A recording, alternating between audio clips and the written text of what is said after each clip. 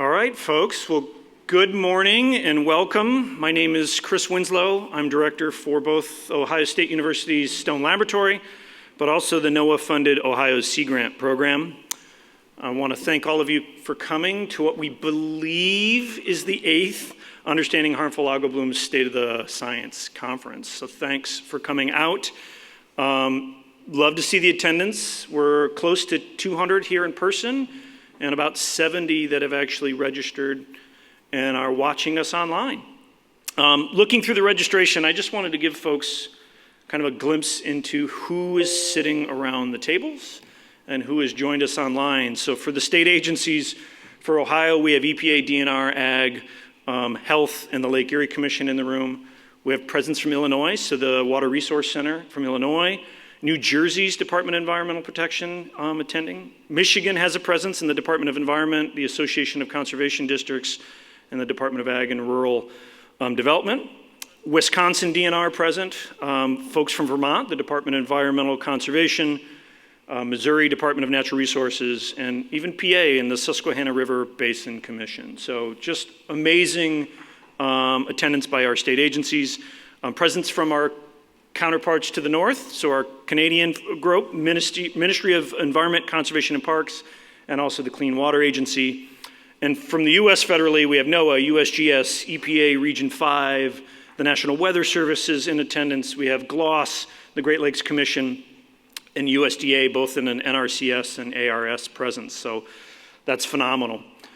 Also, the academic institutions continue to step up to the plate. Bowling Green State University, University of Heidelberg, U of M, Michigan Sea Grant is in the room, University of Toledo, University of Cincinnati, Akron, Wright State, Kent State, and Cleveland State.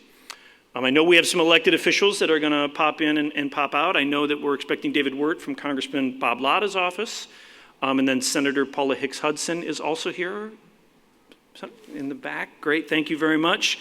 But I also wanted to give special recognition to the students and the teachers that are coming to this event. So if you could, I'd love to see students and teachers take a stand if you're around the table.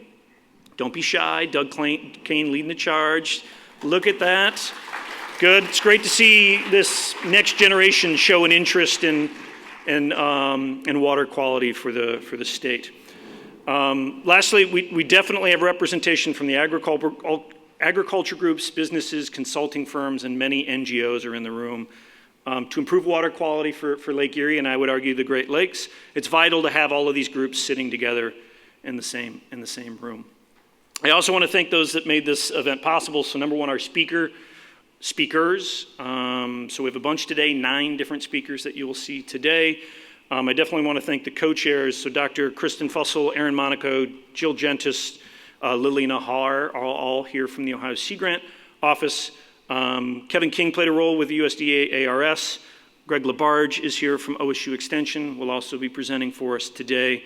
Shalise Simmons is at the front desk, and so she helps coordinate the whole meeting, but also want to thank the vendors that are along the edge here, and also for Joe with Vision that's doing the AV for us. So again, I think, 8th year, but it's great to have this band back together. It's good to see humans face to face. I know we did this face to face last year, but it's nice to have recovered at least this meeting from COVID. So little logistics and plans for today. So in the back of the room, you will see the constant beverages. The restrooms are also in the back, my left, back right if you're facing me. Again, as I mentioned, 9 speakers today. 4 will happen before lunch. Then we'll have a lunch break, and you'll have 5 speakers that come up after lunch. After each session, so the morning session before lunch, we'll have an end to take some 15 minutes for questions and some summary wrap-up. We've asked all the speakers to end a little early, so after each speaker, we'll have the ability to field a handful of questions, but then again at the end, we'll pull all the speakers up from that morning session and then the afternoon session to field some more questions. There are microphones in the room. Actually, it's just the one I'm seeing, 2 right in the middle of the room. So if you have questions, just please get up from your table and walk over to the microphones.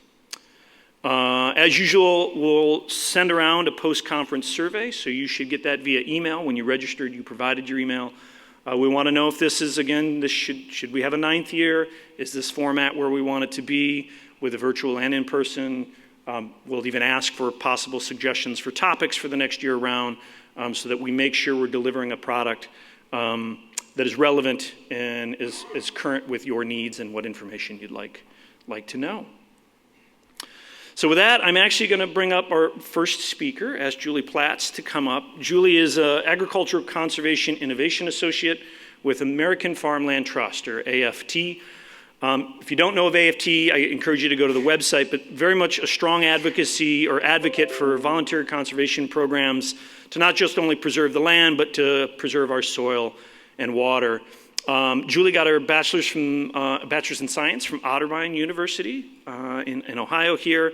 She has a role in the Maumee River. She hosts a lot of farmer peer-to-peer meetings, so to get farmers talking about what's going on in the land and in the water. She's also the regional lead for the Great Lakes Protection Fund, what's called Navigator Network. And so this is where she advises, trains, and supports women farmers and landowners. And so that's what her talk is really going to focus on today. The title of that talk is Learning Circles for Women in Agriculture. So if you could join me in welcoming Julie to the stage.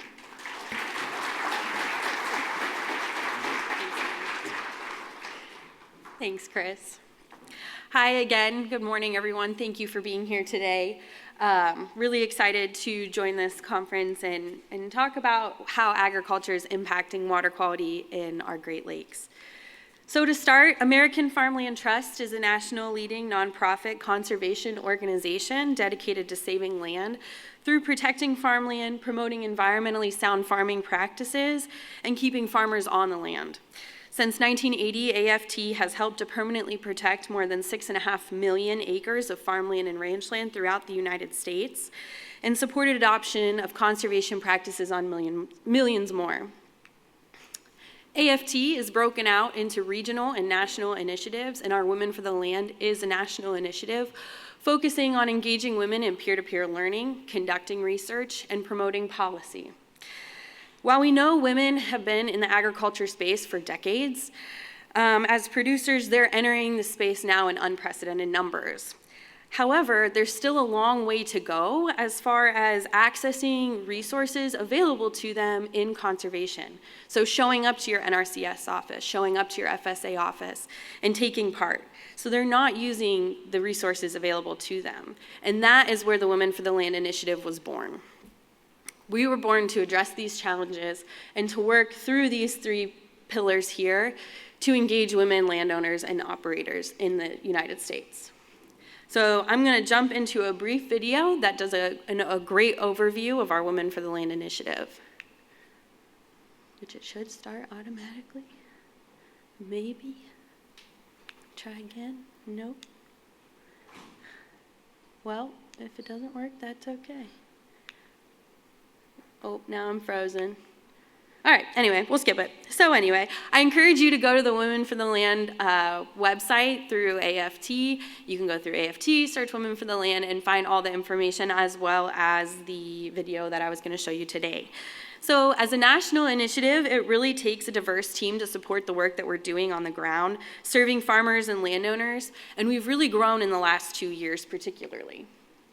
Gabrielle Roche McNally, our Women for the Land Program Director, Caitlin Joseph, our Deputy Director, and Nicole Gashiri, our Southeast Program Manager, have been leveraging AFT's National Women for the Land Initiative to ensure that women in agriculture have access to these resources, technical advice, and policy facilitators that they need to enter into this agriculture space, especially as it relates to our agri-food systems. Our regional staff, that would be myself, consultants and interns are also working across the country within this initiative. So what is Women for the Land's national footprint? So the dark green is where we've got 2 projects running. The light green is where we have a single project running, and then the outlines are where we have had projects in the past. Currently in Ohio, we actually do have 2 projects running, and we'll be adding a 3rd project in the Shallow Run River watershed in the next year. Our impact nationally,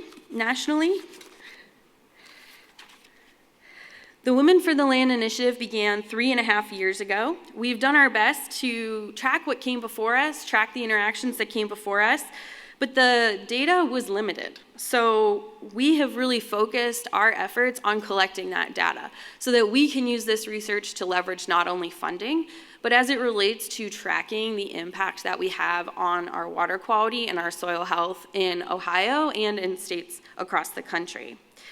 So in 3.5 years, we've reached over 2,800 women, and we started to talk about what the qualitative data of this reach looks like. And we have women coming up to us saying, I'm playing the long game, I'm not giving up. I'm accessing community resources, I'm not giving up. And Women for the Land is what is connecting them to this network of resource professionals and technical experts who can help them to take these next steps forward. So why women, right?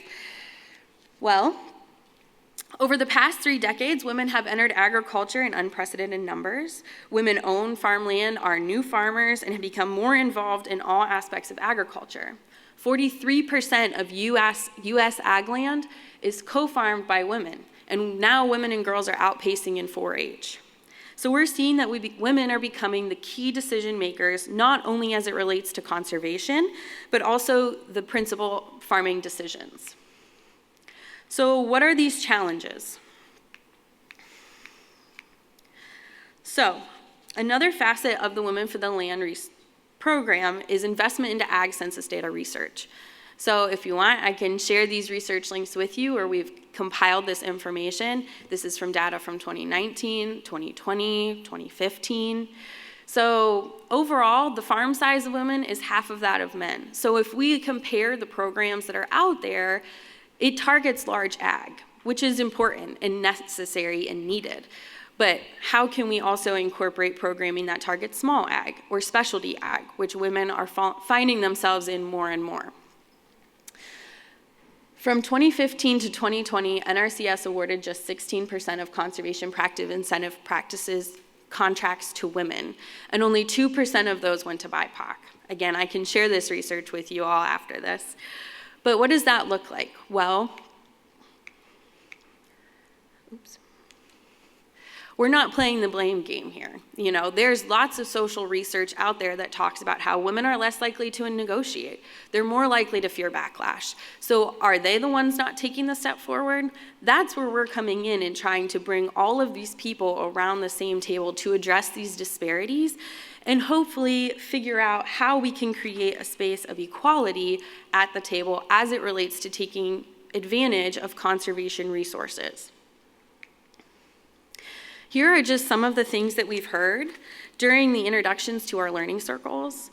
Women in our learning circles come from a vast array of experiences and barriers and cross-cultural contexts and across the United States. These quotes are from women during their first learning circle introductions. We hear versions of these over and over again. I've been doing learning circles for 2 years now in Ohio, and I've heard these over and over again, and I can tell you the most heart-wrenching one is, my husband's just died, I've taken over the farm, and I have no idea where to start. So when we were talking about implementing conservation practices on the farm and wanting farmland and ranchland to be protected and wanting to have good ag practices on the land, if we have landowners taking over the land who have no idea where to start, then we can pretty much guarantee that they are not involved in the decision making as it relates to the type of farming that's happening on their own land. So how can we access that group, and how can we make sure that they're supported in making sure that they are doing the practices that they need to be doing to protect our Great Lakes and our water quality here in Ohio? So now I'm going to give a brief history of learning circles. I've been using this term, but you might not know what it is. So at its heart, Women for the Land is a social change mechanism applied to ag. And the model we employ draws from centuries of community building practices developed in cultures around the globe. The use of a circle as an organizational model has been around about as long as the fire has. You know, you think about people sitting around a fire sharing stories. We talk about elders and communities sharing wisdom in wisdom circles. And what does that look like? The learning circle has been used to describe efforts with clear links to social change. Over time, across countries, civic organizations, social justice movements, neighborhood communities, Trade unions, churches, they've used this idea of learning circles to empower their members to make decisions as a group and impact change. So we understand the mantra and use it at every learning circle that everyone in the room has something to teach and everyone in the room has something to learn. Regardless of your background, regardless of where you show up to that meeting that day, you have something to teach and you have something to learn. Here's just a brief look at what some of our learning circles have looked like in the last couple of years. The top one is from Virginia in April of 2022, and the bottom two photos are from California, where they had an in-person and then a virtual with the same group. And here are some additional photos. This is from Kentucky in 2022. So at this point, I'm sure you are all wondering, what the heck does this have to do with water quality in Ohio? Well, I'm going to tell you. Since November of 2021, we have had 19 different learning circles with 185 total participants.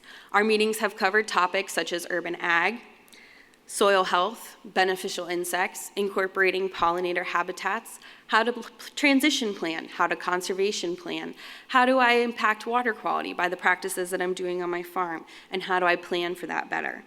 This education can lead to active on-farm changes to practices, which in turn can impact overall what we're doing to the water and soil in Ohio. So these circles have served as a mechanism of education and networking between resource professionals and landowners of all sizes in Ohio. 2,670 acres have been owned by those who are registering for our events. This is, again, in the last 2 years. So that's a total number of acres that could be impacted just from people coming to these meetings. Here's some photos from the Ohio Learning Circles. These have happened in Dayton, Marion, Delaware. So, we have had Learning Circle registrants from 24 of the 43 HUC 8 watersheds in Ohio. And this is data that I collect when people sign up for my Learning Circles.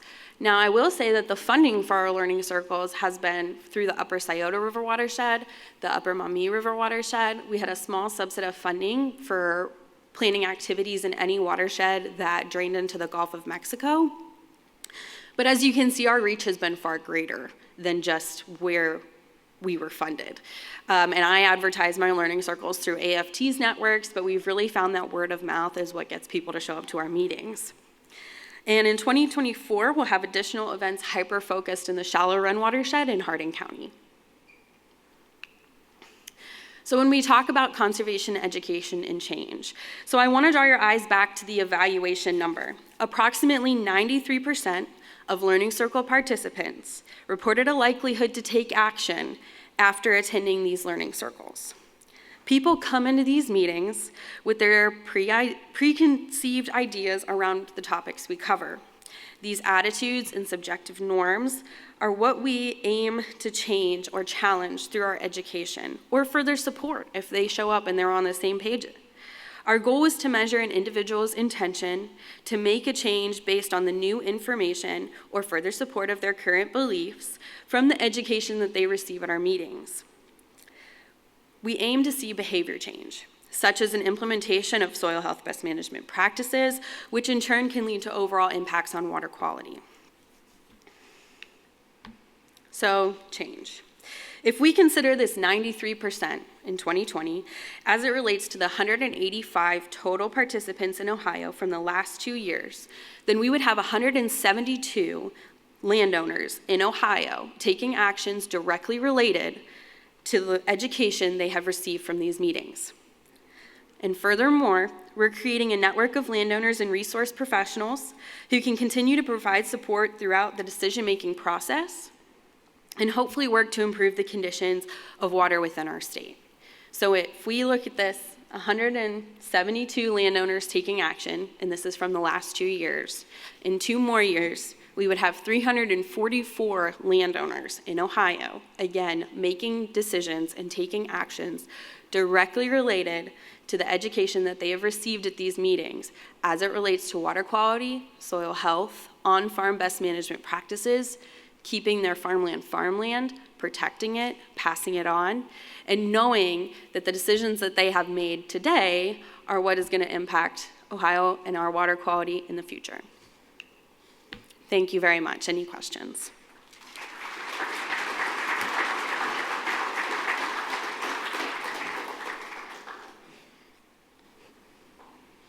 Please, questions from the mic.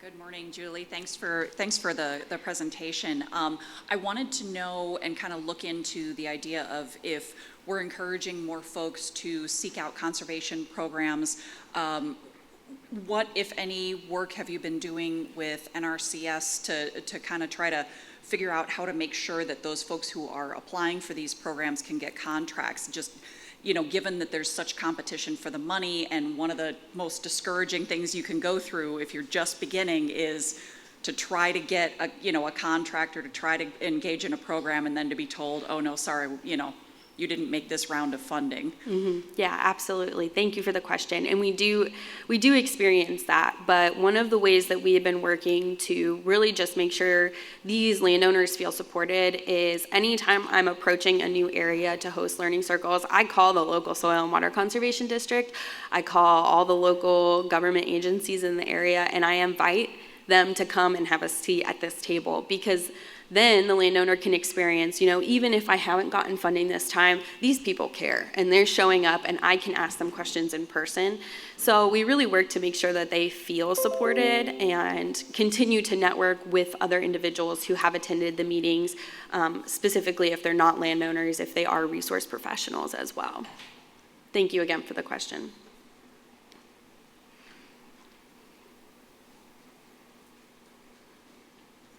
Good morning. Thank you so much for your presentation.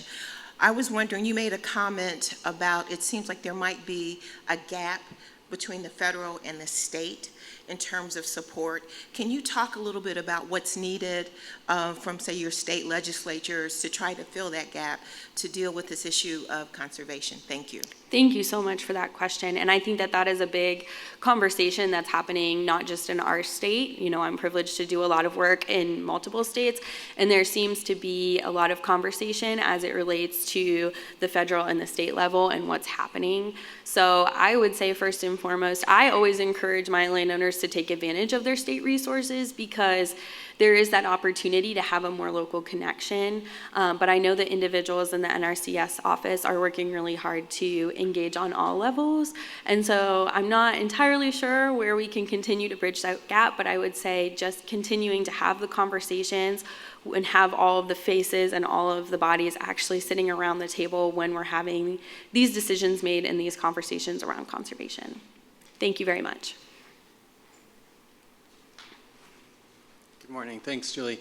I'm kind of curious more about the practicalities of the circles themselves. Yeah. And so if you could expand a little bit on the importance of kind of higher level facilitation versus freeform, how long they last, and I guess just a little bit more about the circles themselves. Definitely. Thank you for your question. So I have been trained as a facilitator. I did take a facilitation course, and then we have a facilitation training within American Farmland Trust as well before we host these circles ourselves. So I've been supported through my organization to kind of become an active facilitator. So we do have facilitators at the meeting. Sometimes we have co-facilitators depending on how many. But I would say logistically for the learning circles, I usually try to keep it between 20 and like max 25. So they really are smaller meetings, and we spend a lot of the time actually focused on just introducing ourselves, whatever that looks like. So we take the time to get to know each other before we dig into the technical content.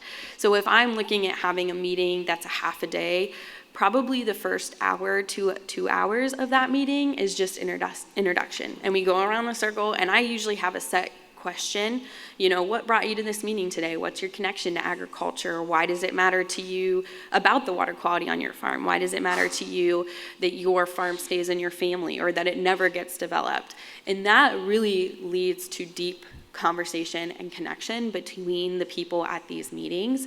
And I think that it is truly the mechanism for creating networks and friendships that will last a really long time, and also trust, right? So if we're gonna sit here and talk about ourselves and our farm and what it means to us, and anyone who's in farming will know it's emotional, right? Farming is not just a business.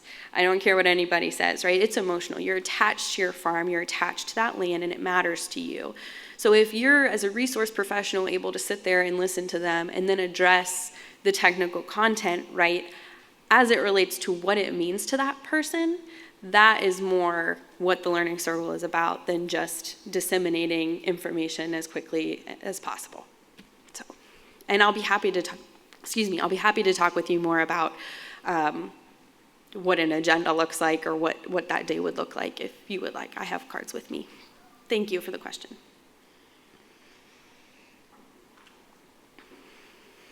Any others? Still have a little bit of time. If we have another question, if not, we can move on. Great. Could join me and thank you, Julie. Thank you so much.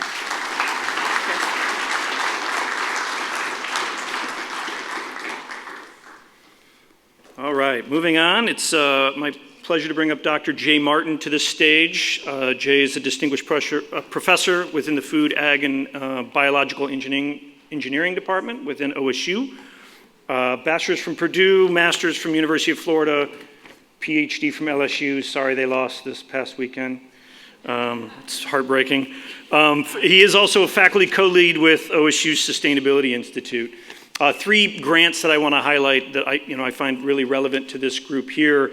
I'm not going to dive into them in too much detail because Jay's talk will mention these, but an $18 million USDA NRCS pilot project. Again, he'll reference that work here in his presentation. Also a $5 million USDA NIFA grant or project, and that's also what he'll talk about today, really a great public-private partnership working in, again, nutrient runoff and water quality space, but also doing work in green infrastructure. So he's got funding to do green infrastructure work, specifically in Columbus, but to look at the relationship between waters, communities, and public health. So really interesting stuff that Jay gets to lead. The title for Jay's talk is Reducing Runoff from Old Phosphorus Fields in Progress on the Pilot Watershed Project. So again, that's that $18 million USDA project. So please join me in welcoming Dr. Jay Martin.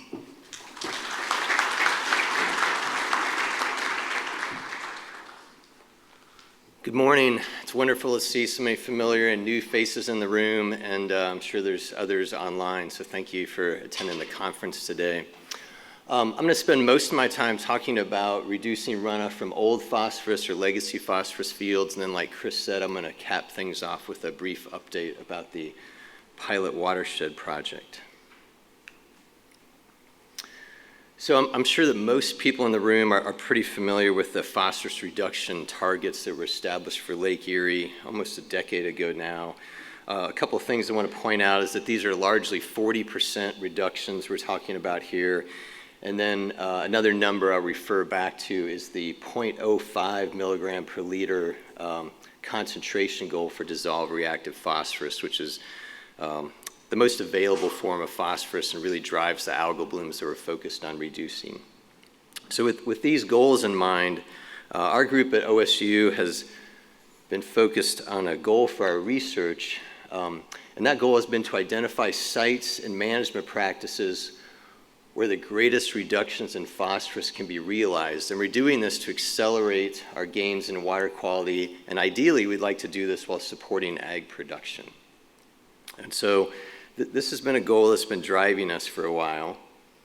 And so how have we been able to find some of these fields and management practices? That's what I'd like to talk about now. And we've known a couple things for quite a few years, and one of those things that's guided us has been that we know that there's a strong relationship between soil phosphorus levels and discharge losses from agricultural fields. So as this graph shows from Kevin King that was gathered from fields in Northwest Ohio, when we move to the right-hand side of that graph and we get higher soil phosphorus concentrations, we have higher loads or higher amounts of phosphorus runoff coming from those fields. And especially when we move past that 100 milligrams per kilogram, you can see the circled area there, we get larger phosphorus loads. And so we've known this for a while. The other thing that we've known recently is that a number of these fields do exist in Northwest Ohio. So this is work from Libby Dayton done at OSU a few years ago. And it shows that depending on what county you're in Northwest Ohio, between 0 and 5% or between 10 and 15% of the results from soil tests are above 100 milligrams per kilogram. So they're above that threshold where we tend to see greater amounts of runoff. So we know that these fields exist, but it's been hard to find these fields. We know that we're in this room to talk about water quality in agriculture, but we also know this is a contentious issue right now. And so not many farmers that have these fields are interested to hold their hand up and say, hey, I got the hot spot, come check it out. So there's been a bit of a barrier there. So how have we been able to get across that barrier? As Chris said, we did this by forming a public-private partnership.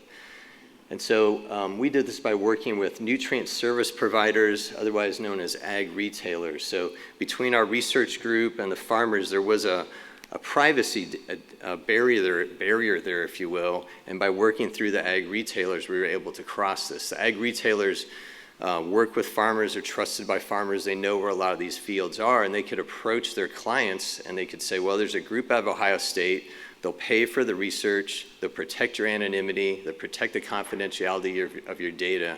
Would you like to work with them? And we know this group and we trust them. And so by forming this partnership, we were able to identify 11 fields that we're working on. So before going further, I want to give a special thanks to the agriculture retailers we're working with, Nestor Agriculture, Farmers Elevator, and Nutrient Ag Solutions.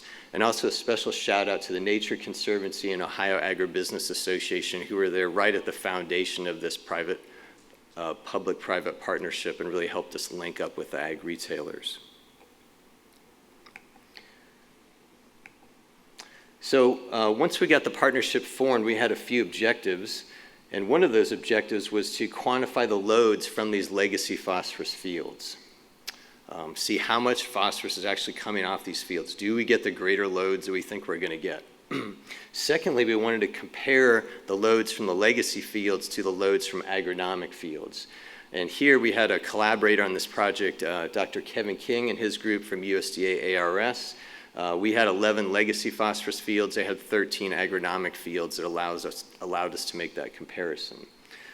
And then our last goal was to see, do we get a bigger bang from the buck if we can find these legacy phosphorus fields and get management to them like we think we can? Do we get the greater phosphorus reductions by finding fields that are losing higher amounts of phosphorus? And so I'm going to show you results from those objectives today. And I also want to thank USDA and the United States Army Corps of Engineers for funding this project. So before I get into the results, I want to define what I mean by legacy phosphorus fields. There's a lot of terminology used for this. In the title, I used old phosphorus fields. On this slide, I have high phosphorus, legacy phosphorus. So I'm trying purposely to confuse you. But what do I mean for this research? What we have defined as legacy phosphorus fields are fields that have one zone of soil phosphorus that's above 100 parts per million or 100 milligrams per kilogram. Okay, so that's how we defined it. You could define it different ways, but for this project, that's how we define the fields that we're working on. And the other point I want to make on this slide is that we often talk about legacy phosphorus fields, and I think it's more appropriate to call these legacy phosphorus zones. So most of the fields that we worked on are what you see on the bottom half of this image here, where you see just one zone in that field, that middle zone, the blue zone where it's above 100. Very rarely, the fields that we found, do we see the average of that whole field above 100 parts per million like you see on the top of this slide. In fact, that was only about 2% of the fields we found. So when we talk about legacy phosphorus fields or old phosphorus fields, it's probably more accurate to say legacy phosphorus zones within a field. So now that we got that straight, let's look at some results here. So the first question was, do we get greater runoff from these legacy phosphorus fields? And overall, yes. The answer is yes to that. So what you see on this slide here are the top two graphs are the annual loads coming off 9 of the fields that we are working on. The bottom Two graphs are the loads coming from March through July, which is that spring period we're often more concerned about when we talk about algal blooms. On the left-hand side is total phosphorus. On the right-hand side is dissolved reactive phosphorus. So when we look at an annual level, 6 of our 9 sites have total phosphorus or dissolved reactive phosphorus that are above that watershed goal that I showed you early on. The watershed goal is shown here with the green dash line. So the majority of sites are above that. If we look on the bottom, March through July, 6 of 9 of the total phosphorus readings are above that, and then 7 of 9 of the dissolved reactive phosphorus are above that for the March through July period. So the majority of these legacy phosphorus fields have relatively high phosphorus runoff like we expected. But not all of them do. So there's 3 that don't on top, there's at least 2 or 3 on the bottom that don't. So that led us to think, okay, how can we find legacy phosphorus fields that have high phosphorus runoff? How can we better target these fields besides just identifying them based on soil test phosphorus? And one of the variables we're starting to look at that looks very promising is the soil texture of these fields, and especially the percent silt. So if you look at the graph here, it's a little busy, but if you look at those rainbow lines coming up generally from the bottom, that's the percent silt that we find on the fields. And as that percent silt increases and you hold your soil test phosphorus constant, we get higher concentrations of DRP coming off those fields. And what's really impressive to us is that we had a very small number of fields, 11 number of fields, but we got a very high R squared value in this relationship here. So with that small number of fields, we got a surprisingly high correlation. So we think there's something here.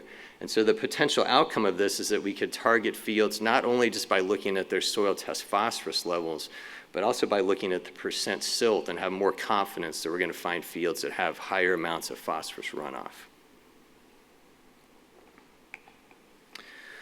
And the other question I told you we were interested in is, do we get greater loads from these legacy phosphorus fields compared to agronomic fields? Okay, so the first thing we did here is we took the fields from Kevin King's group. There were 13 fields, and they are on the left-hand side of this dashed line here. So that dashed line is the division between agronomic fields and legacy phosphorus fields. So the fields from the ARS group are on the left-hand side. The legacy phosphorus fields are on the right-hand side of that graph. So this graph looks pretty similar to what I showed you before, and it shows a strong correlation between soil test phosphorus and dissolved reactive phosphorus. As the soil test phosphorus levels increase, we expect the dissolved reactive phosphorus runoff or concentration to increase.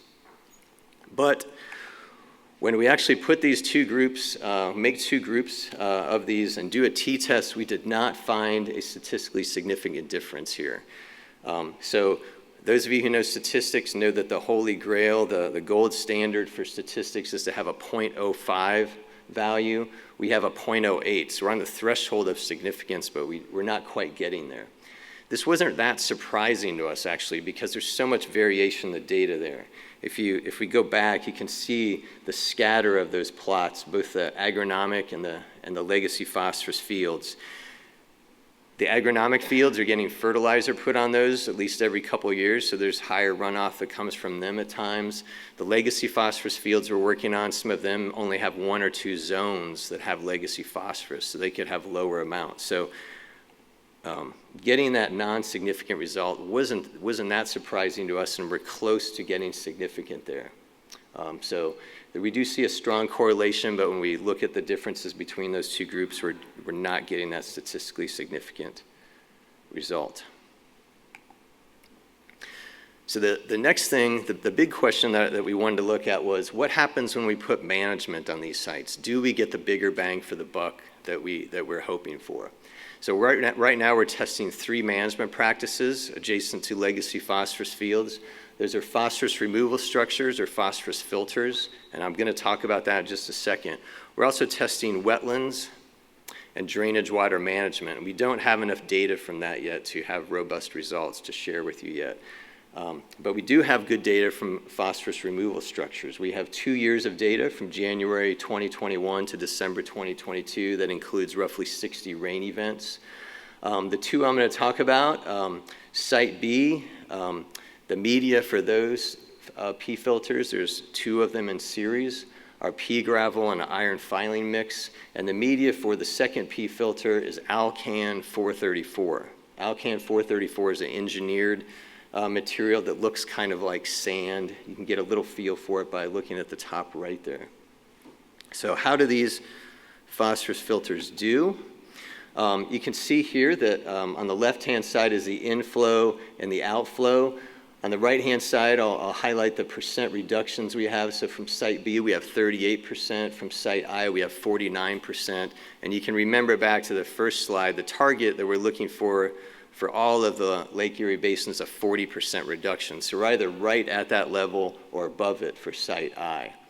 The other thing I want to point out is if you look at the, if you look at the bottom of this, look at the inflow concentrations. For site B, we have a 0.28 concentration. Remember the goal for Lake Erie DRP was 0.05. So site B is about 6 times that. Site I is about 20 times that, has a above 1 milligram per liter. And look at the outflow concentrations. We're getting pretty significant reductions. We're cutting that in half or much greater than half at site I. So overall, if we can get management to these legacy phosphorus fields, we can get really large reductions and get the bigger bang for the buck for these management practices. What are we doing now with these sites? We're evaluating individual storm events. We think that by looking at that, we're going to be able to improve our designs and hopefully be able to increase these percent reductions even further. We're also tracking the performance of these devices over time. So what I've shown you is 2 years of data. We've designed these 2 structures to last either 4 or 10 years. These are more expensive, so it's really important to see how these work when we look at not just years 1 and 2, but years 3, 4, 5, 6, 7, 8, 9, and 10. Okay, so we're going to keep looking at these for years in the future, and it's not only important what's happening in the first 2 years, but what happens in latter years. So takeaways from old phosphorus or legacy phosphorus fields. The DRP loads are correlated to soil phosphorus levels. So as we get higher soil phosphorus levels, we should get higher DRP loads coming off the fields in general. But we did not get a statistically significant difference when we compared legacy phosphorus fields to agronomic fields. The other point is that the majority of legacy phosphorus fields do have high levels of phosphorus runoff that exceeded Lake Erie targets, but not all of them do. Okay, and that leads into the second bullet point here so how can we better target these fields beyond just soil test phosphorus? And there we really think that soil texture, especially the percent silt, is going to be helpful to identify legacy phosphorus fields with higher amounts of runoff. And I also want to point out that phosphorus filters can reduce dissolved reactive phosphorus at sites with high P loading. We can get that bigger bang for the buck. There's very few conservation practices that are effective at reducing DRP, but phosphorus filters can do that. And right now we're also evaluating wetlands and drainage water management. And the last point I want to make about old phosphorus fields is the importance of forming partnerships, building a community to go after projects like this and really move the ball forward and finding that sweet spot between water quality and ag production. And in this case, it was really critical to work with ag retailers to find these fields and find farmers that we could work with. So at the end here, I am going to switch gears a little bit and just give a brief update about the pilot watershed project. I think a number of people in the room are familiar with this, maybe too familiar with it, but for those of you who aren't familiar with it, I'll give you a brief intro here. So the main idea here is to heavily invest in practices, monitoring, and outreach in a Huck 12 sub-watershed. And so for this project, we're focused on 5,800 acres in Hardin County. It's in the Shallow Run watershed. This is the watershed that Julie spoke of earlier, where we're supporting one of the women's learning circles. And the goal here is to demonstrate the ability of increased adoption of practices to increase water quality and meet that 40% reduction. So despite the great work that's happening within Northwest Ohio, we still do not have a definitive link between increased practices and water quality improvements at a watershed scale, and that's really the whole goal of this project. And then with the results from this project, we want to extrapolate and apply these results to the watershed next door or watersheds throughout the Great Lakes or even beyond that. Collaboration is obviously critical for such a large project like this. You can see some of the important partners listed at the top of this slide. Special thanks to USDA NRCS for funding the bulk of this project. I also want to highlight funding from the state of Ohio, H2 Ohio, and Ohio Department of Agriculture. They're also very important partners and funders. This project has officially started in February 2023, and it is a 5-year project. What I'd like to focus on today, and we're at a really great point for this project, is that we're finally at the point where farmers can complete contracts and adopt practices this fall. So, whoops, didn't want to do that. I wanted to do this. I want to do this. Oh, yeah. So right now we're at the point where this summer and fall, we will have contracts will be eligible for farmers to complete, and this fall we'll be really excited to get the first practices implemented. Leading up to this point in time, we began this spring with farmer meetings, and these were largely supported by agriculture retailers, so we had the opportunity to introduce the project to farmers and talk about practices. We had a kickoff meeting in July of this year. And then in August of this year, we had an important addition to the team. We were able to hire a new technician who's going to work in Hardin Soil and Water Conservation District. And I'm very happy to announce that that individual is Doug Deerdorf. Many of you know Doug. He recently completed a several-decade career in NRCS, retired from that. After his retirement, really happy to have him on our team now. And he's going to be the interface within Hardin County, working hand in hand with farmers to complete contracts and facilitate this project moving forward. So we're at a really critical point now where we can finally have practices that hit the field from this project. I also want to highlight the many partners for this project. I don't have time to name them all, but they're all very important. This project wouldn't be happening without any of them. As project director, it's my job to keep them all happy and keep them all moving forward, and I relish that position. So with that, I'll give a special thanks to some of the team I get to work with at Ohio State and beyond that. Thanks to our 3 main funders, USDA, Corps of Engineers, and USDA NRCS. And with that, I will be happy to answer questions. Thank you.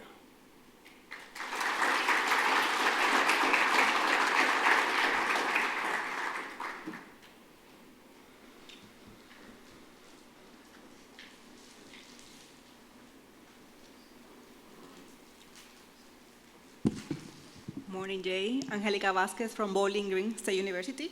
I have 2 questions for you, Jay. So you mentioned that these are the legacy zones within the fields.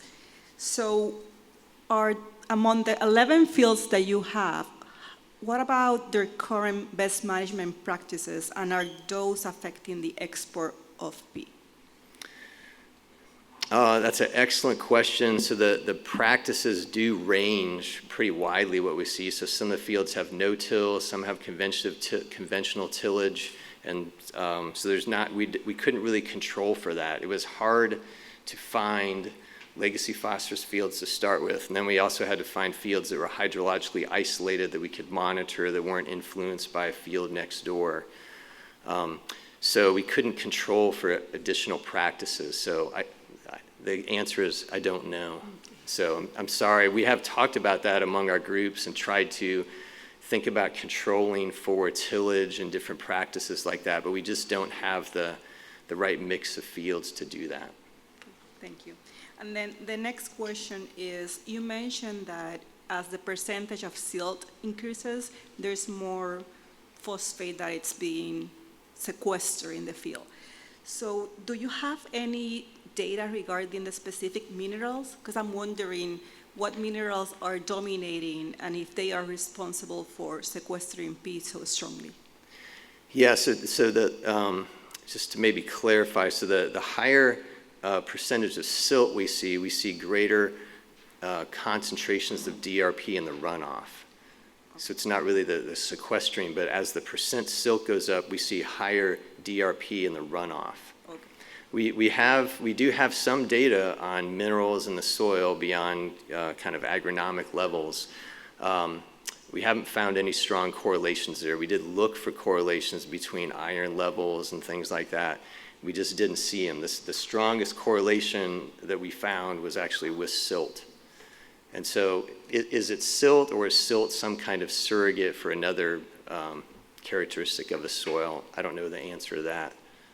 But it is a very strong relationship we see, so we think there's something there. Okay, thank you for the clarification. Yeah, thanks for your questions, Angelica. Sandy Ben, Lake Erie Waterkeeper. Interesting data, thank you.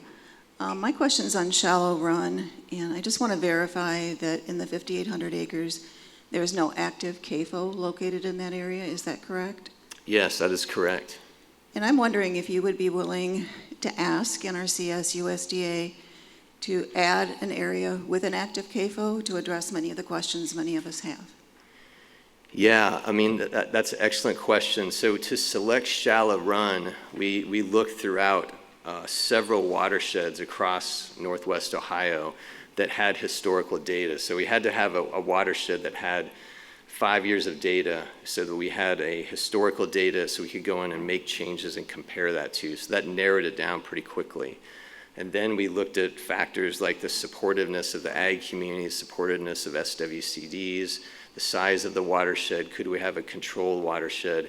If we had the ideal project, we would have chosen a watershed that had maybe a bigger presence of livestock. But when we looked at all those criteria, Shallow Run was the best choice we made. So it wasn't that we were trying to exclude CAFO, but Shallow Run, because of those different factors, was the best choice for us to make at the time.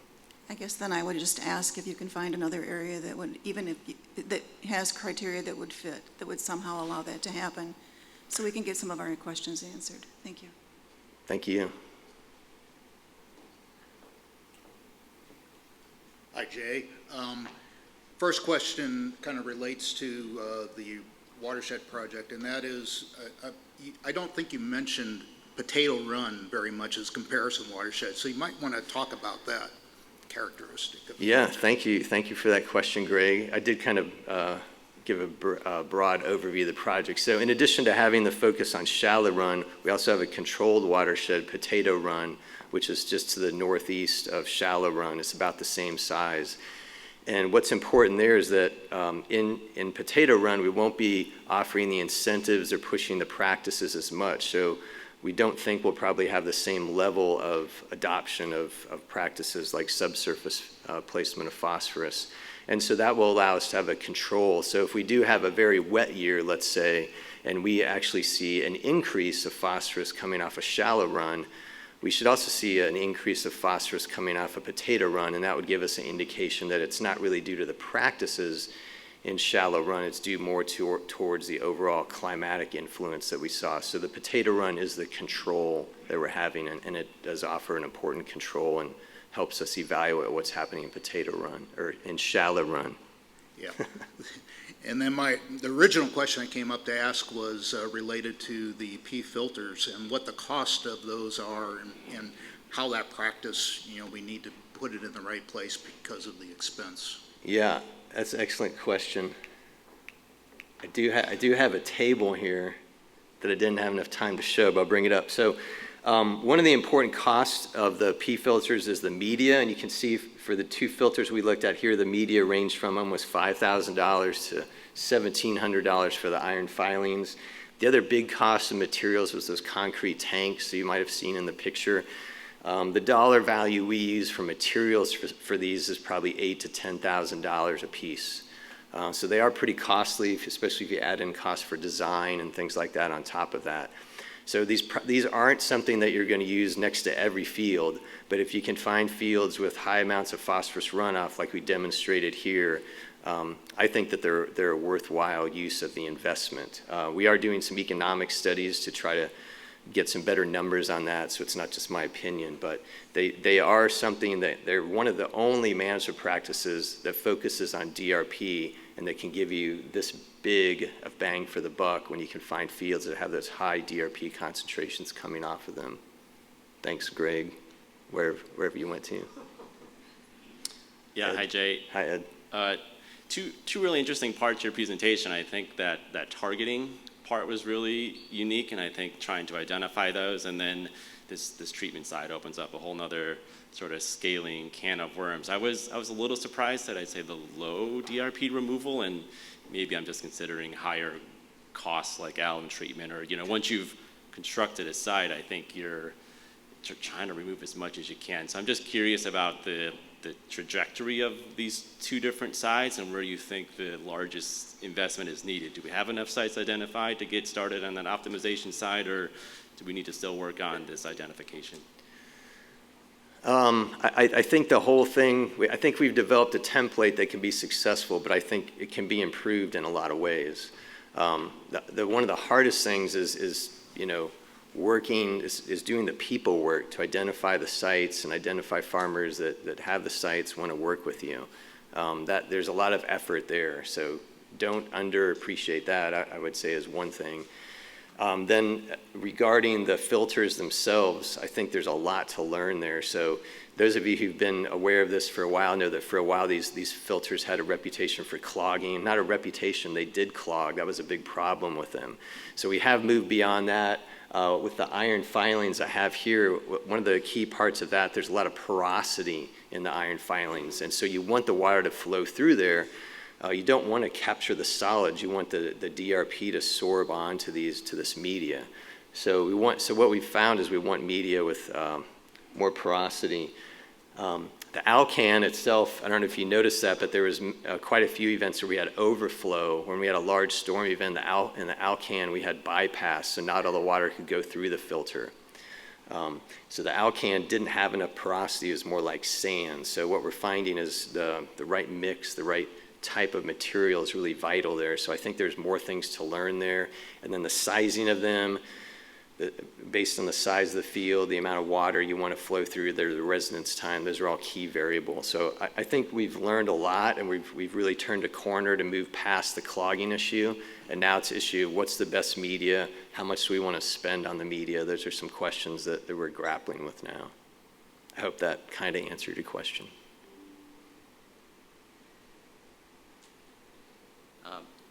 Hi, Jay. Vinayak Shirikar of The Ohio State University. Coming back to the discussion on the silt content and the dissolved phosphorus concentrations, and I'm sure you can relate to this. We are university researchers. We really like to chew on these topics before we can come to a conclusion. I was just wondering, if I was to consider this as a takeaway message, how would you rate this observation in terms of causation versus correlation, and how far do you think we need to explore this before we can conclusively draw a causative relationship between the silt content and higher dissolved phosphorus concentrations? Thanks, Vinayak. Great question. I don't 100% know the answer, but I would say that right now it's much more of a correlation than a causation. I don't know if it's the silt itself that's causing it, or if it's something that's related to the silt that's leading to those higher concentrations of DRP coming off those fields.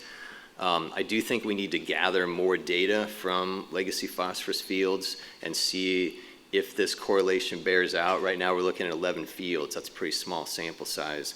But despite that, we have a really high R-squared, so it's a pretty strong correlation. So we feel like there's something there, and we want to investigate it further. And we definitely, I think we need more variables to identify fields that have high runoff. So just using soil test phosphorus, I don't think works, because the data we have shows that if you just use soil test phosphorus, you're going to get 2/3 of your fields are going to have high runoff, maybe 7 out of 9. If you can add in some other variables there, like the soil texture and silt, you can increase your odds of finding those fields and getting management to the right sites. Thanks. Thanks, Jay. If we can all join me in thanking Jay. Excuse me. I have a question. You have a question? We have one more. Jay, you want to work back up here? We need our exercise. Let's go. Hi. Hi. Thank you for this wonderful presentation. Hello, I'm Sarat, a graduate student from Berlin Greenwich State University. I'm curious to know, are farmers aware of the high phosphorus load in their field And if they are aware of this, how excited are they to adopt best management practices to reduce the runoff? Are there any findings for this, and what are the challenges? Yeah, that's a great question. I would say in general, farmers are aware of their soil test phosphorus levels. There's probably some that are less aware than others, but I think most of them are aware. The ones we work with are aware, and to the point where they don't apply phosphorus on their fields anymore because they know they have a high enough level in there. How excited or willing are farmers to adopt best management practices for these sites? The ones that we were working with were readily wanting to do that. But we did identify farmers that ag retailers kind of directed us to as probably being likely to do that. So I can't really speak of the larger community of farmers, other farmers that have these fields as to how excited or willing they would be. I think some of the key criteria that would need to be part of a program to excite farmers would be to protect their confidentiality, to keep the data confidential as well, and then to stay out of their way farming. And we've been able to do all of those. So the practices that we're doing are edge of field, so farmers can continue their agronomic operations. And that's really what you want to have happen on these fields. Greg's going to give a talk in a second about drawdown, but the phosphorus levels are very slow to draw down. But the best thing to do is to keep farming them and remove some of that phosphorus via corn or soybeans over time, but at the same time limit what's coming off and going in the stream with the edge of field practice. Thanks. Jay does that all the time, has a second question so that he gets a second round of applause. So, and I must apologize, a tremendous oversight that I can't apologize enough for. Sea Grant and the meeting organizers always start with a land acknowledgement, and I must have scrolled down through my notes too quickly, so I must apologize that this is coming later than at the beginning. But I would like to acknowledge that the land and waters of the Western Lake Erie Basin are the ancestral and contemporary territories of the Anishinaabe, Three Fires Confederacy of Ojibwe, Ottawa, and Potawatomi, the Erie, Haudenosaunee, Mississauga, Kaskaskia, Miami, Peoria, Kickapoo, Fox, Caldwell, and other indigenous people. And I want to honor the resiliency of these tribal nations and recognize the historical context that has and continues to affect indigenous people of this land. Acknowledging this history does not change the past, but a thorough understanding of its ongoing unjust consequences can empower us to create a more just future. So again, I cannot apologize enough. That should have started our meeting today. I will also say my scrolling fingers are not as good as my children. I did not also recognize the amazing sponsors for today's event. So again, I apologize for that. The logos were flashing in front of you before the meeting started, but we would not be able to join together like this today, especially for students to join at a reduced rate if we did not have our sponsors. So at the Maumee level, I just want to recognize the Joyce Foundation, the Lake Erie Foundation, Fred and Barbara Erb Foundation, Family Foundation, the Ohio State College of Food, Agricultural, and Environmental Sciences. At the Auglaize level, the National Wildlife Federation, the Great Lakes Commission, the Nature Conservancy, and at the Blanchard level, the Ohio Soybean Council, Ohio Dairy Producers Association, American Dairy Association Mideast, Ohio Farm Bureau Federation, Ohio Corn and Wheat, and Limnotech. Some of our sponsors do have booths over here on my left, your right. But again, I can't apologize enough for forgetting to mention the sponsors. I will revisit again later in the day, but also the land acknowledgement. It is now my pleasure to introduce, as Jay already did, Greg Labarge to the stage. So Greg is going to present for us. Greg is a familiar face in these meetings. He's a field specialist, agronomist systems with OSU University's Extension. Bachelor's and master's from both the University of Missouri in agronomy. He spends a lot of his time focusing on nutrients, water quality impacts from row crop production systems. And as you all know, most specifically nitrogen and phosphorus management. And I love that Greg works directly with our producers and the associated supporting industries. Jay alluded to the talk. You're going to hear it now. Greg's going to talk about drawdown of soil phosphorus levels across Ohio, Indiana, and Michigan. So please join me in welcoming Greg.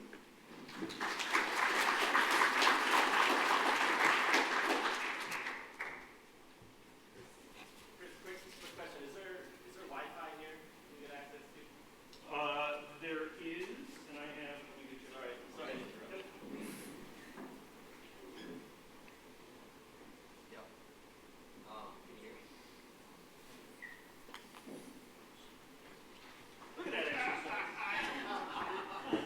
All right, the password, exclamation point, capital S, lowercase t, R-A-N, 4645, exclamation point. Let me read it again? Okay, exclamation point, capital S, lowercase t, R-A-N, 4645, exclamation point. That's the name of the network? Yep, that's correct. Thank you, Bob. ST Guest Network. Sorry, Greg. You remind. There you go. Yeah, there it is.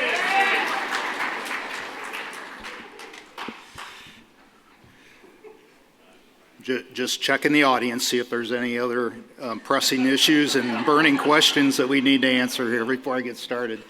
Appreciate the opportunity. Good to see all of you here today, and appreciate the opportunity to talk a little bit about agronomics here in the state of Ohio related to nutrient management. What I want to really talk about today is our trends in crop production and nutrient use position to lower soil test P. Reality is that the only reason we apply nutrients is because in agriculture we remove the product from the field. We take off grain, we take off forage. With that, we remove a certain amount of phosphorus.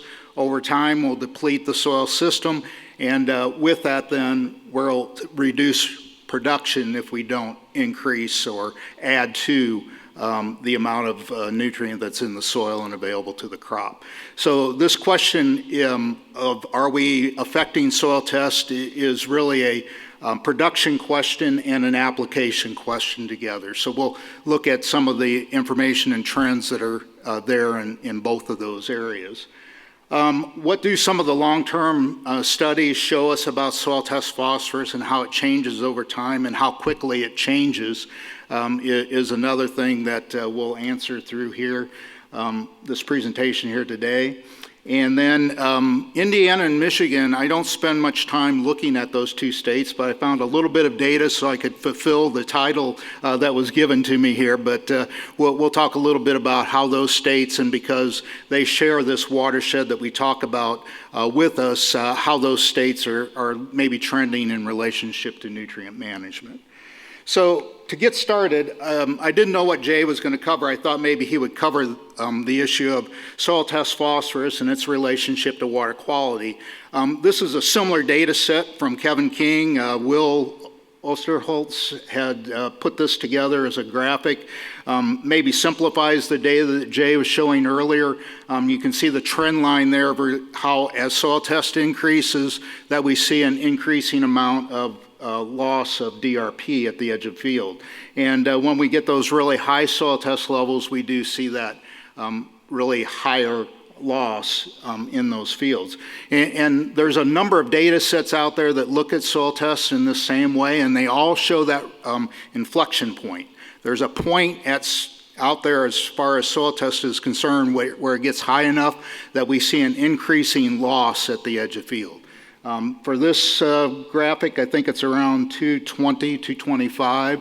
Once again, this would be all Northwest Ohio data from Kevin King's data set of all the edge of field studies here in the state of Ohio.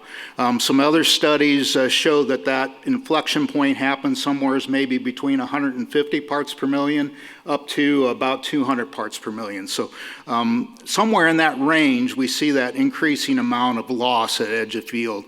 And so monitoring soil test levels is really a valuable lesson for us in trying to understand this water quality issue. Jay showed this to you, so I don't have to spend much time here either, but it is the ideal that while soil test is very important to loss, soil test is not the only thing that we need to be looking at in relationship to loss. Soil texture, as Jay was pointing out, hydrology, some of those other factors in a field really will affect what the ultimate loss is and where we can best put that conservation dollar to effect in an individual field. So it does become really looking at these fields at an individual basis in order to try and address this problem. And when you think about the vast area of Northwest Ohio, it's one of our challenges in trying to address the water quality issue based off of phosphorus and management within fields. Maybe just a quick, if you're interested in this topic of soil test effects, we do have a fact sheet that's online, and the graphics that you were just seeing came from that fact sheet. I'm going to focus in, I've been working with data here in the state of Ohio looking at fertilizer and manure nutrient use. I've been looking at it from the entire state, and this is what the state looks like with the way National Ag Statistics, divides up the state is that we have 9 different crop reporting districts. So they are represented by the colors. Over top of that, we can see that we can relate some of this data back to watersheds and what's going on in a watershed.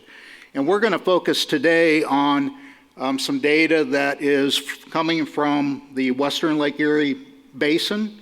It is the 10 counties or 11 counties that make up Crop Reporting District 10. And that area of the state really encompasses the Maumee watershed. So it really is that critical area. This will give us a feel for what's going on in relationship to nutrient management in that area.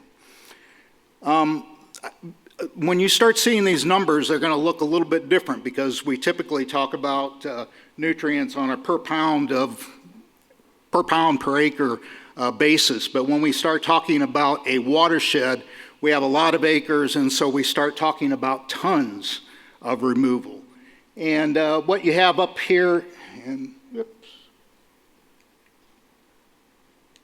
see if I can do this the first time. What you have up here is the nutrient removal of phosphorus for our really 3 major crops, corn, soybean, and wheat. Those numbers are really, as far as yield, representative of the region that we're going to be talking about as far as average yields. So this line here would give you a good feel for what we remove for a per acre basis for 180 bushel corn crop is 62 pounds of P2O5. If we take that times the acreage, which is 700,000 acres of corn, basically we remove in our watershed 21,700 tons of P2O5. And you can look across there and see the numbers for soybean and wheat in addition. And so when we look at this watershed on an annual basis, what we produce from crop production, it's somewhere around 51,000 tons of P2O5. So as you see tons later, you can kind of relate back to this number of removal based off the acres and the yields that we get here in Northwest Ohio. This isn't incredibly important, but just wanted to show it to you that there has been a change in the trends in relationship to acres and harvested crops, and some of us feel that has some importance in what we think about as far as loss. This goes back to 1987 up to 2022. The orange line is the soybeans, the blue is the corn, the gray is the wheat, and what you notice there is, I think what many of us already know without seeing this graphic is that wheat acres have declined while soybeans have replaced many of those acres. In a few cases, corn has increased, particularly, depending on the year and what the marketing looks like for corn crop, it will be higher or lower. So gives you an idea, but we do produce some hay in the region. We do produce some forage as corn silage in the region to support some of the animal industry, in particular our beef and dairy industry. So gives you an idea of what harvested acres have done. Then here is what those yields have done for the 2 crops. If you look on the first y-axis here, First y-axis here, you see bushels per acre. So this is our corn, soybean, and wheat grain yields. Over here on the second y-axis, we have tons per acre. That represents hay and corn silage yields. And what you see is that farmers have, through technology, through best management practices, through their production system, they continue to increase yields. And those increases are somewhere around 2 bushel per acre on the corn from a trend line standpoint, about 1/2 bushel per acre for the soybeans in relationship to increasing yield. So they're improving and increasing the amount of production in the region, other than that one blip that you see there that is 2019, which we all remember from kind of the disaster it was in Northwest Ohio, which particularly showed up in the last graphic. So let's start talking about, we kind of set the stage, that's what our production is. Number of acres times the yield per acre gives us production, and we can multiply that out times the pounds of removal per acre. Now let's talk a little bit about the application of nutrient in the region. And this chart here shows that crop reporting District 10, that far northwest corner of the state. And what you see is data from 1987 up to 2022. And in this particular graphic on the x-axis, you have that tons number. This is harder than what you think pointing at the screen. But what you see here is the tons of P2O5 that are removed, the years across the bottom.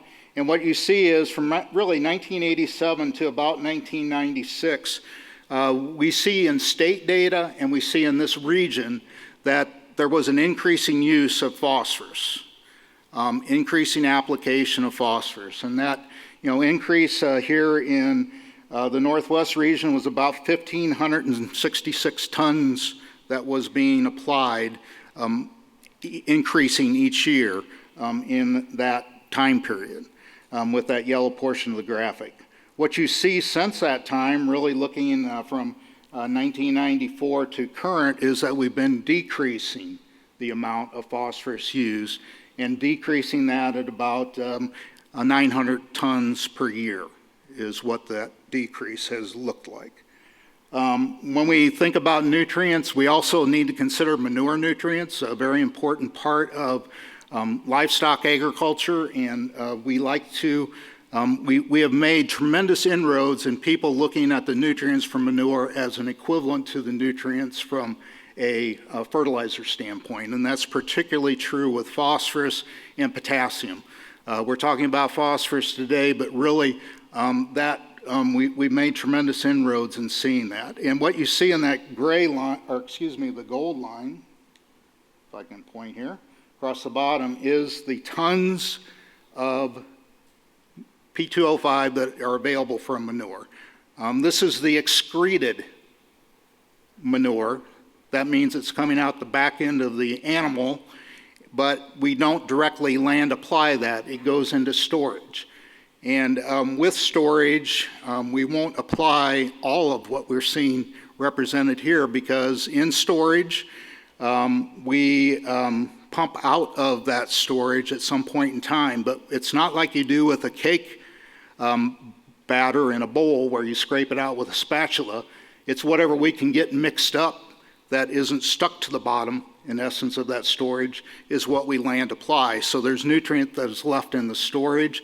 The other piece of thinking about manure use is that some of the animals that we have in Northwest Ohio are on pasture.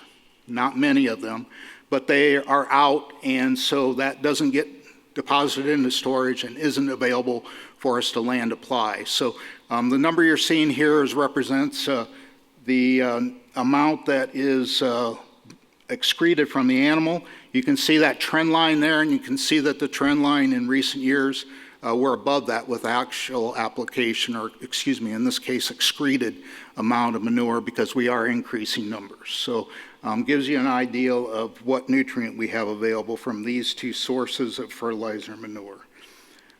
I think this will help you maybe see the true numbers that we have in the graphic.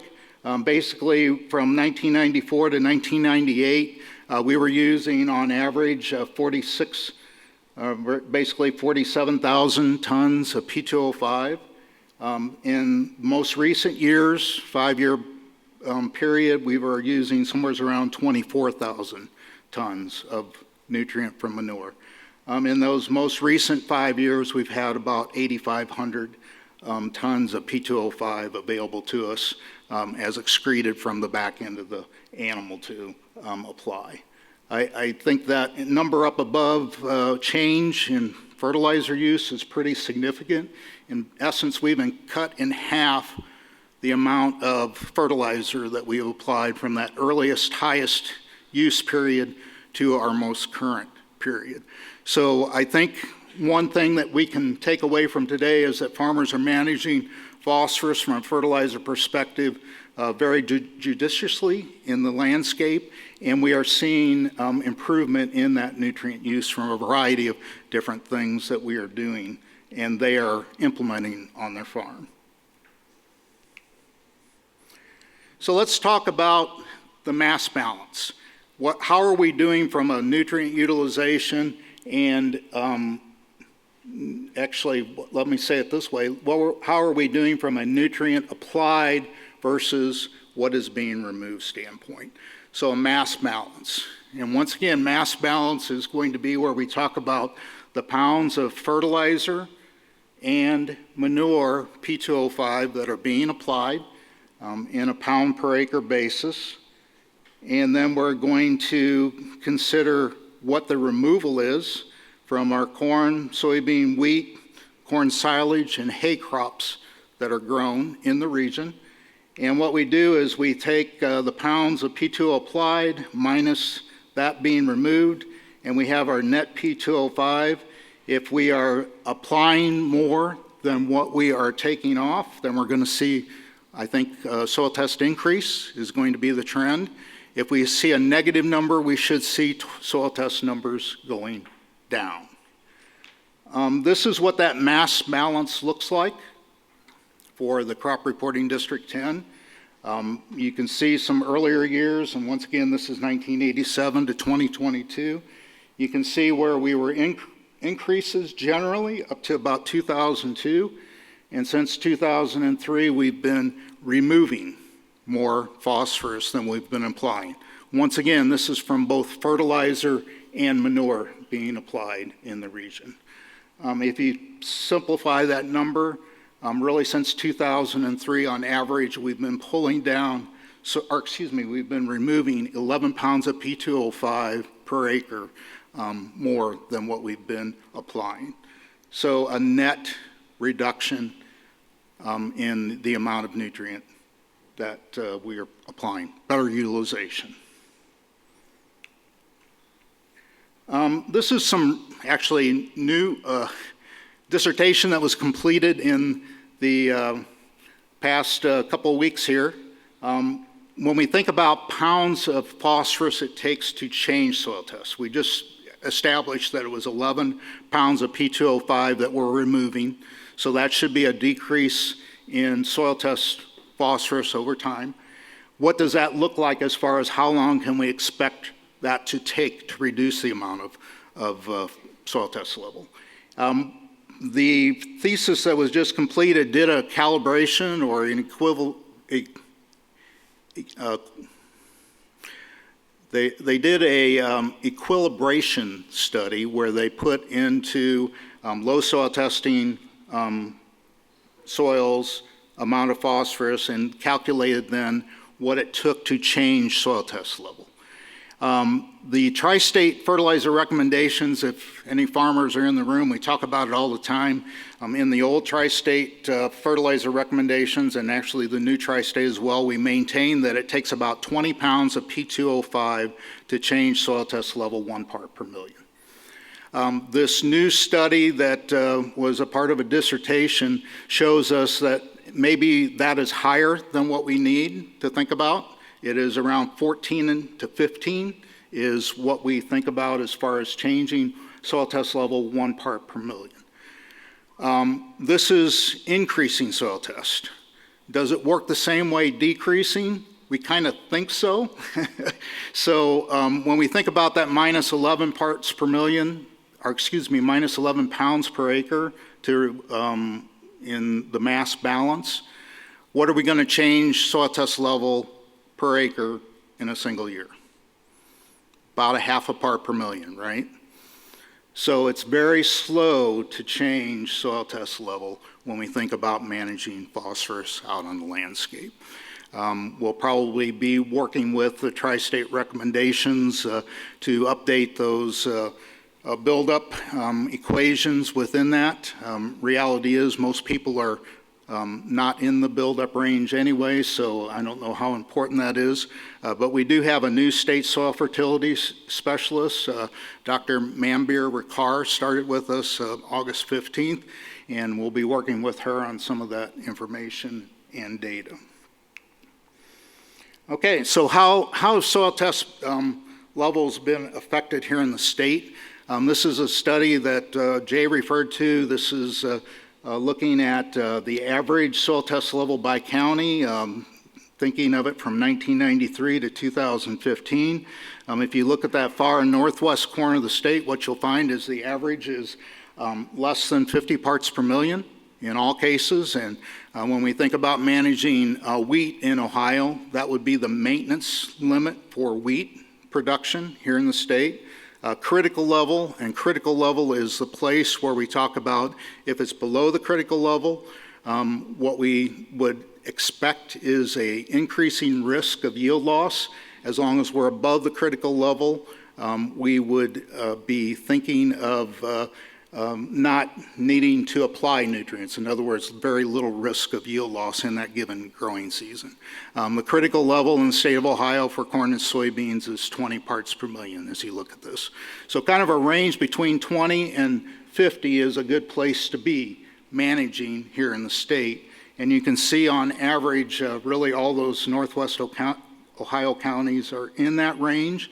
And here, when we were comparing that earliest period, 93 to 2015, those, I'm not quite sure what color to call that, but the color that we have here in this, what is that, peach color, basically is a decreasing trend during that time period. So trend of soil test level decreasing, which we would expect since we've been, during most of that period, removing more nutrient than we've been applying.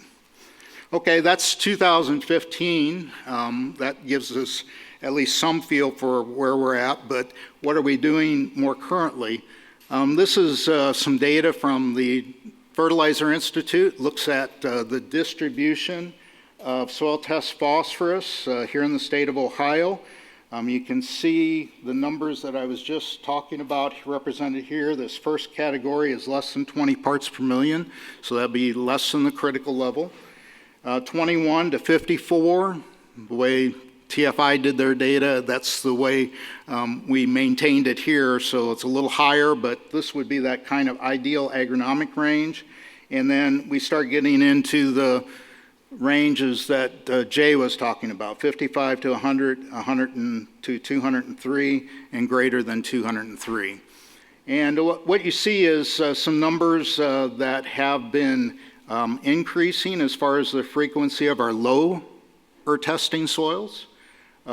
Many of the soils are improving and in that agronomic range. And when we get into these higher soil test levels here in the state of Ohio, comparing 2005 to 2020, you start seeing the percentage or frequency declining. And so the number that Jay threw out earlier, I don't know, somewhere around less than 15% of the acres in the state of Ohio have that higher soil test level. This data says a very similar thing, that we're less than 15%, maybe right around 10% is where some of those higher numbers are at. These number of soil samples here that would represent a given year is somewhere around 250,000, I think, to 350,000. So it's a very robust data set as far as when we talk about the soil test levels represented in these individual years. You can kind of keep that in mind, and now let's bring Indiana and Michigan into the discussion. And what you see here is, in this first graphic, what you have is the similar breakdown by categories of soil test level and their relative frequency. You can compare Ohio to Michigan. I tried to do the best job that they have to represent the school colors, so you can pick out Purdue and Michigan State and Ohio State in the graphic here, unless you're colorblind and red and green don't work for you. But when you look at the information here, funny I'm not pointing anymore, but when you look here, what you see is that probably Michigan has some higher soil tests than what the other two states do at those higher soil test ranges. And then both Ohio and Indiana would have a pretty good frequency that are right or below that critical level as far as soil test level. So we can kind of get a feel that those states, we're all fairly similar in where we're at. The second graphic over here looks at the median soil test, so it gives you an idea of where that average is at. And what you can see is that all three states by year have had a median soil test that's declining. So everybody is managing nutrients better from a farm agricultural perspective.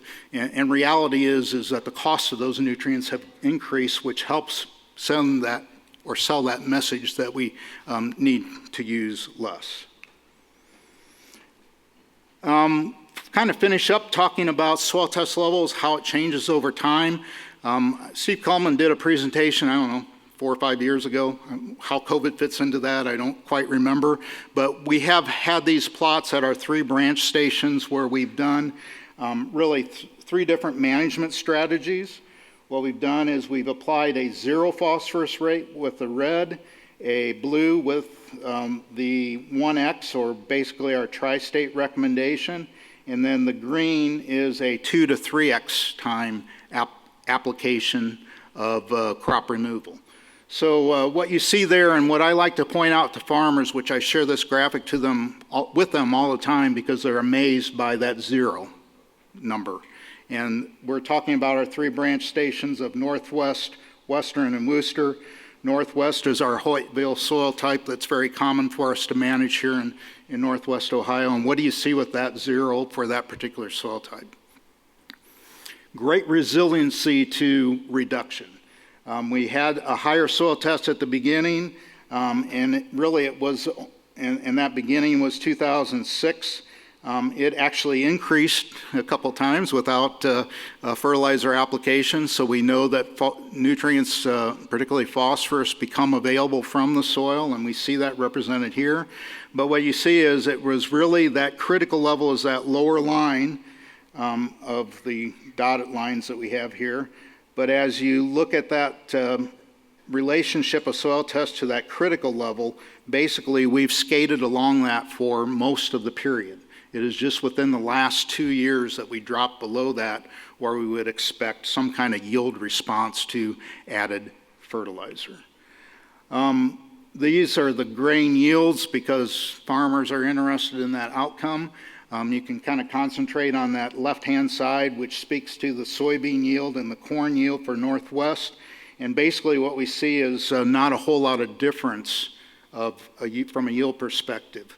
So this, I think, is a good story that we can tell farmers in thinking about managing their soil tests. We don't need a really high soil test to manage from an agronomic perspective, and we can maybe go for a long period of time, particularly during periods of high nutrient cost, and stretch that budget and make it work for us and be advantageous. So kind of summarize here, generally soil test phosphorus and DRP loss are related, but soil type and other factors can impact what that actual loss is, so it's a field by field basis. Fertilizer usage is down 48% in the most recent 5 years compared to the highest period, which was back in those early mid-90 time frame. Mass balance since 2003 is on an annual basis, we've been reducing or removing 11 pounds of P2O5 per year. And we have those soil test levels declining. Really, when we think about those highest category of soil tests, there was about 8% that are above that 102 part per million level. But 102 parts per million, recognize how long it would take to reduce that. On an annual basis, we can reduce soil test about 2 parts per million, maybe. So 102 to get to down to that critical level where we, or excuse me, even the maintenance limit is going to be a lot of years. And there may be an opportunity that we can share with farmers, work with farmers for those that are really cost conscious and want to manage the input side, and there are a lot of those farmers out there. What we can do is encourage them to, take a look at their soil test. There may be a period of time where they can go without any fertilizer or nutrient application and be fine in relationship to the critical level, and make improvements to their budget in relationship to that nutrient management. Thanks.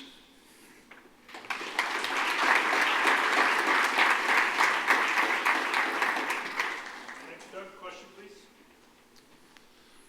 Doug Kane, Heidelberg University.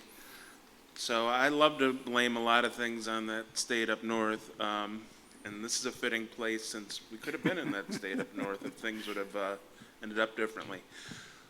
But is it a case of different soils or higher rates of application, inorganic versus manure, all these things, none of these things, why theirs seem so much higher? I think it's all those things. We'll talk about and see, Fulton County, where I have a lot of familiarity with, spent 25 years there. But Fulton County, with our sandy soils, will see higher phosphorus levels deeper down in the soil because of sandy soils. When you think about Michigan, you have a stretch that is those sandy soils. There is a pretty strong livestock industry in Michigan, so that has some influence. And when we think about those high soil test levels, I don't know if Jay mentioned it or not, when we think about those high soil test levels, often that is what happened 25, 30 years ago that led to that increase. It's not current practices that led to that increase in soil test level, to that kind of status. So I think it's all of those things. I think the trend that is good is that we see all of them from a median standpoint decreasing. Thank you. Yep. Sure.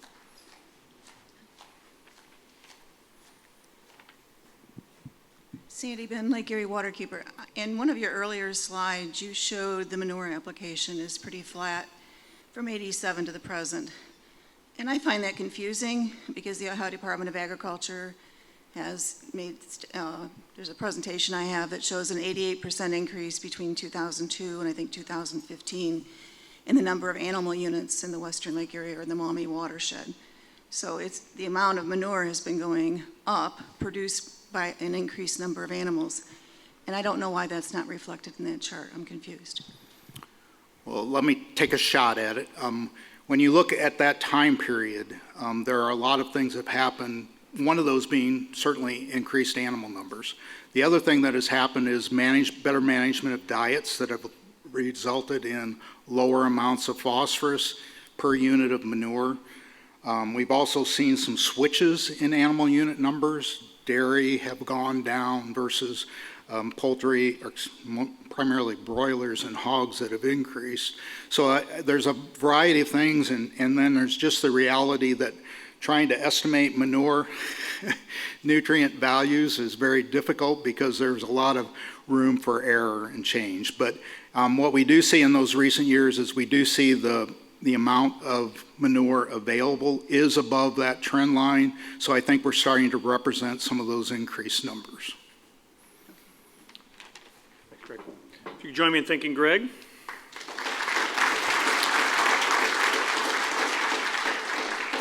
So the last speaker we have for you this morning before lunch, and it's already being set up in the back, is Dr. Xiaocheng Liu. He's an ag conservation practitioner with TNC, master's degree from Indiana University, Purdue University, Indianapolis, a PhD from Chinese Academy of Science. And as you'll see in the presentation, a lot of Dr. Liu's work is characteristics, benefits, and drawbacks of ag ditches and wetlands. And so I'd like to introduce Dr. Leo. Title of his talk, as you can see, Cascading Waterways, the Impacts on Flow and Water Quality. So please join me in welcoming. All right, thank you, Chris. Actually, I do work before with some ag ditches, but this is the topic is cascading waterway. So good morning, everyone. So today, I'm going to talk about the cascading waterway. First, before I go start, I wanted to make a note of the title. So today, we're not going to talk about the cascading waterway from a scientific result perspective. We mainly from a conservation implementation perspective talk about the cascading waterway. So as we know, the harmful algal bloom problem in Lake Erie, which is kind of also happens a lot of places anywhere, like Europe, in China, in South Africa, in Gulf of Mexico, Chesapeake Bay. So the point is here, so this is quite a universal problem. It's kind of because how we manage our land, the management. We got too many nutrients leaching from the land to the aquatic system. So essentially, it is an overgrowth of phytoplankton in the water. And then, generally speaking, the problem with ocean water is nitrogen. So the problem nutrient in fresh water is phosphorus.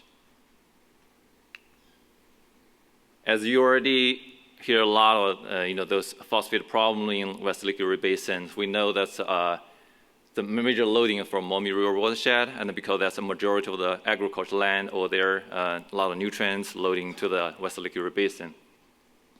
So, as many of you might be still recall, in 2014, that's a water crisis in Toledo. I just wanted to mention that is accident, but it could happen again, and it could happen to anywhere, anyone of us in the room happen to us. As long as our life is dependent on the water, and our life, regardless your drinking water source is from surface water or groundwater.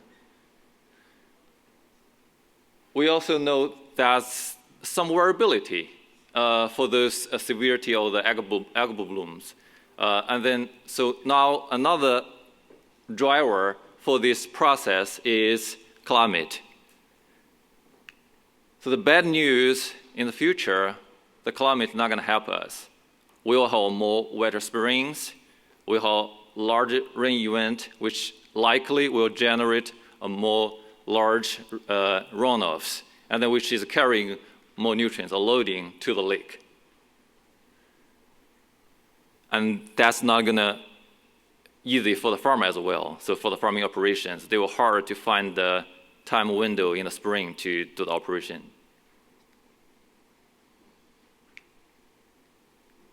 On the one hand, if we continue the way we management our land, then likely you increase some localized climate, which means like those dark green spot.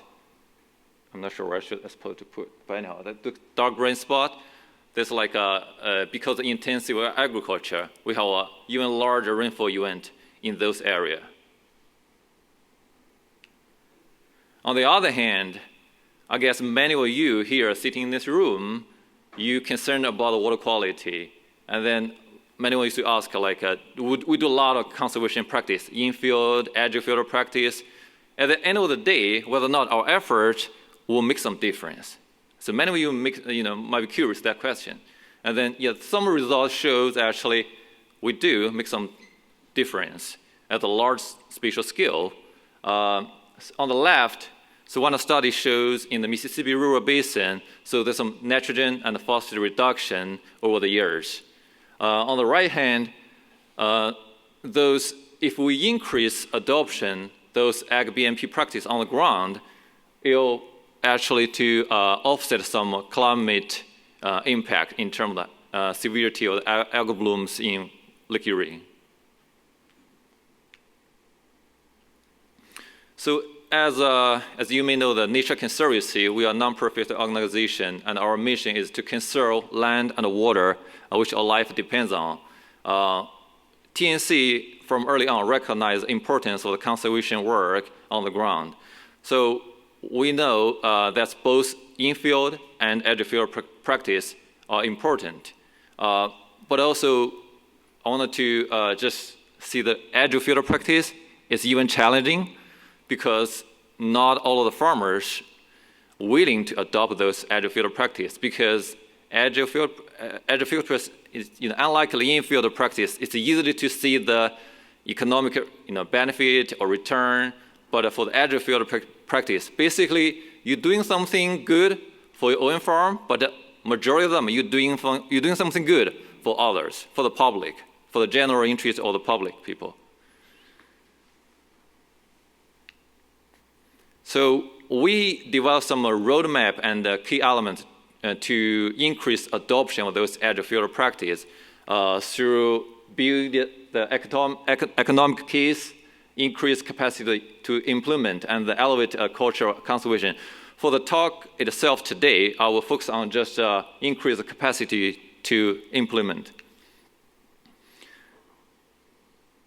As a science-based organization, we heavily rely on some scientific findings and a scientific approach to guide our conservation actions. We use ACPF model, basically some GIS-based tools to do some model runs to identify the opportunities, those AgBMP opportunities on the landscape scale where it's suitable for a certain kind of the AgBMP practice.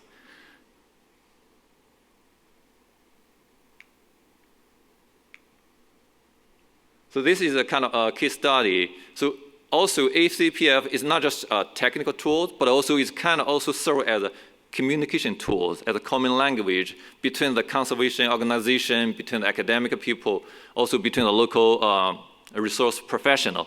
So we have something to look at together to this is output. And then this is where we probably it's a good idea to implement some AgBMP practice. So we can talk about use some common language. So one of the cases is back in 2020, 2021, in Fayette County, saltwater conservation, they do their 9 elements planning. And then we got introduced to them to show the model runs, ACPF model runs. They are interested. Oh, that's quite interesting. And then they're interested in the result. They help us to find the landowners who is interested in participating in the study. Later, we applied for funding from the EPA. We got rewarded for their project. And then currently that project is in the final design stage. We hired an engineering company. It's called Coldwater. And then I think they did a pretty good job to design the Cascading Waterway. So as you see from the bottom, so the picture, that's a lot of people involved in this process. So it's not just a non-profit organization, as I said, like a private company, but also the government agency, ODA, EPA, NRCS. So it is. So my point is, it is a kind of collective efforts for this conservation project.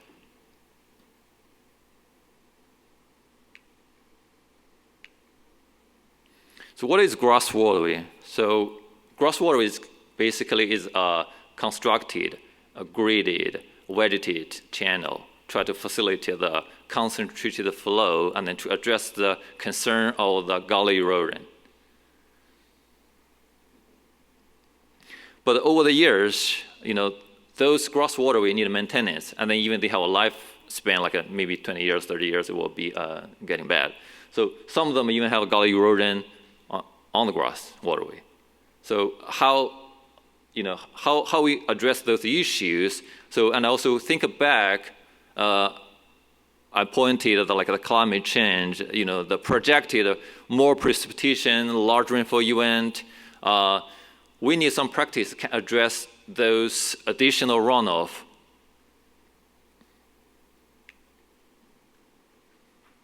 So this is ACPF model run to shows, on the left shows those opportunities can be identified as gross waterway.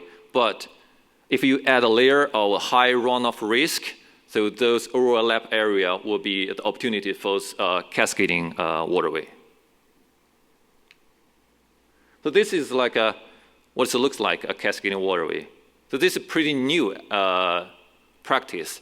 So it's not like those mature practice like wetlands. We have a 30 or 40 year study already. We have maybe over 50,000 of the literature published already, like wetlands. But here we don't have too much data in terms of this practice yet.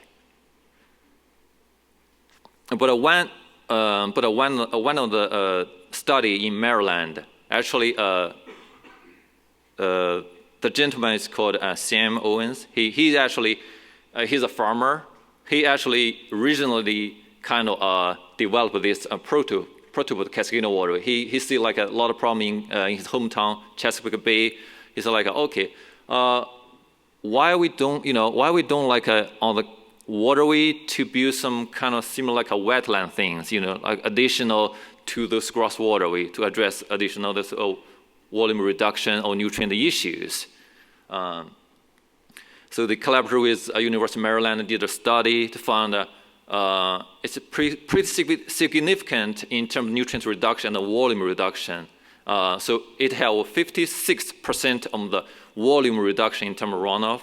It had 59% of phosphate reduction.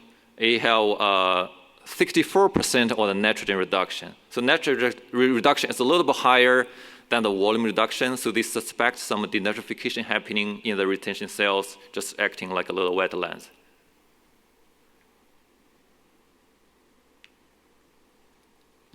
This is just a quick bird view to look at the practice. So when the rain event happens, so those water are going to flow from their end, the gross waterway, and all the way to the outlet. The outlet will connect to a 12-inch tile. The water going to cascading. If you look at this picture, this is much easier to. Why is it called cascading waterway? Basically, water are going to cascading from one cell to the other, one by one.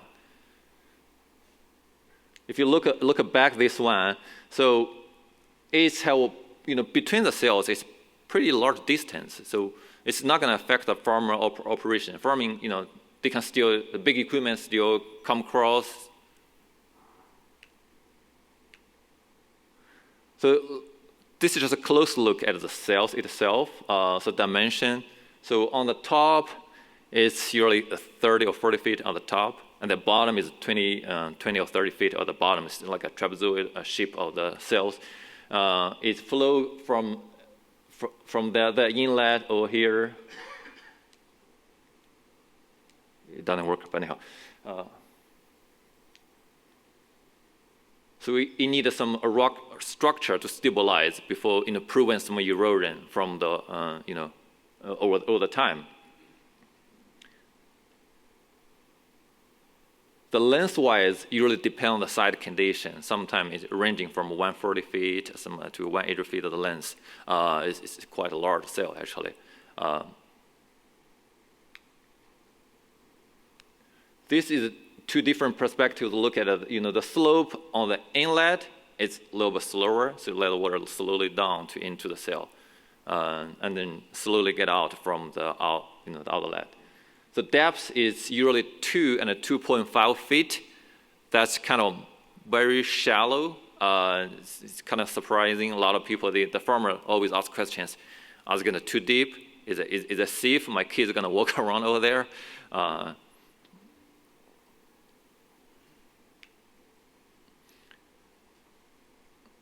Some people have the question like, what is the difference between cascading waterway and WASCOP?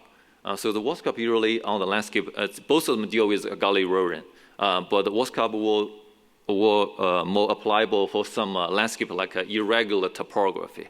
But for the gross waterway, some a little bit uniform topography with concentrated flow with one or very few paths, that's easy to install gross waterway. So as I mentioned earlier, so we know that when the research shows a high potential or impact of this practice, but we don't know too much yet. So we need some research to look at this practice, evaluate its performance, whether or not this performance will be consistent across different settings. So the TNC has been collaborating with our partners at OSU, particularly Dr. Steve Lyons at OSU, and his team, his postdoc, Wu Huanzhang, were leading the research side of this monitoring, cascading water monitoring. This is they grab samples monthly to do the isotope analysis to determine the evaporation rate. They also already foresight have been installed some weather station and other like equipment to collect the rainfall, weather data. So the idea basically when the rainfall came in, we want to know how much rainfall into the system, and then how much of them infiltrate in the ground, and how much become the surface runoff. So currently we get 7 sites in Ohio. So 6 of them will kind of participate in this kind of monitoring project. 1 of them didn't participate. And then 4 of them already installed some equipment, and 2 of them still under construction. So that's kind of basically current progress in Ohio. This is just additional resources. If you're interested in this practice, that's a lot more technical detail behind this one.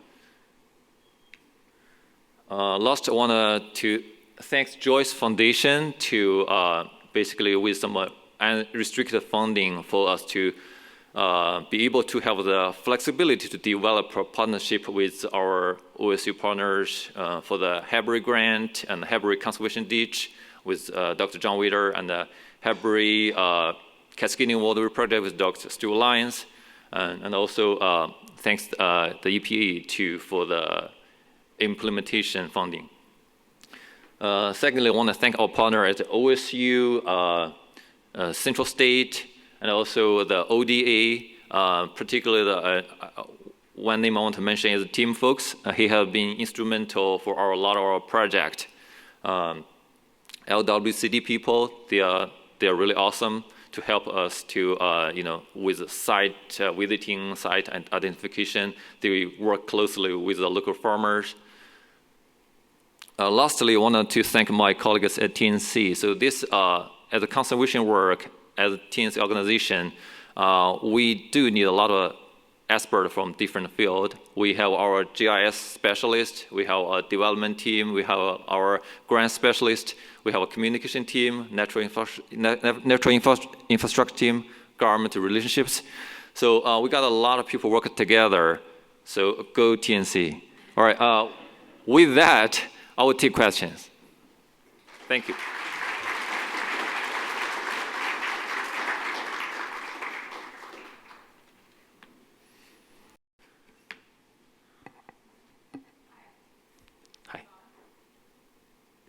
I can just, oh, there it is. Yeah, okay. So I was going to yell really loud and then everyone would hate me. So just before lunch, I know I'm slowing things down, but I was curious, for a lot of times with wetlands and sometimes even grass waterways, for things like phosphorus, it does a great job of trapping particulates, but sometimes they get saturated and can become a source of phosphorus. Do any of these constructed cascading waterways have plans for, like, say, maybe future maintenance or dredging to prevent enhanced phosphorus loss potentially? For that question, I don't know yet. Okay. So well, if Steve's monitoring it, then he'll know. Yeah. Steve gonna monitoring it. You probably later ask his team. I mean, are you gonna plan? But it also depends on whether or not the research shows if the sediments will be a source or the phosphate or accumulate over there. Yeah. It might be need to dredging them over the time. But if not, then it might be not a concern over there. Yeah. Cool. Thanks. Yeah. Hi. Hi. Bob Midden from Bowling Green State University. What are the advantages of a cascading waterway like this rather than just a single longer basin that is essentially a small wetland? I guess it's, so one thing is the cascading waterway. So the water will stay on the existing gross waterway a little longer. So basically, it's from one cell to the other cell, slowly released to the outlet.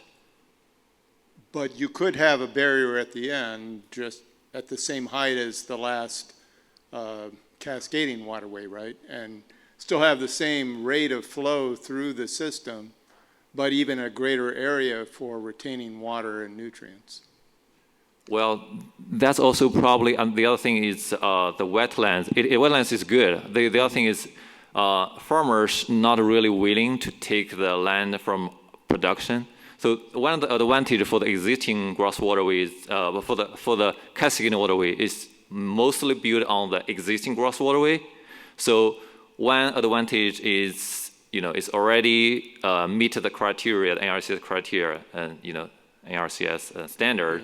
The other is it's not going to take the land from production. I think that's farmers' cares. Right. I think I'm not being clear enough, but I can talk to you afterwards. Yeah. Because what I'm talking about is simply removing the barriers between the individual basins so you have one larger basin rather than multiple smaller basins. But Okay, yeah, we'll talk later then. Okay, all right, thank you. Will Hemker of the University of Akron Research Foundation. I recall the most dramatic literature findings for cascading waterways has been in more drastic topographies than we have, especially in Northwest Ohio, and secondly, in more drought-type conditions. Can you describe how you go about designing them in the lower topography that we have here and the higher moisture conditions? Number one, how you lay them out. Number two, what type of vegetation do you look at planting in these waterways? Well, actually, I should refer the question to the engineer firm. He probably be the best person to answer that question, but I try to answer that one. So the gross waterway, you talk about some low grade and then wet conditions. Actually, one of the sites in Fayette County, the slope is a pretty small slope. On the side, they do have those saturated soil, more like a ponding water over there. So the current design for the Fayette County gross waterway, they added a little bit of gross waterway on the side, but also try to plant more like a wetlands vegetation and try to address those ponding water issue. And also the other thing is really depend on site condition, whether or not the site have the drainage. Sometimes they have to combine with the tile drainage to address those ponding water issues actually.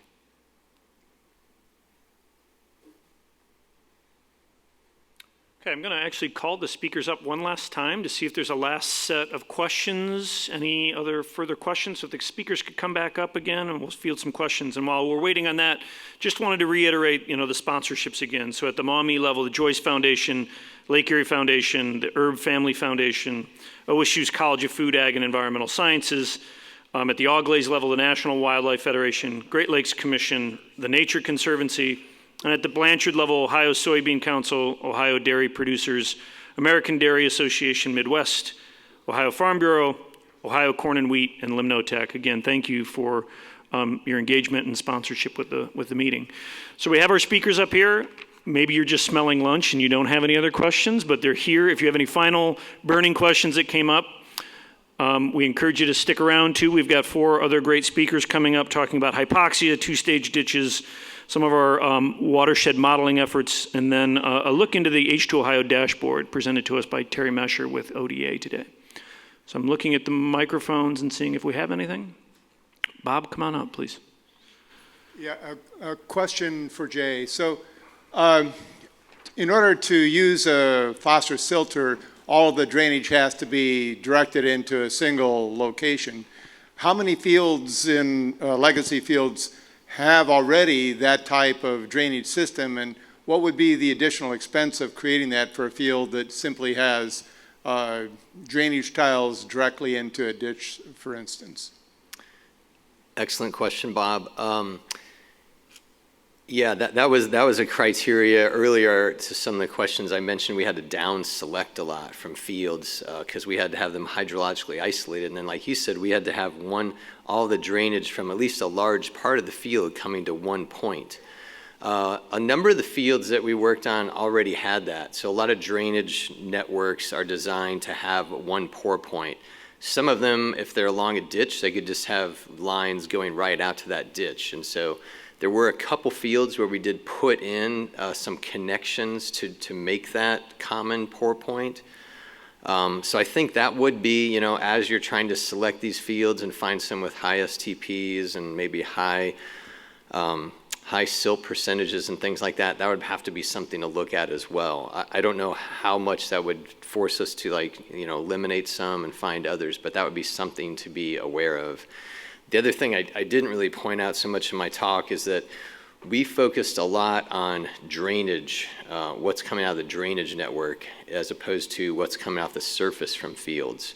One reason for that is because what comes off the surface of fields lots of times has particulates in it and things like that that could potentially clog these filters. So we were more focused on the tiles. The tiles do contribute at least half of the DRP, so it is a good source to go after. So I don't know if that exactly answered your question, but those are some things to think about. So Jay, you may have just answered my question, but I just wanted to clarify for your project in which you're working in the 1 Huck 12 and kind of looking at can we move the needle with conservation practices, are you focusing just on those phosphorus filters in that watershed, or are there other conservation practices that you're working with the farmers to implement? Yeah, thanks for asking that question. I couldn't go into all the details. There's about 9 practices we're supporting. So we're focusing right now on in-field practices to get those implemented this fall. Those include subsurface placement of phosphorus, cover crops, and manure utilization. And then we have, I believe, 5 or 6 structural practices. I'm going to try to remember them all, but I'll probably forget some. One is the phosphorus filters that I talked about. Wetlands is one. Drainage water management, buffers. No. Sorry. Don't tell USDA. Cover crops. Yeah, they're very similar to H2Ohio. H2Ohio is a big part of the project. We're collaborating with them. So it's a lot of the H2Ohio list. Phosphorus filters are an addition that's not in the H2Ohio list. There's a little bit of differences there. So, but there's quite a few practices that we're supporting, and we're trying to get to a 70% adoption level. So 70% of the acres adopting practices is the threshold we're trying to hit. And stacked, correct, too.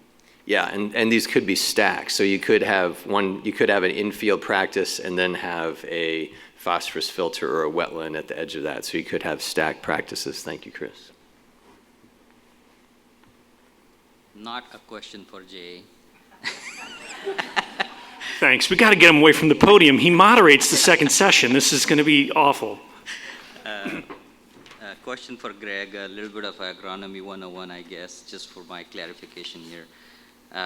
You talked about the removal rate for corn, soybean, wheat to be anywhere between 40 to 60 pounds of phosphorus per acre.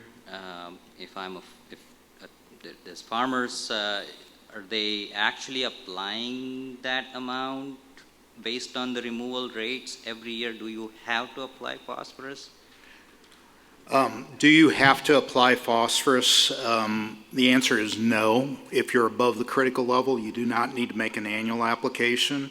A lot of farmers will do either a crop removal rate to maintain the soil test level when we're above that 20 parts per million critical level. With that, though, it doesn't have to happen in that year. It could be a two-year rate done after a soybean crop, prior to a corn crop, however you want to do that. So the reason that you need to apply fertilizer on an annual basis is if you're below that critical level. That is where the risk is the greatest for yield loss from lack of nutrient. So that would be a place where you would maybe do a banded application in a planter, whatever, and look at an application that occurs in that growing season to support that upcoming crop.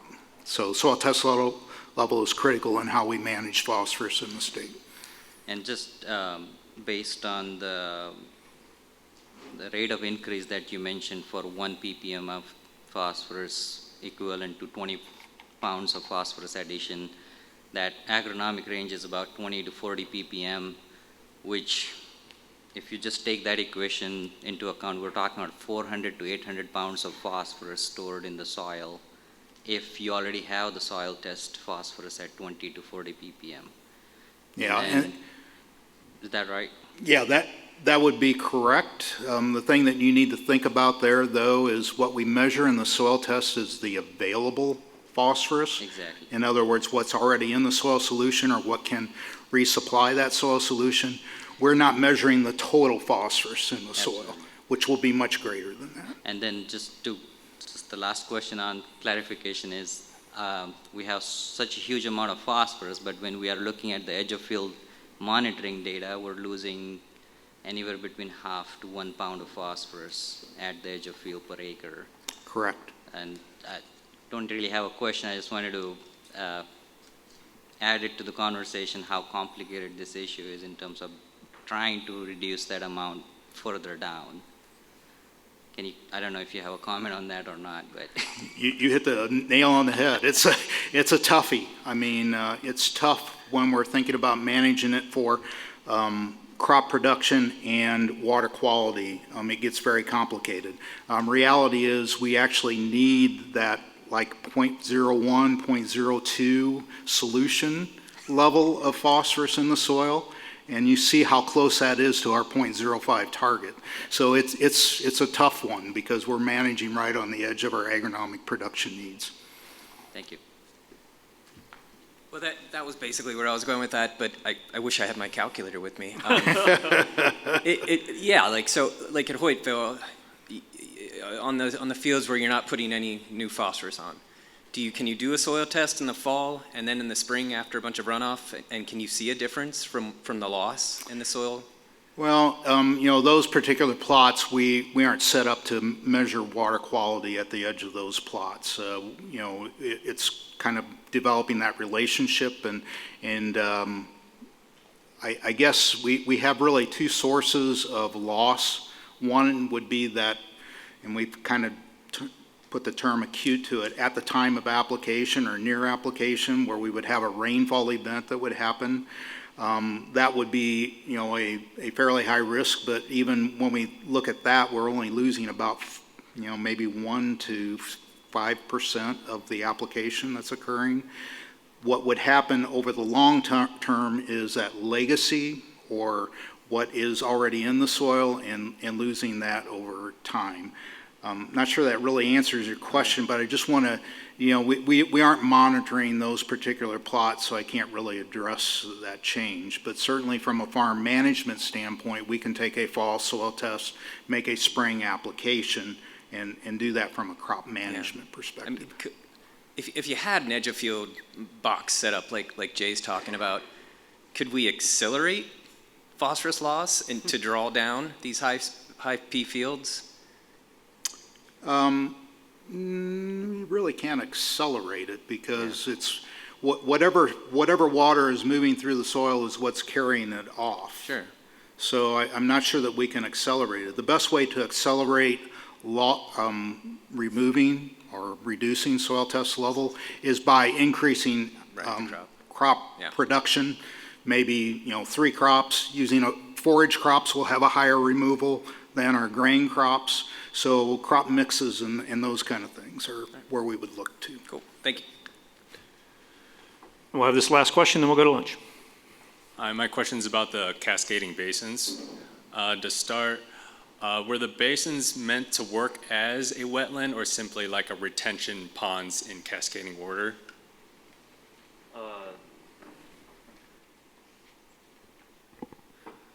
So mainly to work as a volume reduction in terms of this runoff. That's the main purpose. And then, so additional benefit is for the nutrient as a wetland. So that's additional one. Gotcha. So there is intent to, plant and monitor like vegetation for the uptake of those nutrients feeding into those basins? No, not at this moment. Actually, they mainly to monitoring. I believe. I mean, I should have rephrased this question. I don't know if Dr. Stuart Lyon's team is here, but anyhow, that's a research question. So I think they will basically to monitor the inflow and outflow from the cells. To see how much water in, how much water out, to see the nutrients change. They will later to install some ASCO samplers, and then to get the samples take back to analyze those nutrients. Gotcha. And my last follow-up to that is, do you think that that's a very practical sense due to the amount of maintenance that would have to go into the basins? Because I'm assuming that comes out of the farmer's expense to do any types of dredge work or hydro dredging in those basins? Well, the dredging parts, we don't know. We're going to need a dredge at this moment. And then for how practical it is, I think it's practical. I mean, although we don't have too much research data, but just looking at those, the practice of the gross waterway and the wetlands, it's kind of combination over there. It's not really new. So I think the practical, yes, it is practical. But in terms of the performance, everything, we still need to look at the research side to see, across different sites, because each design has, different based on, the site condition, the topography, and then how much water. But basically, they try to reduce the volume, like usually the runoff depth 0.14 to 0.2 inch runoff depth per acre. So that's kind of the volume they try to make the reduction. Okay, thank you. And Dr. Lyon, I'm going to put you on the spot over there. Can you stand up over in the corner, raise your hand? So if you're wanting the water quality data that's following up to the cascading waterways, that's your man.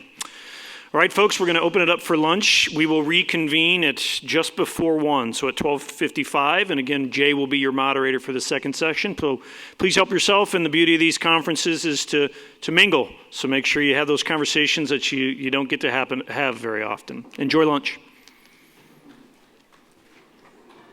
In this agreement at that time. And there were a number of programs outlined, and these were principally programs to put point source controls on the phosphorus inputs. And in 1972, they projected that by 1976, the phosphorus load to the lake should be about 1,606 metric tons. And it emphasized that these were not allocations, these were anticipated results. And the number it was expressed in short tons at the time. So 14,606 seems awfully specific. I had to look up short tons and make the conversion. Then the 1978 Great Lakes Water Quality Agreement honed in a little bit more. It called for restoration of year-round aerobic conditions in the bottom waters of the central basin of Lake Erie, and it projected a future phosphorus load of 11,000 metric tons with commitment to establish load allocations and compliance schedules. Those actually came several years later. There was a 1983 supplement that made that 11,000 metric tons an actual target. And then, we tend to forget this. Lake Erie was considered to have been pretty much restored by the 1990s. And as a consequence, we turned our attention to other things. We thought about PCBs and toxic contaminants and many of those things, all appropriate, but we kind of lost track of the eutrophication and nutrient problem.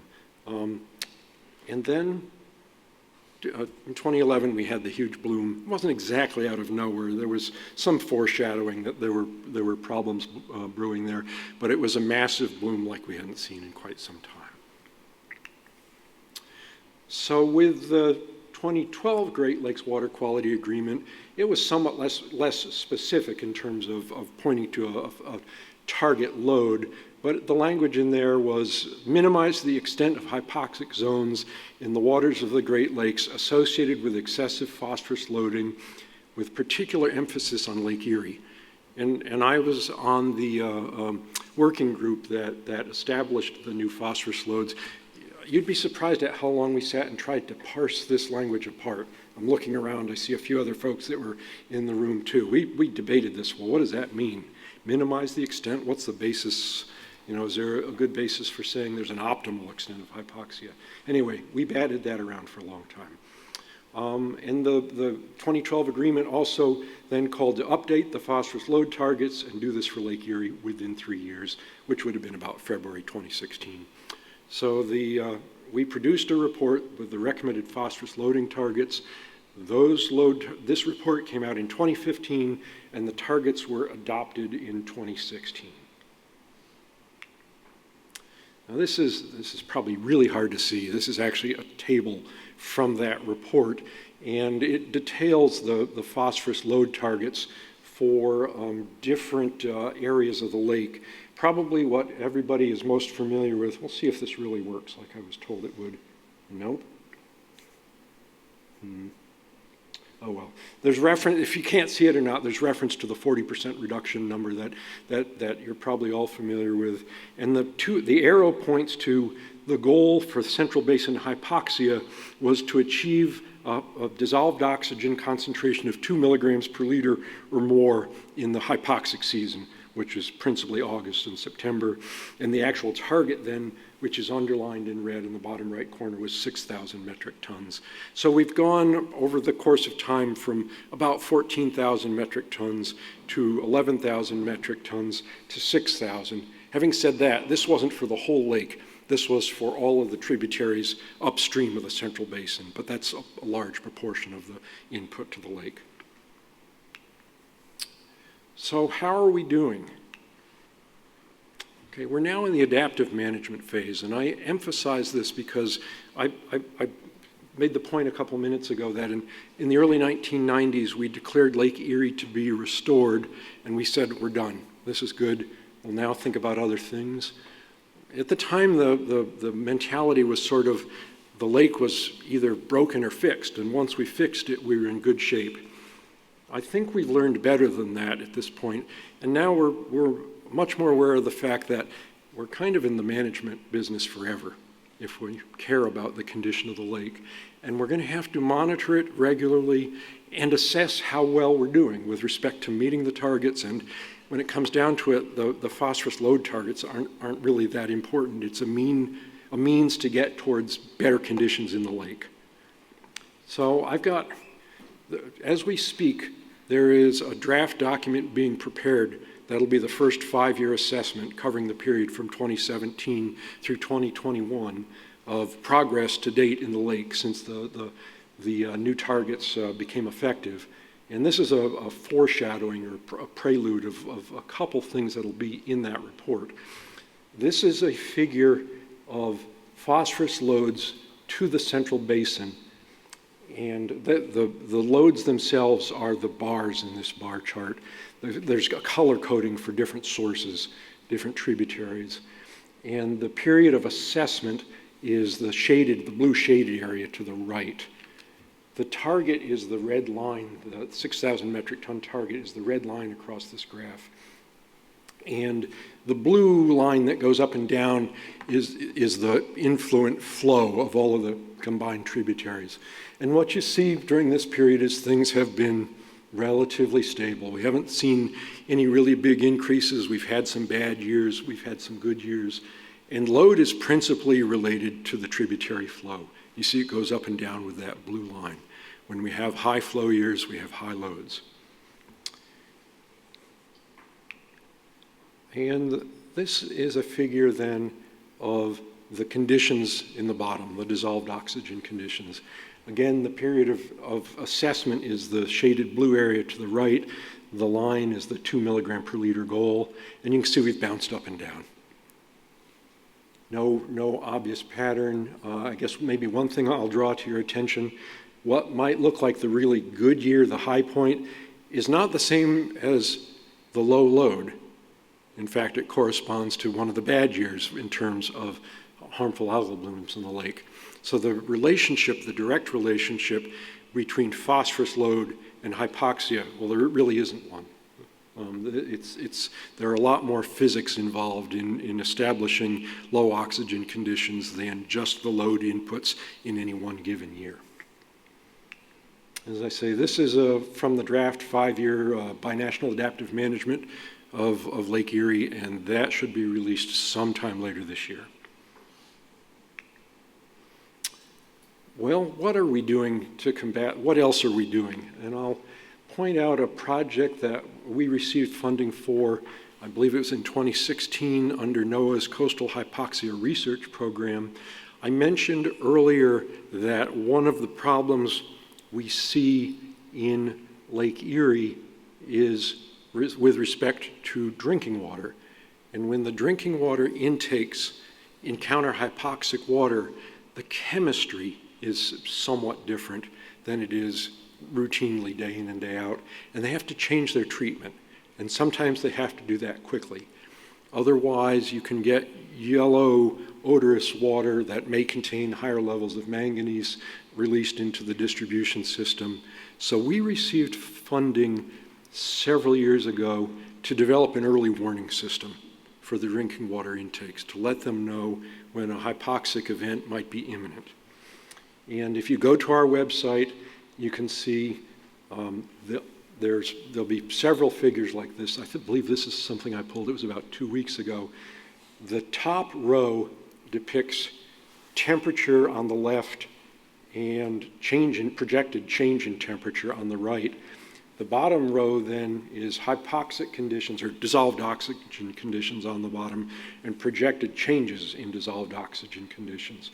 And you can see, as I say, I think this was about 2 years ago, the dark blue, I'm looking to the lower left-hand figure now, indicates that hypoxia, or at least low dissolved oxygen conditions, were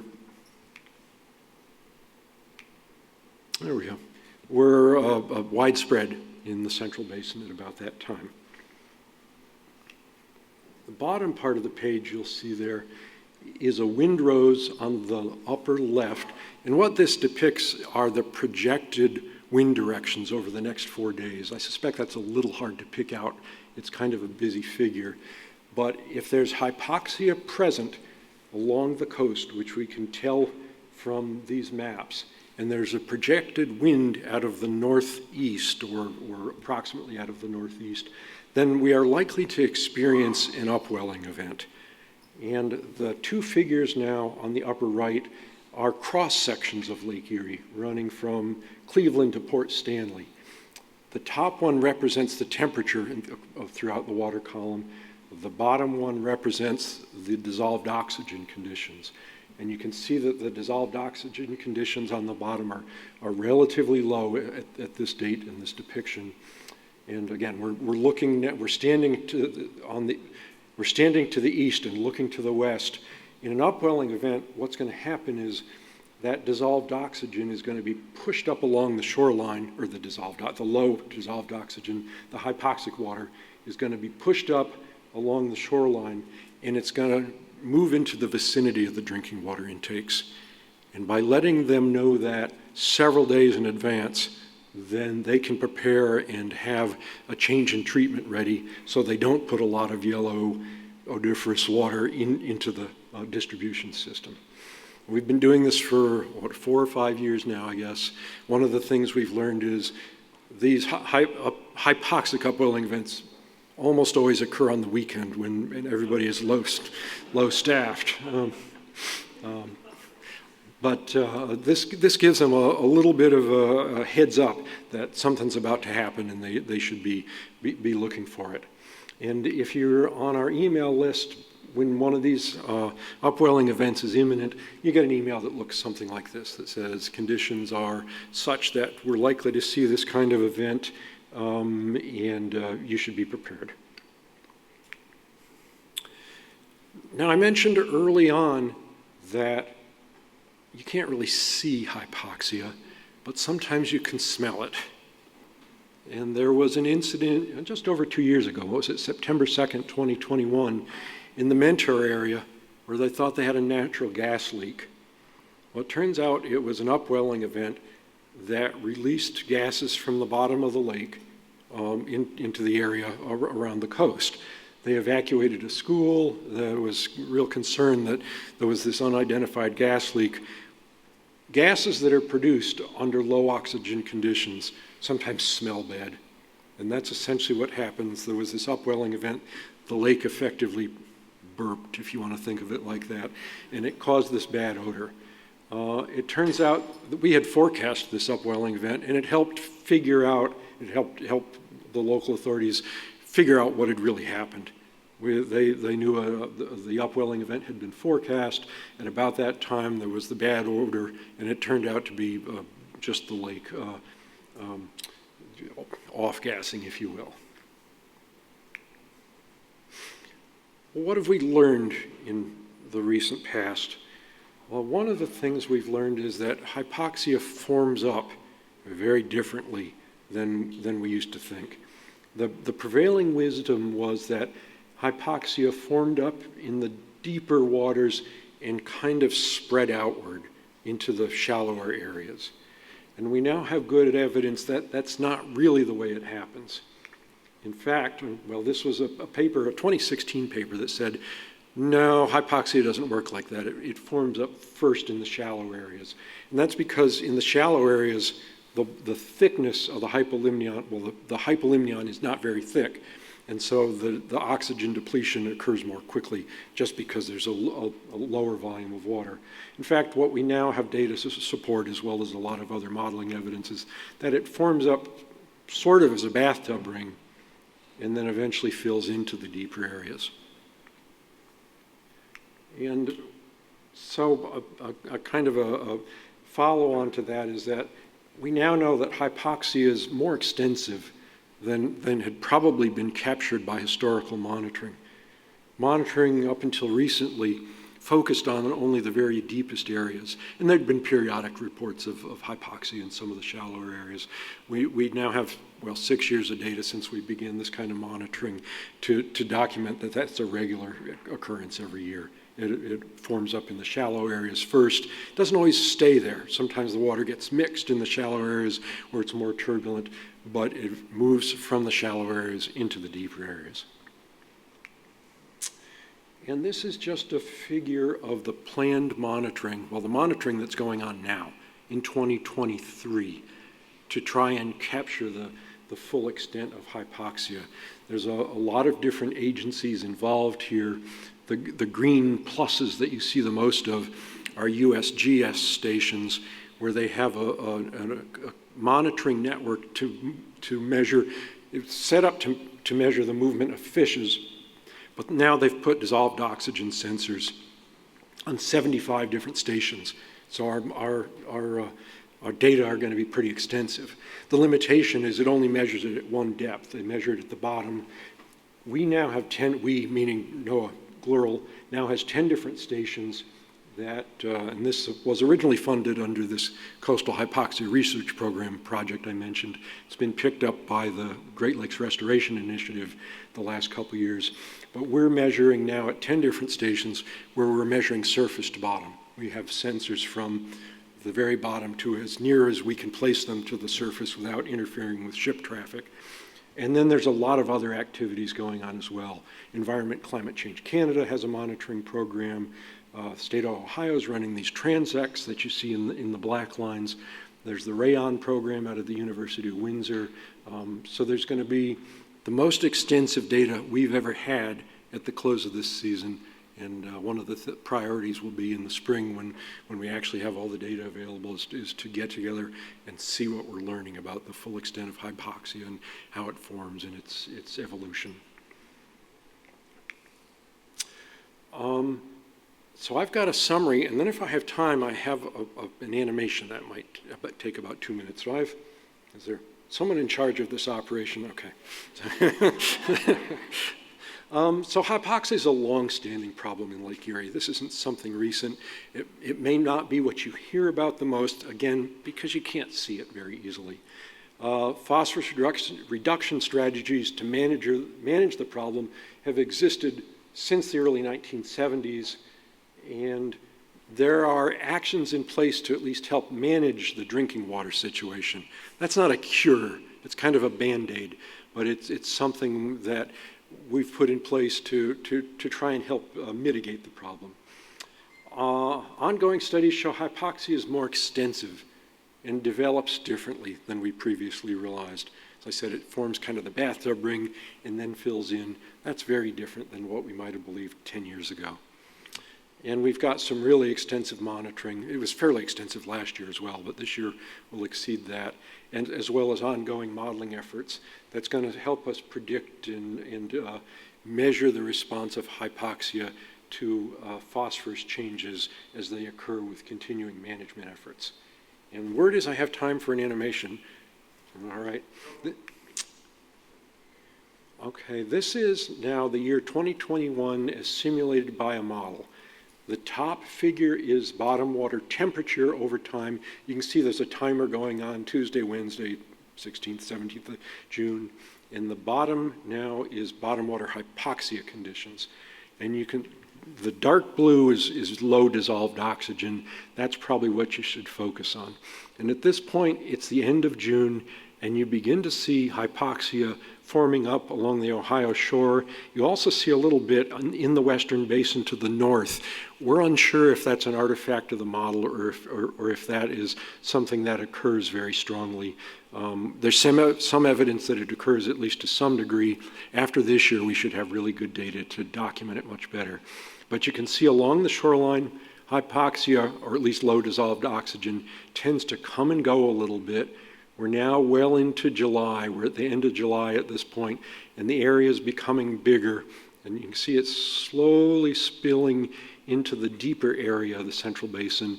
We're now into August, which August, September tend to be the peak hypoxia season, if you will. And you can see hypoxia is pretty extensive at this point.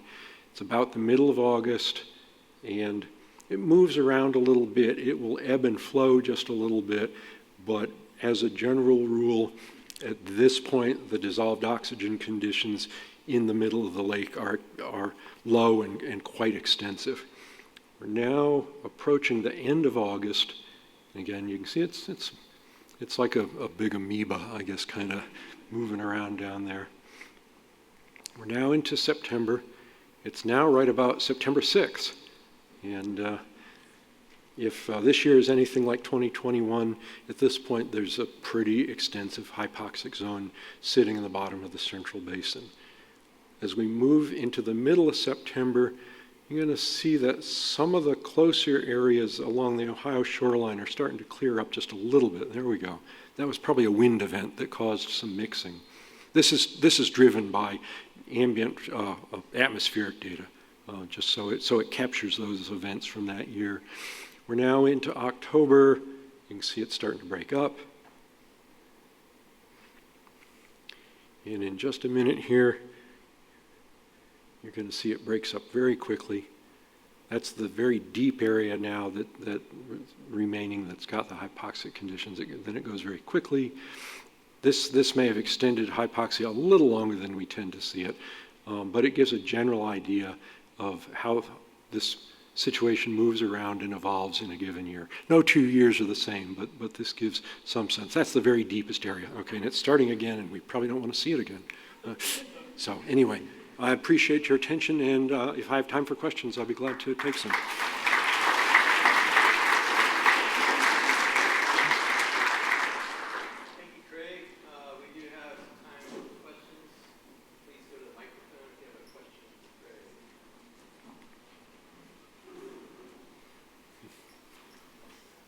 Hi, Craig.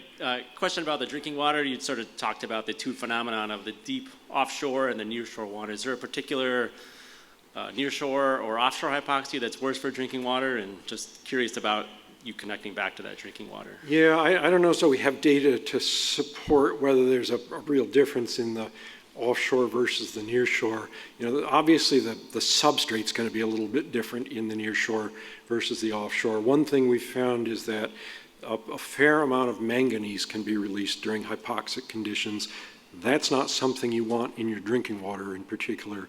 But whether that's different from the shallow or nearshore areas to the offshore areas, I'm not really sure. Hey, Craig. So I got two. The first one might be easier. the depth Good. of the hypolimnium at any given point when it's hypoxic? Does Yeah. that vary much? Yeah, it will change throughout the summer. I mean, the general, conceptually, what you probably learned if you took undergraduate limnology is the depth of the thermocline, the area of rapid temperature change, gradually increases and then stabilizes. So that thickness of the bottom water does change over the course of a season, but it's not always the steady progression that you probably have seen in some places. In fact, there are mixing events where it'll move up and down a little bit. There are mixing, the conventional wisdom is that if there's a strong wind in a mixing event, it'll move down. The hypolimnion become thinner. Sometimes we see exactly the opposite, which suggests it's water moving in from another area. I'm not sure, but we've got more extensive and temporally more intensive data than we've ever had before. And we're beginning to learn more about some of those things, and they're not always as we thought they were, Nice. of Yeah. course. So kind of in the middle of your talk, you were talking about how the amount of phosphorus isn't really lining up with what you're seeing in a given year of the extent of hypoxia.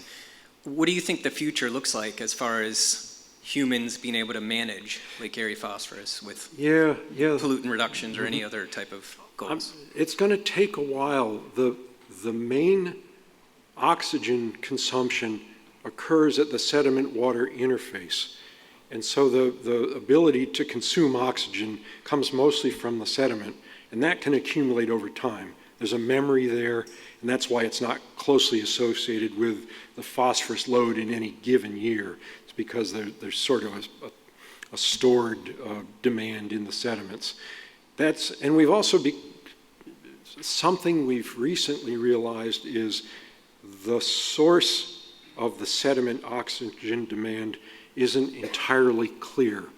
We used to think of it as kind of all of the harmful algal bloom and productivity in the Western Basin kind of being swept over and deposited. There's been evidence presented in the literature in recent years that it might actually be closely related to the spring diatom bloom. And we now have good evidence that actually the productivity, the amount of primary production that occurs in the Central Basin is probably greater on an aerial basis than in the Western Basin. And we don't know which of those is more important. It's probably some measure of all three of those things. We actually put in a proposal to try and sort that out a little bit. Unfortunately, the proposal was not funded, but we're trying to sneak a little bit of that in under the next CSMI next year. So.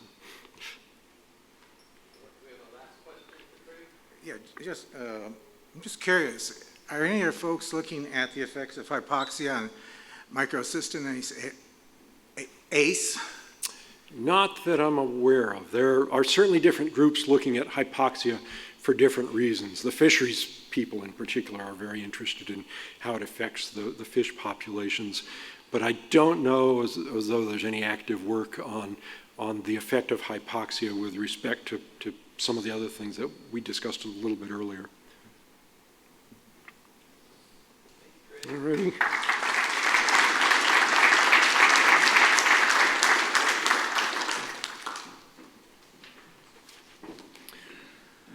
Our next speaker this afternoon is John Witter, and John is an associate professor at OSU in Worcester. He also serves as the chair of the horticultural division within the agronomy and soils area. So for many years, John has been a leading expert on two-stage ditches. He actually completed some of the fundamental work with this as part of his dissertation at OSU, and today he's going to talk to us about flow and water quality related to two-stage ditches. John, thank you. Thank you, Jay. I appreciate the opportunity to talk today. I took the liberty of retitling my talk a little bit to this conservation ditch design. It's sort of an umbrella term that would incorporate all of the different sorts of engineering designs that you could do within a drainage channel. We've spent a lot of conservation work working up on the landscape, and rightfully so at the edge of field, but drainage ditches provide a last opportunity to provide not only the drainage that farmers and communities need, but also to improve water quality. As you're aware, this part of the world was a mosaic of wet landscapes, whether it's wet prairie, forested wetlands, swamps.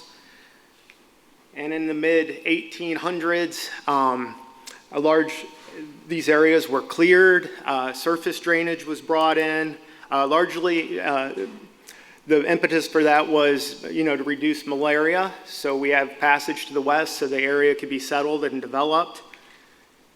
And as the landscape was drained, it revealed all this really productive farmland, which we could make further productive by further improvements to subsurface drainage. Here's an example of on our campus farm where we installed perforated plastic pipe to drain that soil profile and improve agricultural conditions.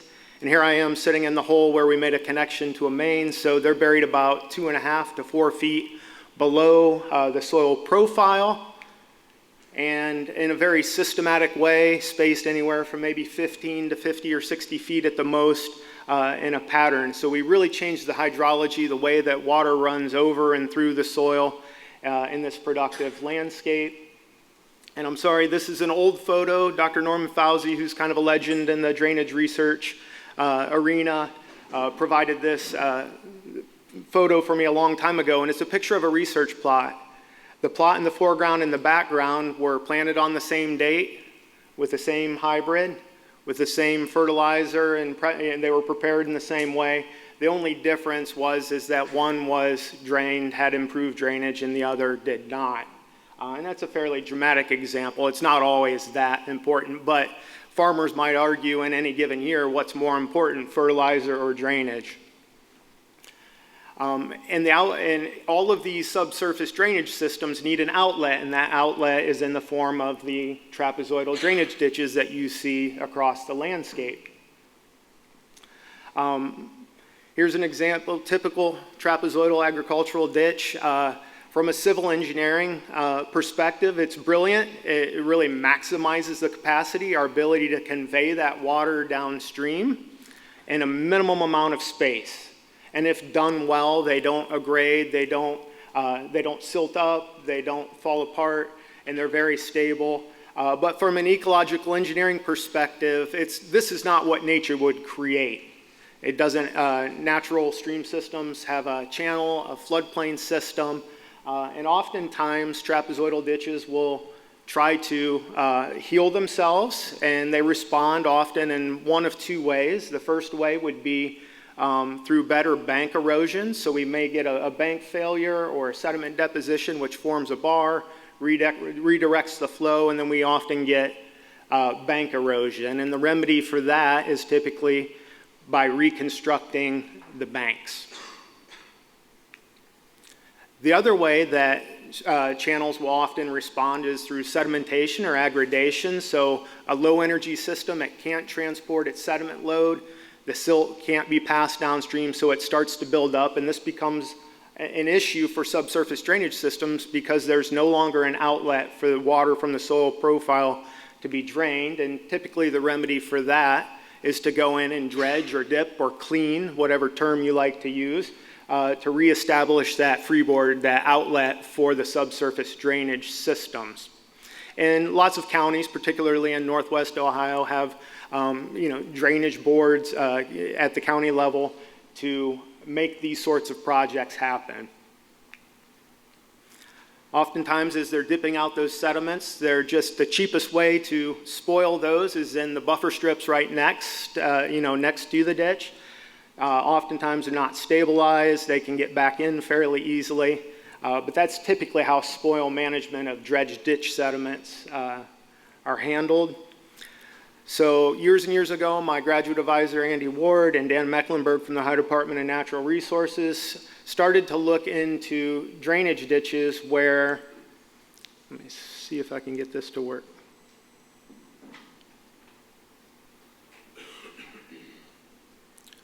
Where within the trapezoidal ditch, they frequently noticed where there was enough width that they were getting small floodplains that built in the bottom of the ditch. And every so often, every 5 years or 10 years, the county would come in and remove those sediment deposits, and then they would start to be reestablished quickly. And the idea was that rather than coming in continuously and removing those, we might be able to make a more self-sustaining system by rather than removing those deposits, can we just widen them out at what we call this bank full or floodplain elevation to create a more self-flushing, self-sustaining system. So in a two-stage system, the first stage would be that inset channel. And then from the floodplain up to the edge of the field, that's what we would call the second stage. But that is meant to be more of a self-flushing type of system.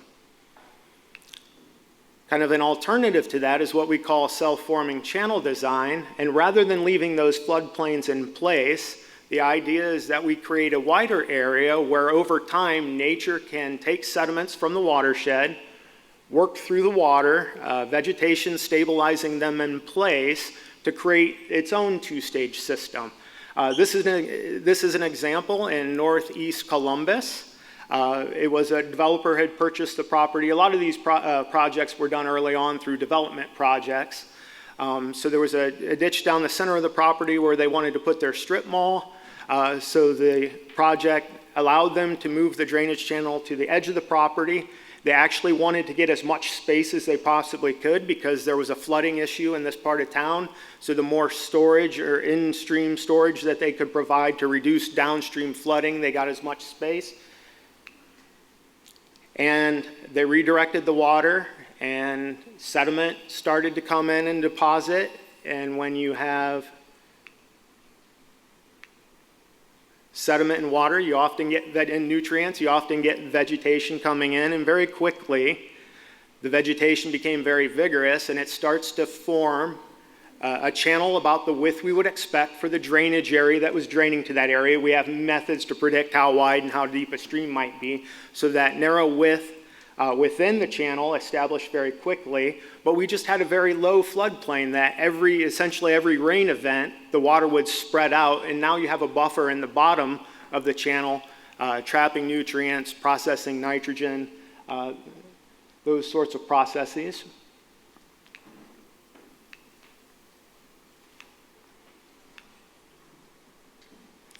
And you can see a few years into it, we have a sinuous stream. If you go in there and you measure the morphology of that system, you have riffles and pools. Where the floodplains are low and wet, we have wetland vegetation. Where it's built up more, we have herbaceous vegetation coming in. But this is nature building this system over time. It's very typically fairly inexpensive to construct because we're not constructing those features. We're letting nature do a lot of that work. And then our colleagues at ODNR, the soil scientists that look at septic systems, they come out and look at these soils and they get very excited. But all this material that's trapped on site would likely have been transported downstream otherwise.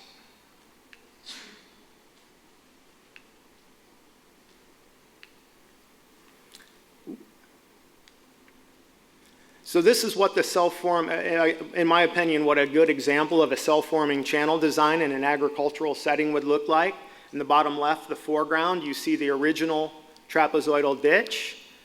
Upstream of that, there's been a self-forming or the wider trapezoidal ditch that's built roughly 5 additional feet on each side.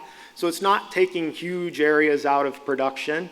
And in fact, if we look at a plan view, an aerial view, you can see that the self-forming channel largely fit within the buffer that was there. It did have to be extended. There are programs where if you remove buffer, even if you put it into a a conservation ditch design, you have to make those wider. This particular one had a low drainage area and a low slope, so it became more wetland in character. I actually think we could force a 2-stage geometry in this if we wanted, but it's become a wetland system. It's trapping lots of nutrients, and we've done a lot of sampling of those sediments, the vegetation that's there. And my colleagues that work in wetlands get excited when they see the soils you see there in the bottom right. So that's what's accumulating on site. So as engineers, one of the things we want to do is develop, knowledge and tools to help our conservationists decide whether this is a good use of, public funding of conservation dollars. So we've really looked at, through our engineering design tools, we can look at how much land is taken out of production. We can look at some of the operations, how much improved drainage might we get, or how frequent might the out-of-bank flooding be. From an environmental perspective, how much nitrogen, carbon, phosphorus are we retaining or releasing on site, as well as the cost. There's a cost to all of this. So a lot of our research focuses on helping to quantify these things so conservationists have tools to help landowners make informed decisions about what they might want to implement, and policymakers make decisions about what they want to support with public dollars.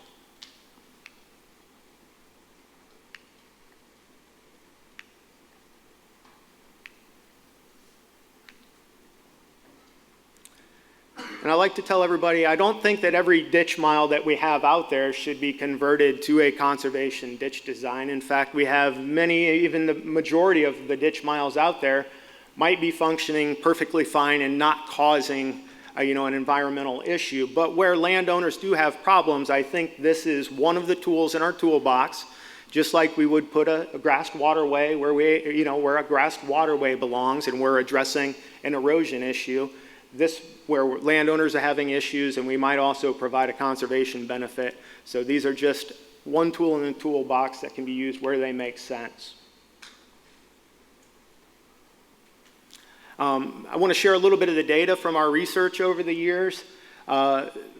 Initially, a lot of the sites that we monitor were part of development projects. So we have about 9 urban or suburban watershed type projects, 2 agricultural ditch sites. These are not short-term data sets. They're more like 10 to 16 years. So we've followed these. We've watched these over the years. So we're pretty confident in some of the results we get. I want you to keep in mind the characteristics of these sites. They've typically been very, very short sites, so anywhere from 150 to 1,600 feet, so around a third of a mile. So these aren't very massive, extensive projects. They're typically very small. They've been put on a range of slopes, so 0.06%, so something you might see in Paulding or Henry County, up to 1.1%. So we've put them out in a variety of conditions. The drainage areas are typically fairly small, from 80 to about 1,600 acres. We're not suggesting that we go out to 10 and 20 square mile watersheds where we might have good biology or good things that we want to protect and start applying these practices. These are typically going to be applied in headwater, your half square mile, 1 square mile, maybe a little bit larger than that. And I also want to point out that the area of our treatment relative to the watershed that's draining to them is typically very small. In fact, the range of these 11 projects was anywhere from 0.04% to 0.46%. So we're not taking huge areas of a watershed out of production or out of development. They're actually fairly small relative to the area that they're treating.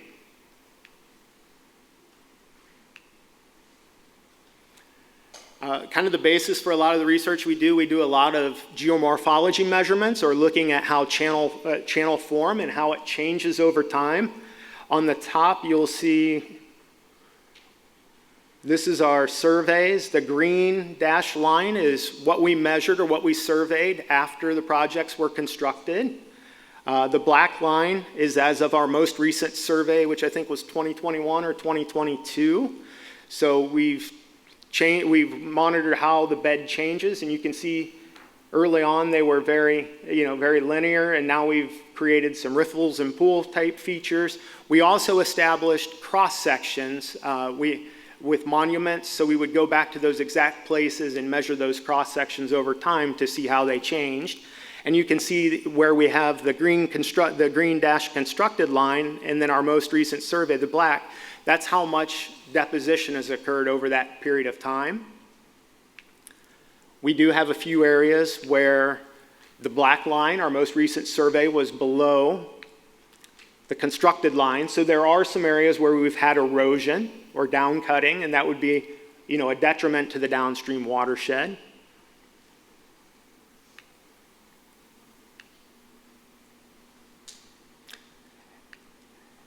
And then the red line is what we project that system will build to someday. So we have equations that help us predict how wide and deep those floodplains will be. So we're actually able to make an assessment of how much additional area is there, how much additional material do we expect to be trapped on site.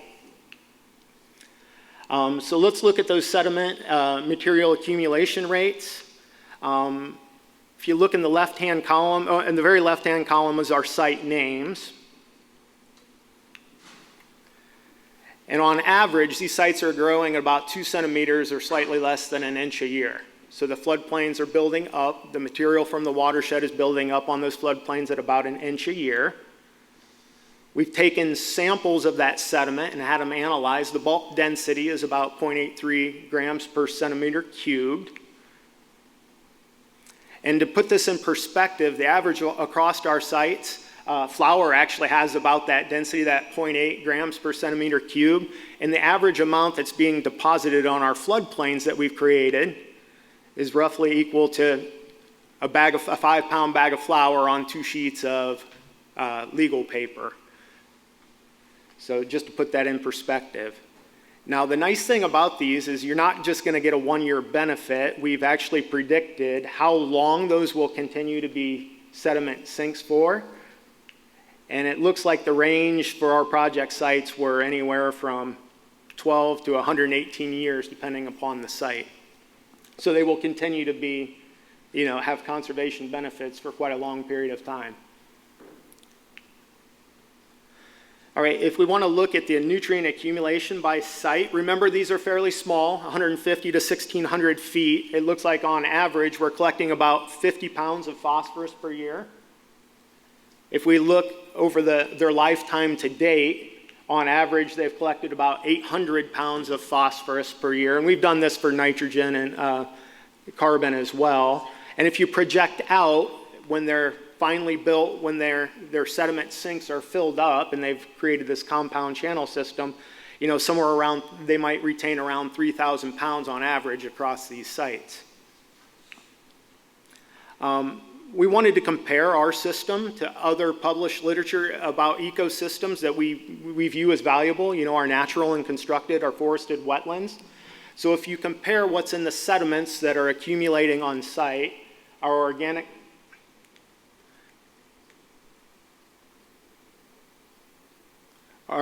organic matter is similar or higher than wetlands, forested, natural, constructed wetlands. The carbon and nitrogen are similar or higher. And then if we look at total phosphorus, we find that it's similar or higher in terms of concentration. But if we look at the accumulation rates and compare it to some of the famous studies that are out there, a couple of Bill Mitch studies, he reports anywhere from 0.4 to 3.5 grams of phosphorus per meter squared per year will accumulate. He has another one on forested wetlands, about 3.5 grams per meter squared per year. Our research suggests that for our self-forming channels, we're anywhere from 3.2 to 24.9 grams per meter squared per year. And I don't think it's because we're there's something necessarily better about self-forming channels, but we just have small treatment areas and we have a large area draining to it. So lots of sediment, lots of nutrients coming to those areas, where a wetland usually just drains a few acres or tens of acres from the adjacent watershed. We might be treating hundreds of acres from the watershed. So they seem to be really productive in terms of phosphorus retention. One of the things we were concerned about, you hear about legacy phosphorus. Well, what if we're trapping this in the waterway? Is it processing and potentially releasing it into a soluble form that's going to fuel some of the algae blooms? So we dissect a lot of floodplains. Here happens to be one that was a 2-stage ditch. So you can see in the dark soils, that's where we had deposited sediments, versus the oranger or more clay soils where the 2-stage ditch was excavated into subsoil. So we've done a lot of measurements. We worked with Dr. Gregory Noe at the USGS. He has a method called in situ resin cores. So he basically used these beads that capture all the phosphate and nitrogen ions that are coming in either through the overlying water column. So you can see we have about a 5-centimeter soil core in the center of a tube that we collect from the floodplain.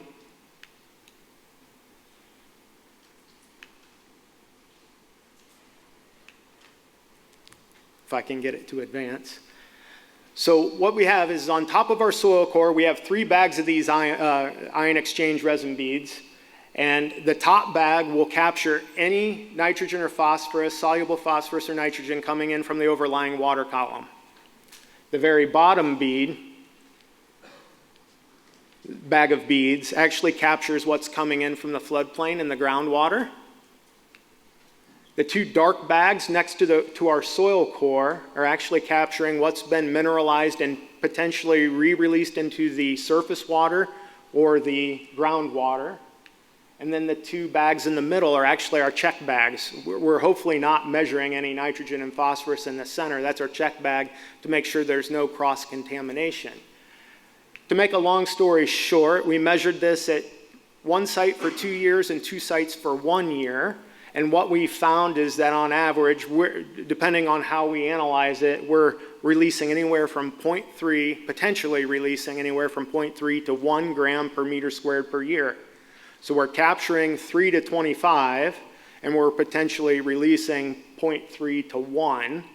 And if you compare those to similar measurements made in other ecosystems, swamps, wetlands, restored stream systems, this is very consistent with the numbers that they report in the published literature. Last thing I want to talk about is at some point, these systems will fill up, and we may want to restart them over. So is there an opportunity, we've captured it? Is there an opportunity to harvest and then reuse that for agriculture, kind of a circular economy sort of concept? So rather than spoiling it by the ditch edge, can we spread it out in the field as a soil amendment and potential fertilizer alternative? To start off this research, we just did some simple pot tests in a greenhouse. We did field soils, which you see on the left, and then the ditch soils, which you see on the right. One of the things we noticed early on is there were lots of weeds that germinated as well, and we knew that would be a concern to farmers. So we did here's the example after about 6 or 7 weeks in the greenhouse. We had our field, that was the corn we grew, planted the same date, watered in the same fashion. Our field soils on the left and ditch sediment. So what the farmers were telling us, hey, where I put some of these spoils, I actually grow really good crops. We were able to kind of confirm that through a simple greenhouse experiment, but we wanted to look at the weed issue because we knew farmers would ask the question. So from 3 regions of Ohio, west, northwest, and northeast, we grabbed sediments from 3 ditches each, so 9 total sites. And then we made bins, these mesocosms. We had 4 replicates. For about 45 days, we kept them around 50 degrees in the greenhouse to germinate those winter annuals. And then we cranked it up to about 80 degrees Fahrenheit to get those summer weeds to germinate. We ID'd every one, we weighed them. And then we actually looked based on what species we found. We looked on the chemical herbicide labels to see if the common chemicals that farmers use to control weeds would actually deal with what we were able to germinate. In every case, common chemicals dealt with the weeds that were germinated. So this hopefully will not be an impediment to adopting this sort of practice should somebody choose to do it someday. The other thing we wanted to look at, the farmer would be interested in, would be yield, right? So if I'm going to go to the effort to dip my ditch and then put the sediments on the field, there's a cost to that.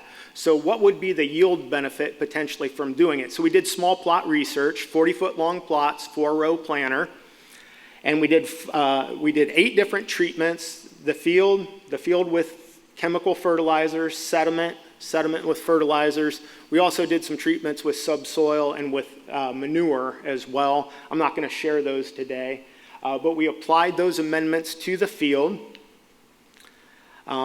We made observations throughout the growing season. I actually think there's some management practices we could do in our sediment amended plots to make them even better, but here was our results. We had a 2-year rotation, 1 year, first year of corn and the second year of soybeans. And here's the 2 we're going to focus on. The first 2 are the control, so that's the field with no fertilizer, the field with chemical fertilizer, our sediment amended and sediment plus fertilizer amended plots. So control field by itself, about 188 bushels per acre. over the 5 replications. Where we added chemical fertilizer, it was significantly higher, 213, so about a 25 bushel yield increase by adding chemical fertilizers. Where we just had sediment alone, we had an average yield of 221 bushels, not significantly different from the chemical fertilizers, but 8 bushels higher on average. And where we added the sediment plus fertilizer, we had 242 bushels. So it seemed like in that first year with the corn rotation, we had an increase in yields. Second year, we just no-till soybeans into the plots.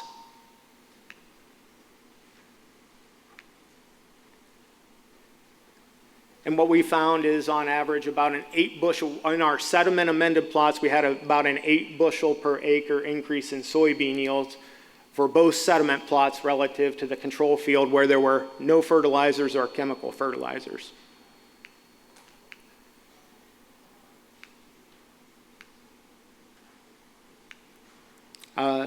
Last sort of management recommendations that we had, we do think that there needs to be, to convince farmers to do this, there may be some cost share assistance for the initial construction, which our H2 Ohio program is doing, and ODA is doing an excellent job of rolling that out. We need to test some vegetation types. Are there ways to increase how much sediment retention there might be through, switchgrasses, through other types of vegetation? I like moderate length projects distributed broadly across the watershed. I think we can target some direct tributaries to large rivers where if sediment gets into the large river, it's not really processed by the watershed. So I think we could do some targeting if we wanted to increase that. And then I think we can use some byproducts to enhance the retention of phosphorus or to limit or mitigate the release of phosphorus back into the overlying water column. One of the very best sites we had was downstream of a steel mill where a lot of iron had accumulated in the system and really retained more phosphorus. So perhaps there's an opportunity to utilize some byproducts to enhance that retention. And with that, I can either be done or answer a few questions if there's time.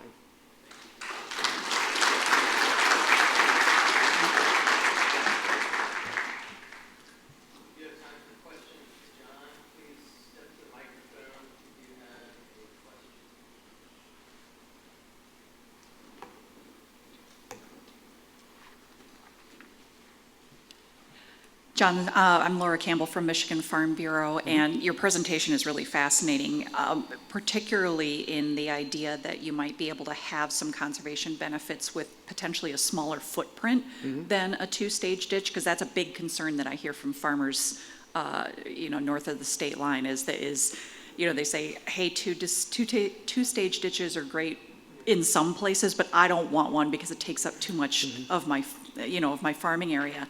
And you mentioned that you're able to calculate, sort of amounts of sediment load and location in the channel. Are you also able to calculate sort of drainage area per length and width needed for the conservation ditch so that you can kind of show a farmer this is what you would be looking at for construction? Yeah, so I think the self-forming would probably take the same amount of space as a 2-stage ditch, and that is the largest concern with adoption. So I think the best place to promote them is where it's solving a landowner problem and where the use of public dollars to make that happen, where there's going to be a benefit, can help offset that cost, or maybe I know I've heard somebody say the term, let's buy their discomfort. I've looked at it if you have a 40-acre field, basically 1,320 feet by 1,320 feet, and there's a ditch running down the middle of it, they can lose about 0.6 acres. And looking at land costs, $8,000 to $12,000, they could be losing $5,000 to $7,000 worth of land. So if you're not solving a problem that they have, so those other acres can be more productive, I would question where where the benefit is. Maybe there's only 5 to 10% of ditches that would benefit from this, but that's still thousands upon thousands of miles of ditches where there's an opportunity for this. So I agree that's one of the drawbacks, and in some places it doesn't make sense, but where we can solve a landowner issue, I think it's probably likely going to be a good use of funding. Thank you, John. Great. Thank you.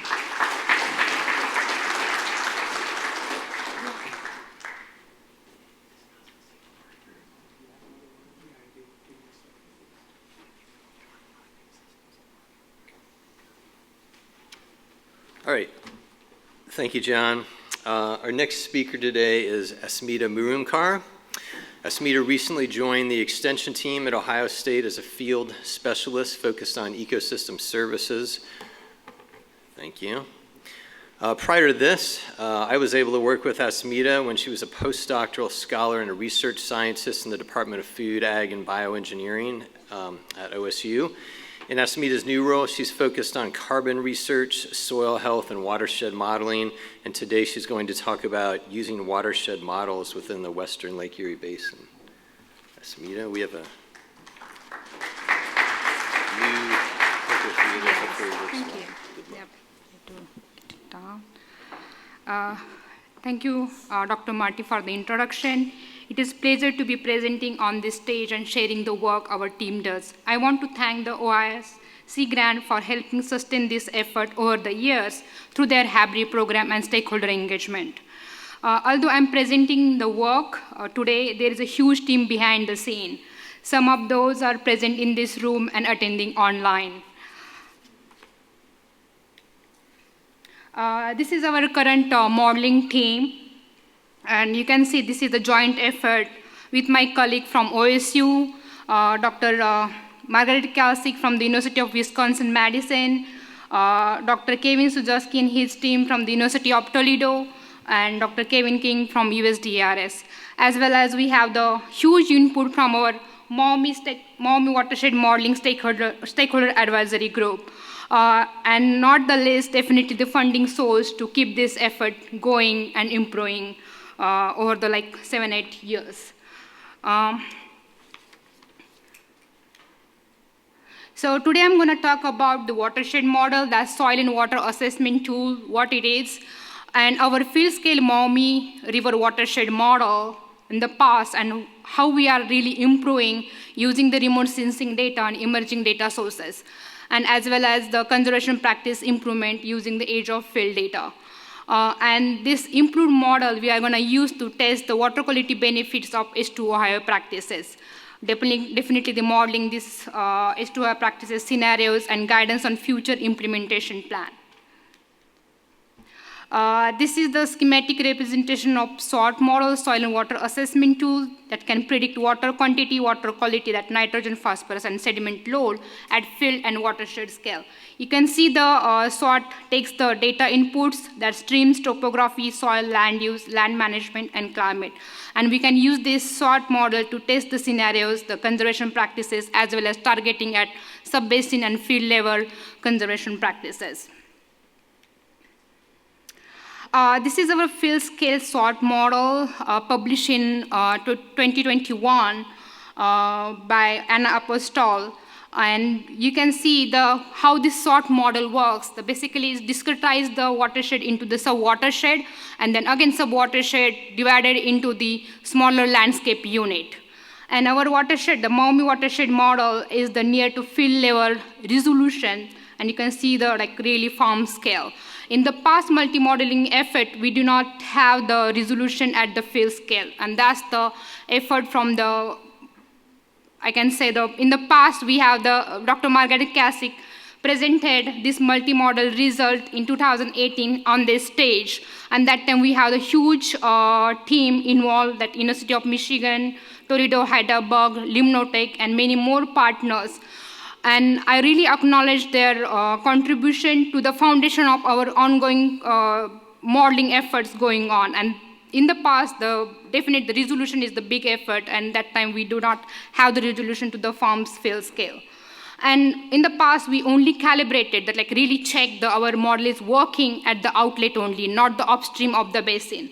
And thus, we are heading towards the direction of the checking our model is working at sub-watershed as well as the field scale resolution. And you can see as a field scale resolution, there are many inputs we are trying to bring on board. Based on you can see in today's morning and then afternoon session, we can see the ongoing work at the field level. We are trying to bring that information into our model and see if model is working properly, and to use that model for the reach the water quality benefits at the outlet.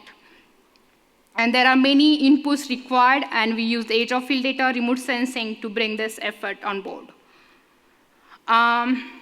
So why we are really improving, we really want to see the impact of H2O practice at field scale and watershed level. So these are the 10 practices H2O recommended. In the Maumee River Basin, currently we are not able to simulate the two-stage ditch impact in our model, but definitely, John, we can talk about more, and we would really want to bring that on board and see the impact of two-stage ditch at watershed level too. I will talk about in detail how we laid this scenario in the subsequent slide. So this is our project watershed model improvement and its application to H2O water quality benefits. We have 3 objectives: mapping of this crop management practices at field scale and incorporate into the watershed model, and see that our model is working properly at outlet as well as upstream, and use that model to test some H2O practices. So one thing is like mapping of remote sensing. We see in the past, we randomly placed these practices, for example, crop rotation, cover crop, or tillage practices in our model. But with the help of remote sensing data and with the help of a field level resolution of our smaller unit of the model, we can really bring this data into the model, and it's really improved our model at another stage. So this is the emerging data sources we are using to upgrade our model, definitely remote sensing data. In that we use cover crops, corn, soybean, and winter wheat rotation, tillage practices, and filter strips. So we know the locations in the past, like we are right now using 2008 to 2022 as our duration, and we are like every year which type of corn group at that particular field we are implementing in our model. And in the past, soil test phosphorus, we only had one single median values in our field level, but now with the help of county level STP distribution, we are applying to heterogeneous representation of soil P values, and you saw in the morning 2 presentations on STPs, and that's how we are trying to bring that information in our model.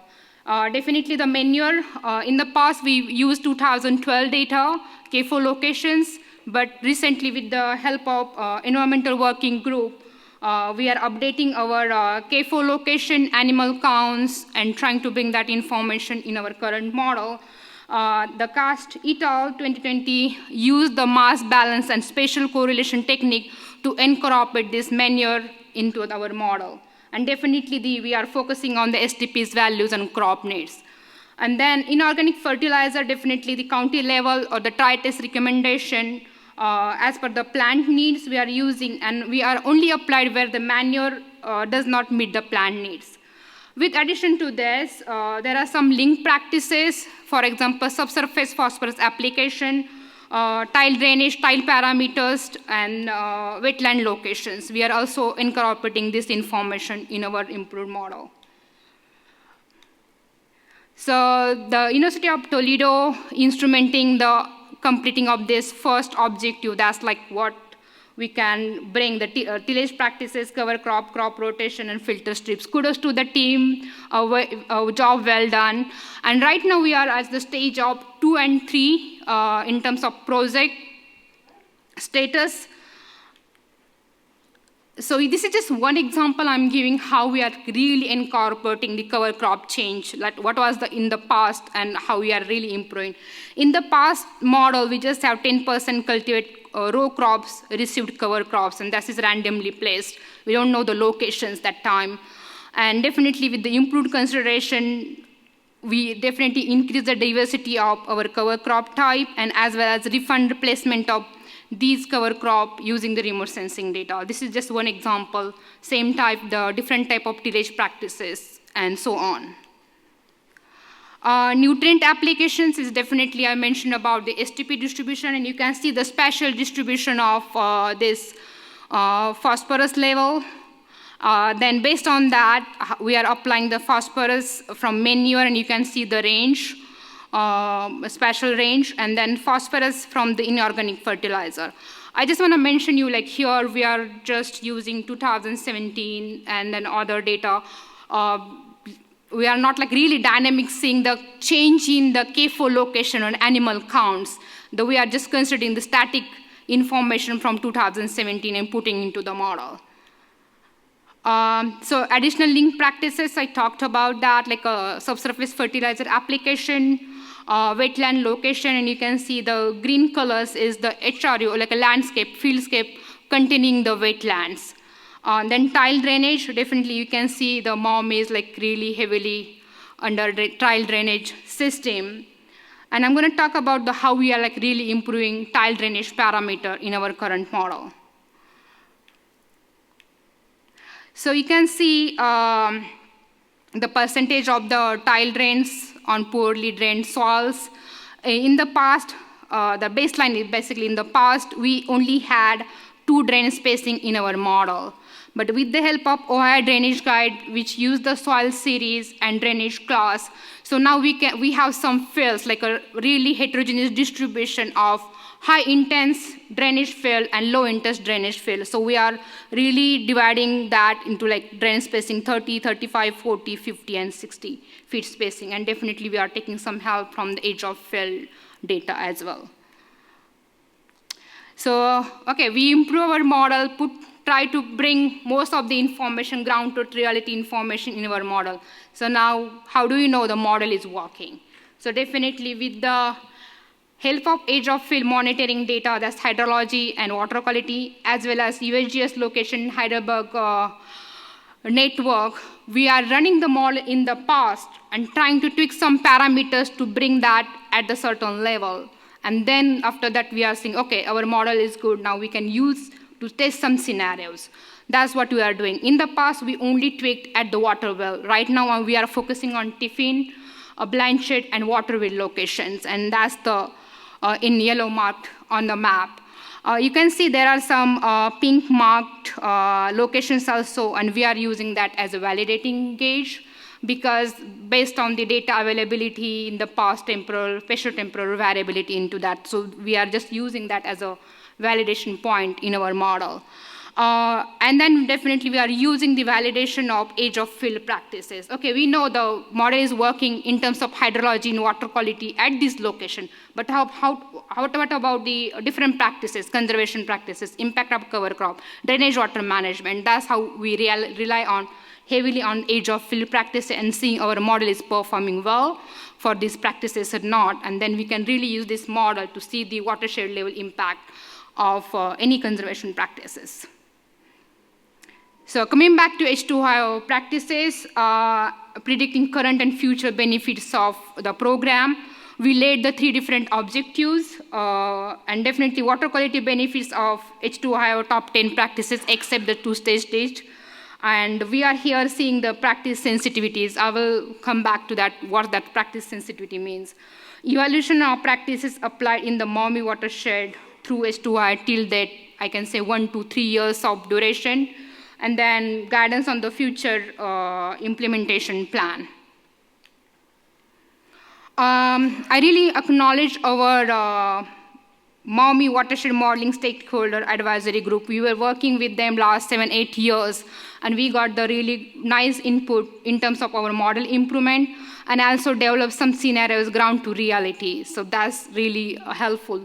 So, and then for developing for this scenario, we had 2 different groups, and we worked with the H2O managers to start develop that different scenarios, and got some guidance from our stakeholder group, big stakeholder group. And these are the many partners. You can see the state agencies, nonprofit, and community organizations.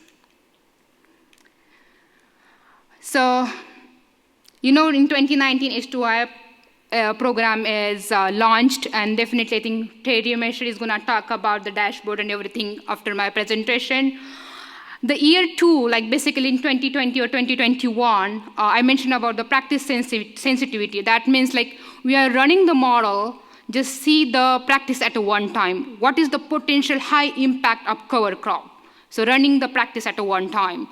Okay, what is the potential benefit of if we implement the drainage water management, highest potential of water quality benefits? So I'm just giving here 2 examples, subsurface nutrient application In baseline, that means the improved model, we have 10% of cropland. And in scenario, based on the stakeholders' input, we are going to increase that to 23% of cropland and see how much impact or how much benefit we can get from the subsurface nutrient application. Similar to the drainage water management, in our improved model, we don't have like 0% of cropland, and we're going to increase that the 10% and see the highest benefit of drainage water management. The year 3, that is like a 2020, because it's launched in 2019, but 2020 to 21, 1 to 3 years of the program. The current, we got in like basically HUC 12 level H2O rates from the ODA, and we are implementing the HUC 12 level information in our model and see the till date impact of this H2O program. Okay, what's next? Which year we will reach the target? So, and that's our future implementation plan. Continue enrollment of 5% acres per year, the HUC level or the field level. And we are going to run the model if we have a 5 year of funding, 10 year of funding, or how many years of funding we need to reach the target. And that's the future guidance for the H2O program. Sorry about the... Okay, stay tuned. I mentioned that we are at the stage of second and third objective. We will have the calibrated model by next month. And the preliminary H2O practices sensitivity result, we are going to discuss with our H2O manager first. And we are hoping to have our annual meeting again in January to get some feedback from our bigger Maumee watershed stakeholder advisory group, and the final submission of these results to the funding agency, definitely the HABRI, is Feb 2024. I think that's the due date for the final report too. I just want to mention, along with this, the HABRI OLEC project, there are more modeling projects going on, and we are trying to improve our model in many ways, based on the field studies, based on the stakeholder recommendation and everything. One is like representation of legacy PFAS. Jay talked about that. Cold season hydrology, we are in the cold region. Soil health indicators is really important. We are trying to bring that information also. Phosphorus transport via trial drainage and in-stream processing. We are not only focused on the Maumee, definitely Ajay talked about the pilot watershed project, but we are also focusing on Delphos watershed, Old Woman Creek, and as well as Upper Scioto River watershed in terms of modeling effort. With this, thank you. I'm happy to take questions.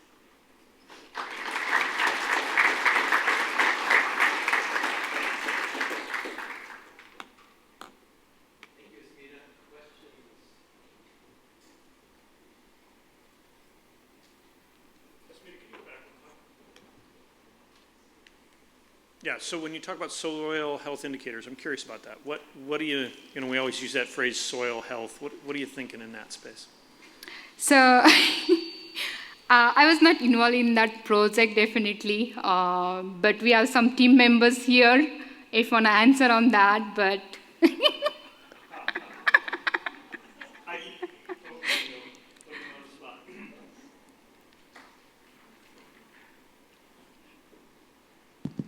I'll take the credit for it. Mainly because Dr. Margaret Kalsig is in Wisconsin right now, so she can't speak for us. She trusted me with the project when she left for Wisconsin, so I'm the current lead on that project. What we're looking at is the current SWOT model. What it does is it takes soils from the entire watersheds, assigns properties to those soils, physical, chemical, biological, and it just resets those properties over time. Every year it's going to come back to the same levels. What we're trying to do is, there has been a lot of discussion about how we're implementing cover crops on, 1 million acres now or so. Is there a long-term impact over time on those, especially the soil physical properties? And then is there anything that happens in organic matter that would eventually affect the transport of these nutrients at the watershed levels? So we essentially identified some gaps in the process representation in SWOT model, and we're trying to improve the process representation. For example, how would no-till and cover crop over 50 years change bulk density or hydraulic conductivity or soil organic matter for that matter, for that reason. And then essentially getting the soil transition represented in the watershed model, and then seeing how that affects whether or not it affects the water quality in the long run. So that's kind of the context for it. I don't have a question. I don't know if this, so back to the other slide again, and I think some folks in this audience have heard it already, but also can you just really touch on that in-stream processing subset in there too? Again, I may be putting different people on the spot. Yeah, so I just want to mention whatever the modeling improvement right now going on. I'm just part of the Habrio Lake, but not this one. But I can just talk a little bit about the in-stream processing. We are, I think, in the past, Margaret and some team members, we're working with Jim Hood to bring that information in our model. That's I can speak right now. Yeah, I think Jay was not a part of that either, I think. Sorry. No, I'll answer my own question then. So I guess, so for the Hood project that you're referencing, basically the idea is we've always treated our streams as just pipes that takes what comes from the edge of field and drops it into the western basin of Lake Erie. And so what Jim Hood's work will do, which I think you're referencing here, is then talk about, are those rivers acting as sources or sinks? And so I'm guessing that you can find a way through the SWOT model to figure out a contribution or a drawdown of those nutrients as it moves from edge of field to Lake Erie. Is that a correct assessment? Yes, that's correct. Thanks.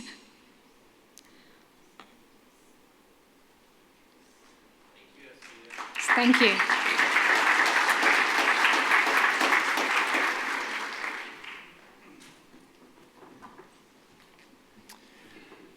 Okay, we've made it to our final speaker for this afternoon, and that is Terry Mesher. And Terry serves as the H2 Ohio Program Director at the Ohio Department of Agriculture. I've had the chance to work with many people involved with water quality and agriculture production in Ohio, and for me and many of my colleagues, we're very thankful to work with Terry and the collaboration he supports. And in this way, Terry's work not only benefits ODA and the H2 Ohio program, but many other programs within the Lake Erie Basin. As an example of that, and personal to me, the pilot watershed would definitely not be happening without Terry's support and collaboration, so I'm really thankful to that. And so today, Terry is going to talk about the new H2 Ohio dashboard and program updates.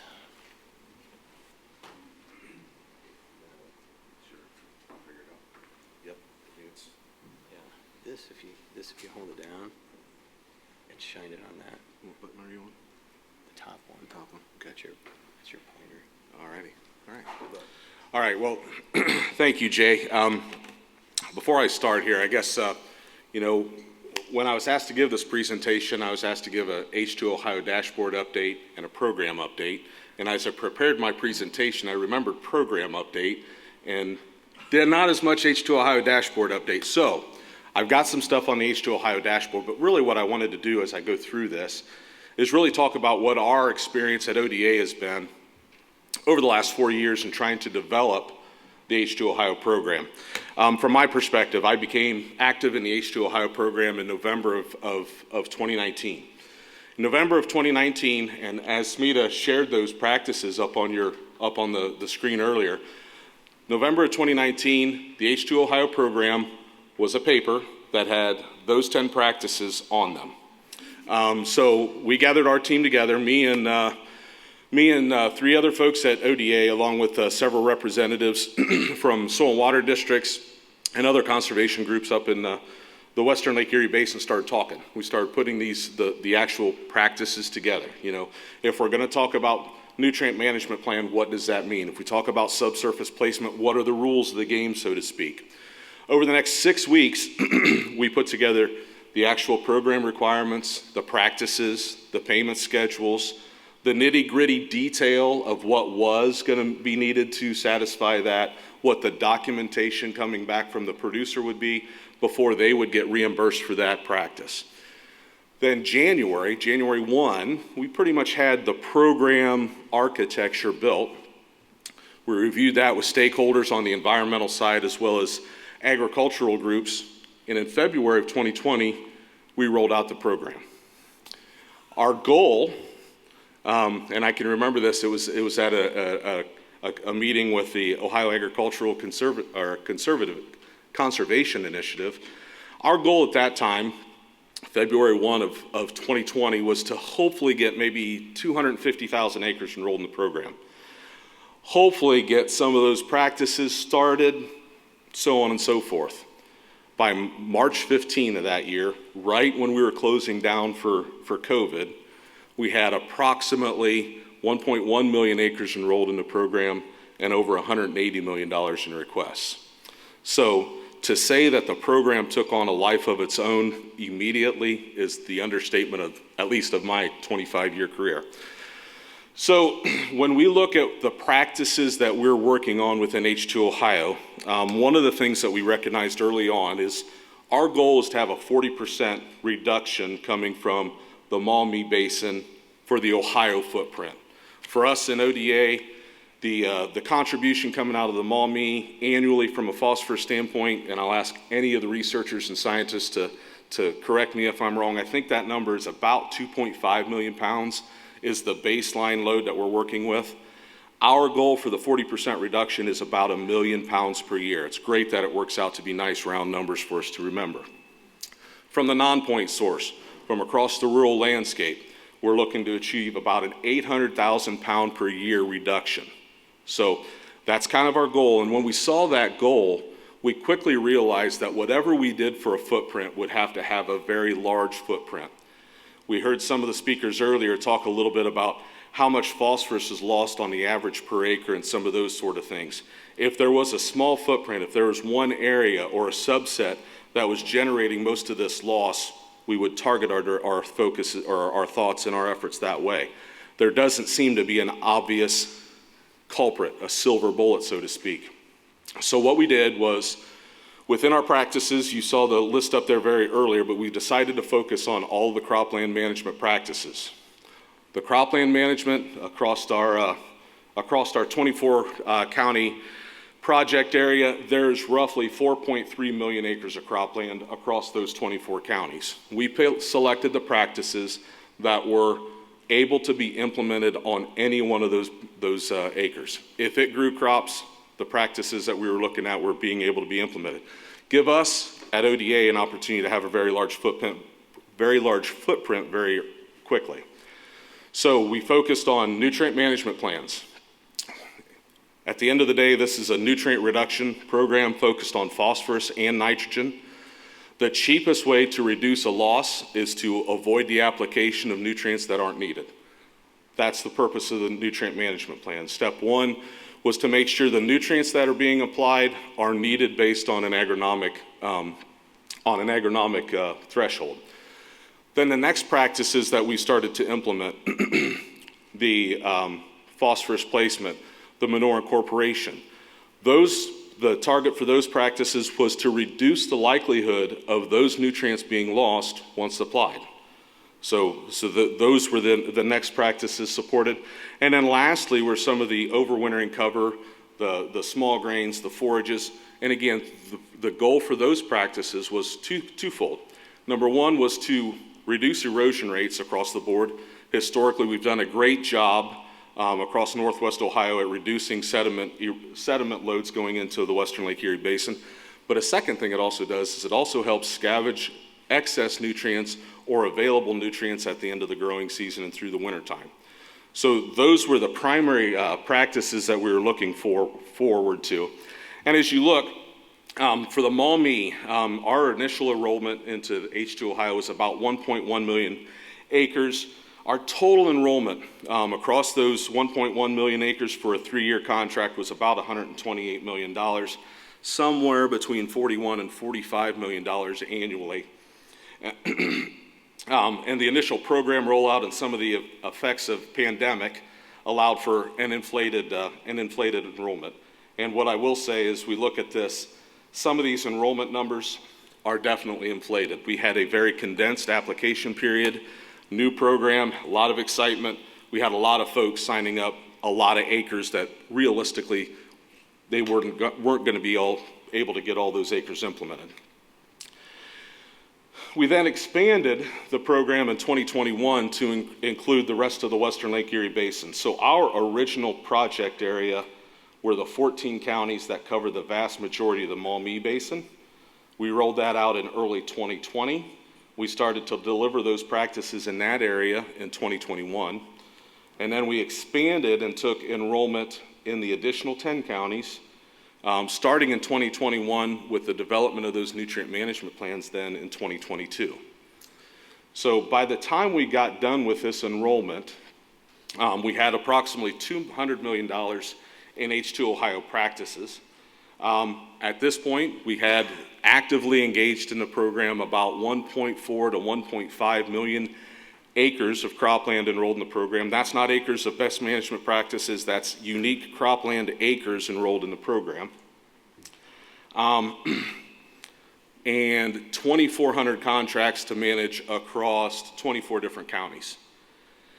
Now, I set all that up, and I talk about the timeline a little bit just to share that we did a lot of work initially to try to build the program and make sure we were able to implement the practices and get them implemented in a manner that would deliver the water quality effects that we were looking for. We were very successful, had a very successful enrollment. We got a lot of acres, we got a lot of producers involved. However, through all of that process, one of the things that we didn't think about was how are we going to manage all these contracts and how are we going to report all these practices? We didn't have any contract management software. All the contracts today, to date, are still being managed on paper. So reporting for us and the new dashboards has become a very high priority, number one, and a difficult task at the very least. We do have H2 Ohio dashboards. They were released about 8 to 9 months ago. And as you look at those dashboards, you can find them on the Data Ohio portal. What I do if I want to find them is I go to Google and I type in H2 Ohio dashboards. The second or third link that is seen will take you right to these dashboards. We have developed the dashboards, and within the dashboard, we are reporting all of the enrollments across each county for each practice that we have in our programming across our H2 Ohio practices. It does include data from ODNR and EPA as well. I'm not nearly as familiar with their data. I am fairly familiar with our data from the ODA standpoint. When you go into ODA's dashboard, you'll see some of these graphics. ODA is providing the data that is linked to the county as well as to the watershed.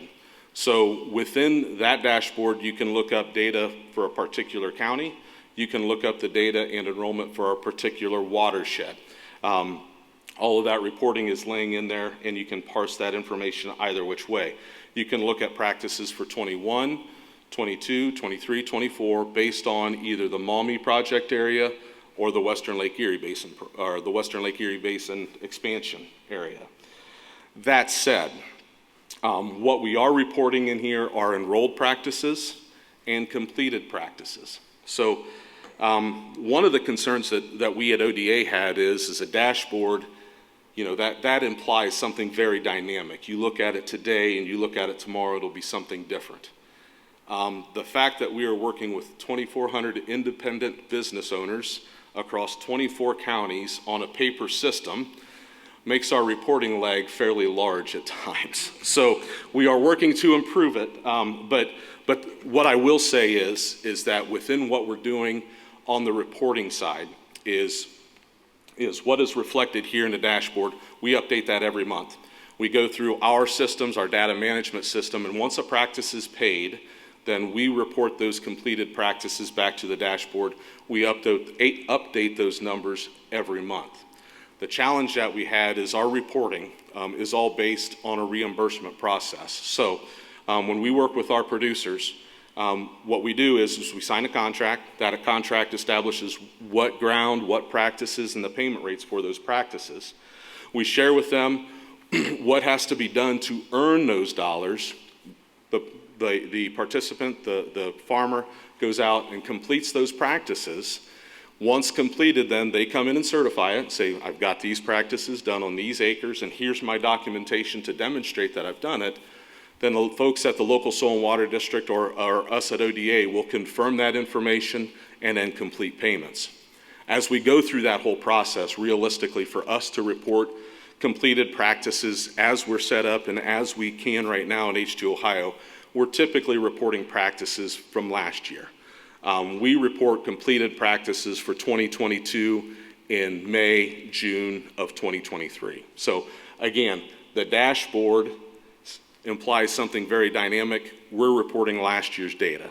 We're hoping to get to a better spot. I think as we talk a little bit about some of the changes that we're making to the program, it'll allow us to be a lot more nimble within our reporting and a lot more accurate in our reporting. But again, the reporting that you see here, keep in mind as we talk about some of the granularity of it and some of those sort of things, all this data here is based off of individual paper contracts for an individual producer across those 24 different soil and water districts. So that's where we're at on the dashboards. We are looking to improve our reporting and streamline some of that reporting. And I want to discuss that a little bit by just looking at our H2 Ohio budget that was approved on late June here for fiscal years 24 and 25. The H2 Ohio program for ODA, the 24-25 budget, gives about $60.6 million each fiscal year to ODA to implement the H2 Ohio program. For those of you that are really into the budgeting, on paper this looks like it's about a 15% increase in ODA's funding towards the program. In reality, it's more of a pretty much a flat line funding. Previous budgets, we had another line item within the budget called the Soil and Water Phosphorus Program. That provided about $10.7 million in 22-23 budget. That went from 10.7 to 0. Our H2 Ohio budget went from 49.7 to 10.6. So overall support for H2 Ohio practices at ODA, pretty much level funding, which we are very happy for the support that we're getting for that. What we're going to do as we move through 24 and 25, we're going to continue to focus on the cropland management practices. We are still convinced that the best way to start to reduce these nutrient losses, especially on the phosphorus, is take a broad-ranged look at all the cropland out there. There are certainly areas where we can focus our efforts. There's certainly going to be more data that comes out where we can better target our initiatives and target our efforts. But at this point in time, we are convinced that the best place for us to spend our funding right now, given the information we have, is trying to bring everybody up to a better nutrient management position. We are going to encourage some structural practices such as conservation channels and drainage water management structures. We're also putting some effort into some research and evaluation efforts. You've heard about some of those efforts already today, as well as program administration for the ODA and SWCED levels. And I do have to, probably don't give proper credit to the folks within the soil and water districts. At ODA across this program, I have 5 people working on this program. We have a huge partner in the soil and water district folks at each county level. They are integral to our delivery. They are the face. They are the face of the H2 Ohio program to the agricultural community. They are the ones that are working through the contracts and delivering this program to the producers and looking to get the practices implemented out across the cropland. Looking ahead, as we look into this budget, currently our overall footprint is somewhere around 1.4 or 1.5 million acres. That is approximately 32 to 33% of the cropland in that entire 24 county area. So as you go up and down 75 or across Route 24, 3 or 4 out of every 10 fields you pass are actively enrolled and part of the H2 Ohio program. It's a magnificent footprint for us to work on. Probably a little bit larger than what we're comfortable with, given our work staff, but we're making the best of it. For our goals as we look forward, our goal by the end of fiscal year 2025 is to have a 2 million acre footprint across these 24 counties. The only thing magical about 2 million is it's a nice round number, and it's really close to 50% of the cropland. That's what's driving that number. We will be accepting, just had a H2 Ohio rollout meeting last night. We will be accepting applications for the H2 Ohio best management practices for crop year 2024 and 2025 across these original Maumee counties starting yesterday. We started taking applications for those. Our goal is to ramp up our participation across these 14 counties to 1.5 million acres. That's a goal. I think realistically, I'm hoping we can get close to 1.2. If we can get to 1.2, that puts us in a really good position to reach that overall goal of a 2 million acre footprint across the entire 24 county area that you're looking at on your screen. We are looking at some expansion. Certainly, the state of Ohio is plugging in Ohio tax dollars to support this program. We've got programming in 24 counties. There are at least 64 counties that don't have any H2 Ohio programming coming from ODA. We are looking to do some expansion outside of the Western Lake Erie Basin. That is probably going to focus initially on the development of nutrient management plans. And from my perspective, as we look at the rollout that we're looking at outside of the Western Lake Erie Basin is more geared towards building capacity and building the connections to have a very robust H2 Ohio program delivered in fiscal years 26 and 27. I think what we want to do from ODA's perspective and the soil and water districts is build some knowledge, build some capacity to handle a larger program, and we're going to do that with concentrating on nutrient management plans. Our goal is to get about a 500,000 acre footprint outside of the Western Lake Erie Basin while we still continue to focus on that cropland, those row crop management practices. As we look at our plans for the Western Lake Erie Basin, we're still going to be committing about $50 million annually to grow that current footprint from 1.5 to beyond that. We are going to be using any of our carryover dollars to also fund that programming in that 24 county area. So again, as I said, we're accepting new applications for 2024 and 2025 in the Maumee project area. As we get into next calendar year, we will evaluate our overall sign up and our available funds, and we will be looking to take some new applications and or extend current contracts in the Western Lake Erie Basin counties as well. For the statewide program and for everything we do, I want to focus a little bit on what the foundation for the program is. We talked a little bit about having that 1.4 million acre footprint. Every one of those acres that's enrolled in the program has to have an updated nutrient management plan with it. What does that mean? It means that across those acres, each one of those fields, we have a current soil test. So that soil test is 4 years old or less, or really less than 4 years old. We have the crop rotation and yield goals for that producer. And then the most important part of this overall plan is this one right here. I said we've got current soil tests. We're using the current crop rotation and yield. But really the nuts and the bolts of a nutrient management plan that we use for H2 Ohio really starts to hit the rubber starts to hit the road with that nutrient recommendation. We are using OSU's Tri-State Fertilizer Guide to make sure that the nutrients that are planned, the nitrogen, the phosphorus, and the potassium, are needed for the crop production and the soil test levels to support that crop production.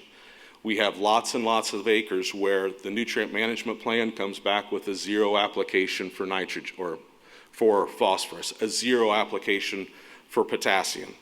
And in order to receive program incentives, the producer has to come back to us and show that they put on 0 pounds of phosphorus on those acres and 0 pounds of the other nutrients. So that's why we built the nutrient management plan as the foundation for the program. As we look at our changes, we are really trying to streamline the program. Originally, we looked at the H2 Ohio program as being kind of an a la carte conservation menu for a producer. That they could, once they had the nutrient management plan developed, they could pick and choose the practices that fit that field in a given year. Afforded the producer tremendous flexibility. They could tailor the program to each individual field, which was great. However, that flexibility also leads to a lot of complexity when we're trying to administer a program. So as we look at our second version of H2 Ohio, we are trying to streamline the program by essentially bringing our 7 practices that we were offering through the H2 Ohio program down to 4. What that affords us to do, and the changes that we've made, we are still incentivizing the exact same activities as we were previously, but we've simplified the overall process and we streamlined the overall administrative costs as well as the nuts and bolts to the program. We are going to be going to a 2-year contract. Some of our funding levels have required going to a 2-year contract versus a 3-year contract, which is what we had originally done. We are going to be looking at automating some of the SWCD processes. As I told you and I mentioned earlier that we had this program, we got it off the ground, and we had no contract management software to speak of.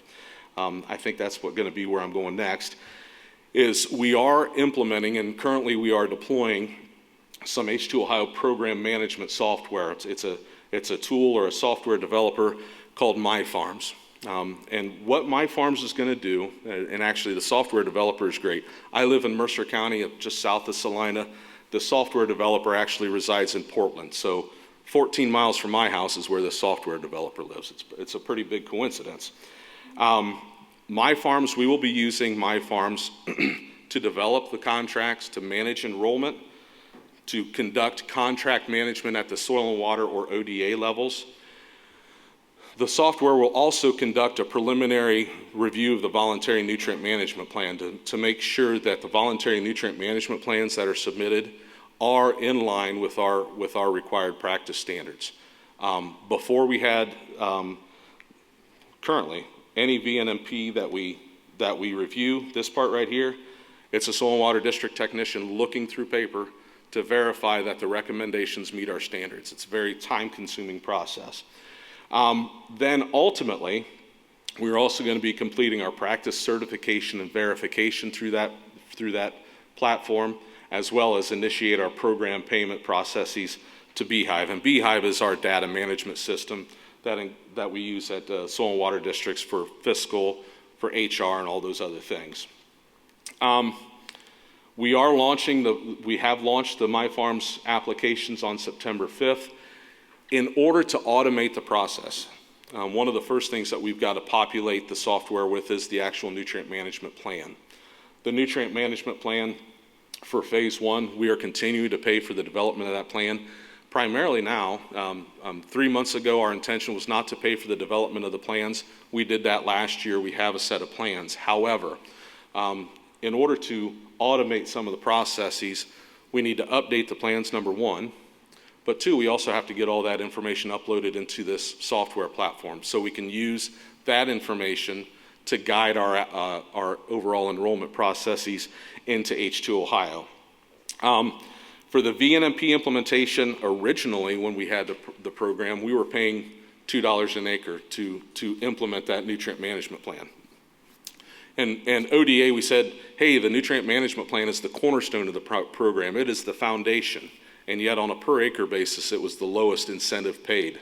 So we've upped that incentive for the VNMP implementation to better reflect where its overall importance is in the program itself. A couple of things that we like to talk about as far as once nutrients are required to develop or to achieve that yield goal, our goal at ODA is to minimize the opportunity for those nutrients to run off once applied. We do that through our placement practices as well as our manure incorporation and utilization practices. You'll see that for the manure incorporation and utilization, those payments there are fairly high. And our thinking behind this is that manure that is generated in a watershed will be applied in the watershed. Those are nutrients that are in the watershed. Any commercial fertilizer that we put in and apply in Ohio are imported from another state or from another country, but needless to say, none of those commercial fertilizers originate within the Western Lake Erie Basin watershed. Our goal and our approach is to, through these incentive rates, is to look at manure and to replace as much commercial fertilizer with manure as possible. If we can move, and our goal is to move manure from ground that doesn't need the manure to grow a crop and put it on a field that does need those nutrients to produce a crop and replace commercial fertilizers at the same time.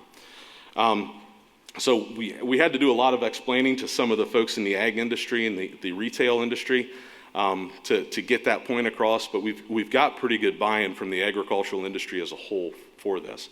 We will be accepting the applications on the new enrollment through the end of the calendar year. We may extend it a little bit beyond that. We've got a lot of work to do between now and then, but we will be accepting those applications at least through the end of the calendar year. And then finally, our phase 2 contracts, the contracts that have the actual practices assigned to an actual field for crop year 2024 and 2025, ODA will be signing and obligating those dollars to those contracts in early calendar year 2024. Our goal is to approve all of those phase 2 contracts in January of 24. We'll go through a little bit of the process here. I don't want to belabor this, but again, in some of the things that we're doing and some of the challenges that we've had, not knowing the nutrient management plan and not knowing the specifics about a field, we couldn't decipher early on whether or not that field was even eligible for a practice. Once we go through and we have the nutrient management plan uploaded into MyFarms, then MyFarms will have the logic built in to say, hey, before you sign this field up, is it even eligible for the practice? So it should clean up a lot of our overall enrollment and give us a lot better completion rates as far as the program goes. Some of the things that we're excited about and where we started this discussion off originally was the reporting. As we look at the data that we'll have within the MyFarms platform, it's going to afford us a couple different things. It's going to afford us the ability, number one, to track the practices down to the field level. We don't have any GIS correspondence to the individual practices now. I'll let you in behind the curtain. When we report our H2 Ohio location, the practice locations, they go to the mailing address for the producer that's enrolled in the program. That's the best system we had. I'll remember the first time we sent our data out to the H2 Ohio platform, and we had some H2 Ohio practices being applied to Florida, because that's where the mailing address for the landowner was. So we cleaned that data up, but the MyFarms platform is going to allow us to do a lot better reporting. It's also going to give us an avenue by which we can actively aggregate the data based on a watershed, based on a county, based on political boundaries, and so forth. So we're really excited about that. It's also going to put ODA in a position where we can better assess the overall program impact. And that's really where we need to be, and that's where we want to be, is looking at the data, looking at the actual management across those acres, and put us in a position where we can assess program impact on a year-by-year basis. So we're really excited about that. Again, a pretty heavy lift here as far as this goes. We got a lot of software to develop and a lot of data to populate that system, but we're pretty confident on where we're at right now. So that is a very, very quick rundown on where we're at with H2 Ohio, and would love to answer any questions that I can.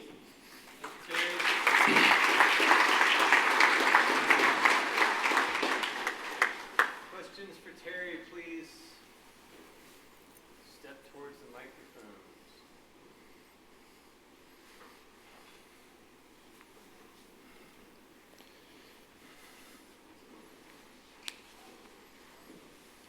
Terry, thanks for your presentation. I wanted to ask a little bit about the projected project to encourage use of manure on fields and making sure that we're getting those distributed out across as much of the watershed as possible.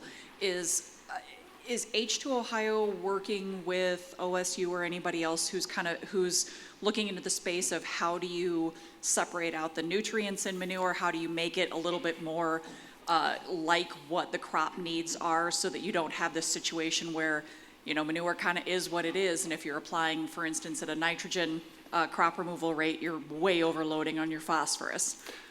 We are. Ohio EPA, along with ODNR and ODA, are working on it's called the TAP program, the Technology Assessment Program, to look at processing manure and some of those sort of things.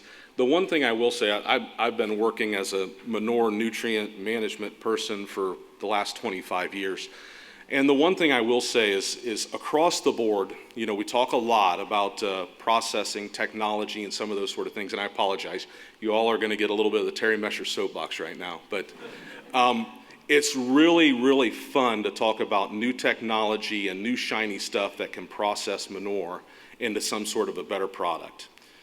The challenge there is, at the end of the day, going through Grand Lake, St. Mary's, the distressed watershed rules, all the information that I've read through the last 20 years, for the producer and for the user of that manure ultimately, it has always, always, always been cheaper to spend that money on diesel fuel to move that manure a little bit farther away to a field that needs it, as opposed to try to process it, concentrate the nutrients, and then move them.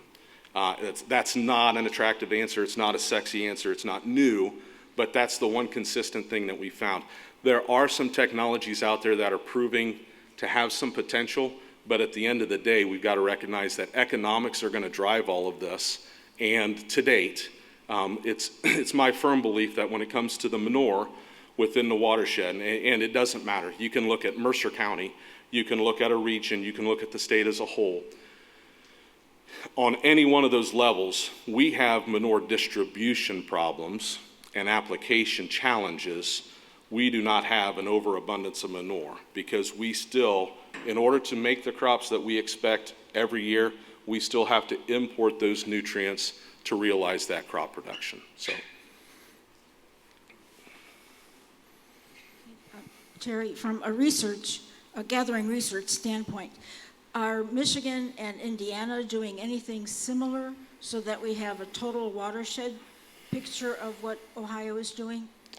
I cannot speak to Michigan and Indiana's program specifically. What I can say is, certainly within the space, there's been a lot of movement.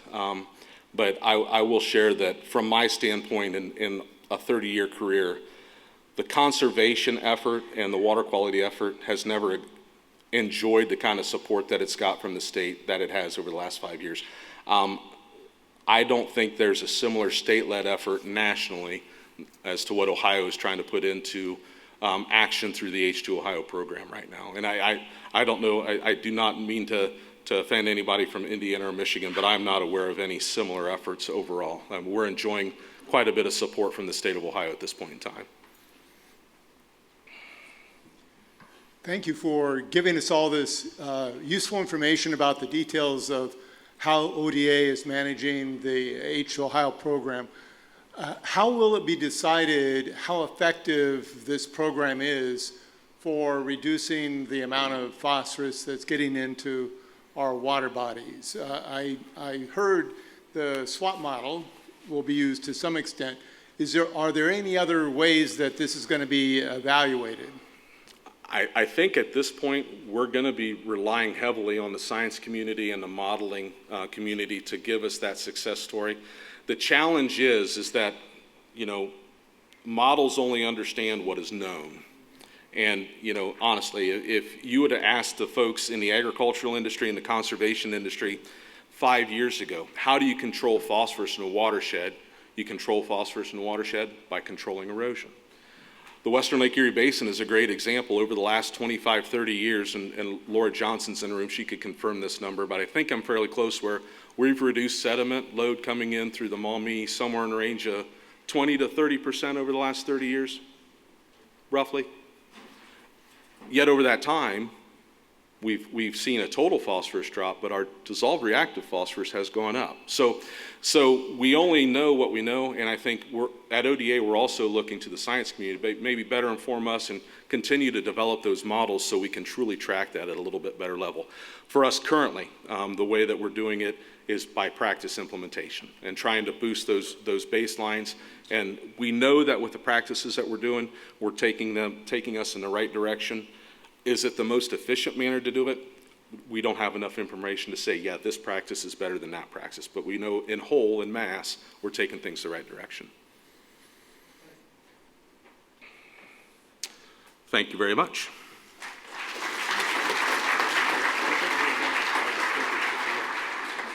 So with that, I'm going to ask all the speakers from the afternoon session to come up and just have a few more minutes if there's any questions for any of the speakers before we move towards wrapping up. Ed, do you have a question? Sorry, it's probably a broad question that maybe focuses more on the last panel.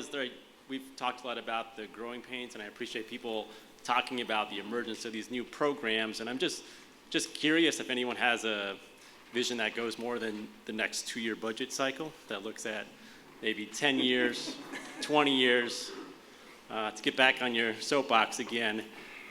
Can we just decompress from a state budget towards what might this be leading towards? From a long-term perspective, and I am talking from what I've heard over the last many years. So this is by no way inside information, but there had been talk about funding H2 Ohio through a bond initiative. Thank you. I was blanking there a little bit. Much as Clean Ohio is funded by a bond issue where it sets out stable funding for a 10-year period, there has been discussion about funding H2 Ohio in that manner. Honestly, I have not kept up with the nuts and bolts of that discussion. I don't know if that's the direction that we're going or not. The one thing I will say is that the state of Ohio overall is experiencing some very strong economic times and some very good budgets. There is, when this economy for Ohio takes a downturn, some of this support that H2 Ohio that we're enjoying for water quality will certainly have to be reevaluated. So, but that's what I know.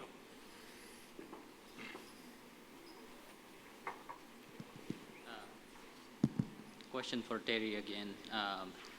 On the, as you mentioned, I think H2 Ohio definitely, just based on what I talk to my colleagues across the region, it is definitely a unique program. A lot of other states are looking at this program as a model program, so definitely great work there.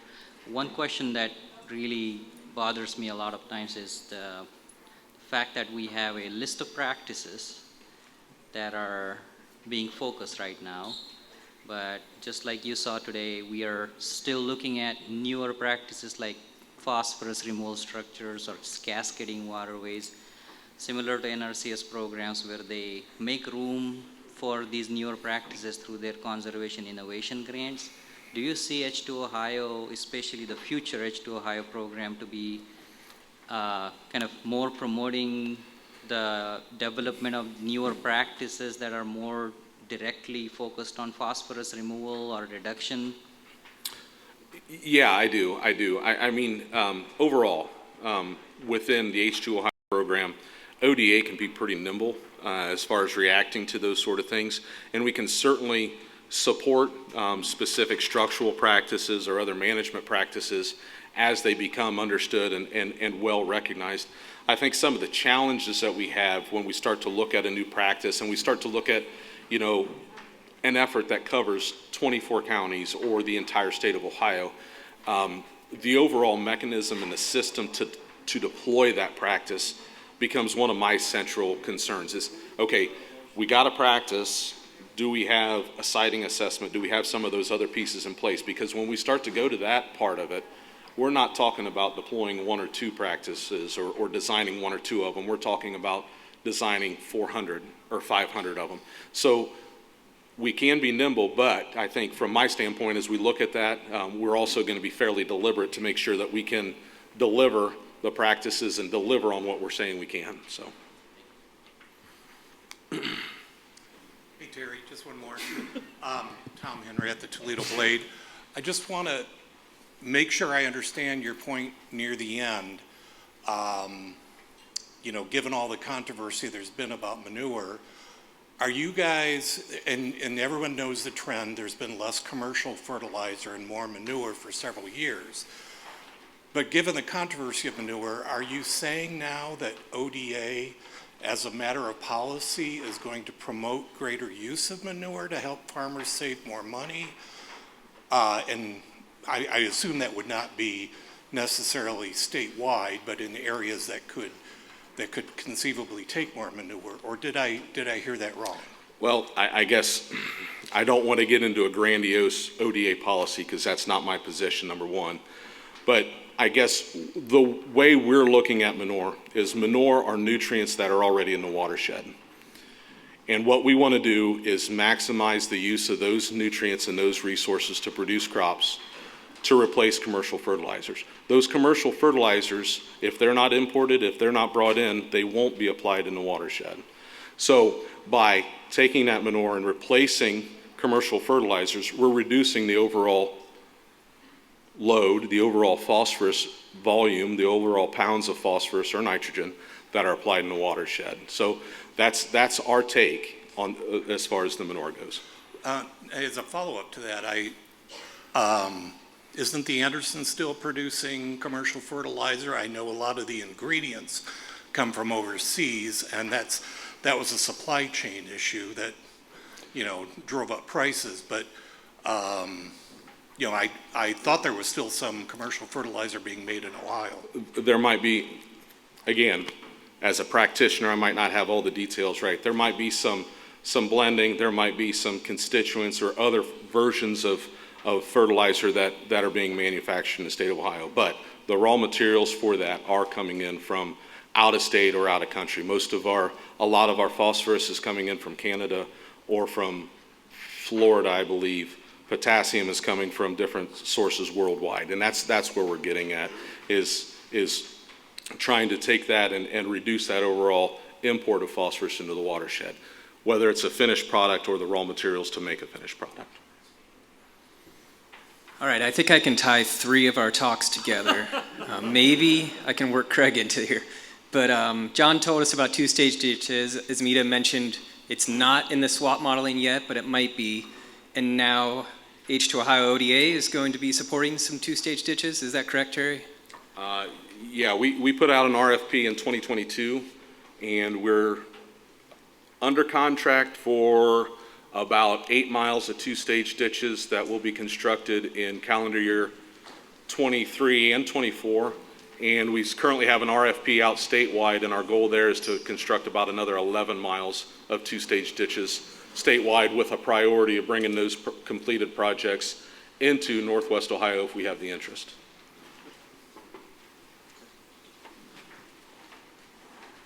Okay, with that, one more final round of applause. One more question or comment here, it looks like. Yeah, a comment, if I could. Barry Fanning of the Andersons. So anyway, yes, we do still make fertilizer. Happy to support ag.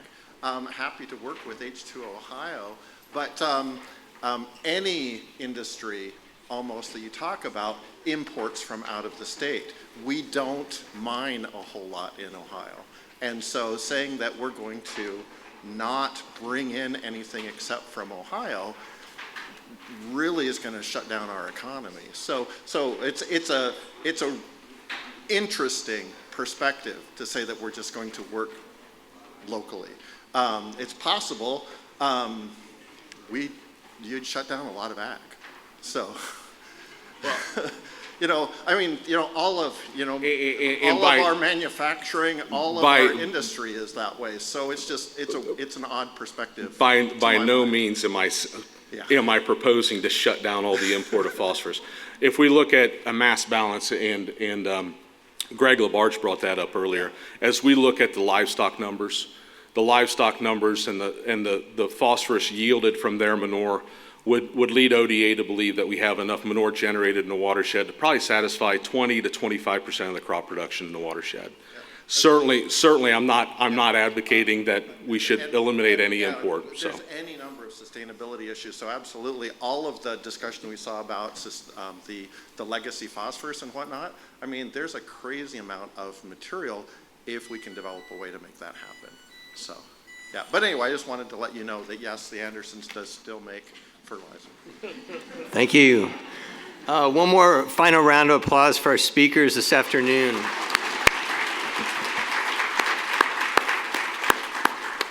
And with that, Chris and I are going to give a combined thanks to a lot of people that it took to make this event happen. First of all, we want to give a big thank you to you, the audience, for coming today, driving through the rain, and for those of you online, thank you very much for supporting this event again. Secondly, we will need to thank our sponsors again, and Chris is going to go through those. Yeah, just again, so at the Maumee level, Joyce Foundation, Lake Erie Protection Fund, the Herb Family Foundation, OSU's College of Food, Ag, and Environmental Sciences, at the Auglaize, National Wildlife Federation, Great Lakes Commission, TNC, and at the Blanchard level, Ohio Soybean, Ohio Dairy Producers Association, American Dairy Association Midwest, Ohio Farm Bureau, Ohio Corn and Wheat, and Limnotech. So thanks again, sponsors, for your support of the program.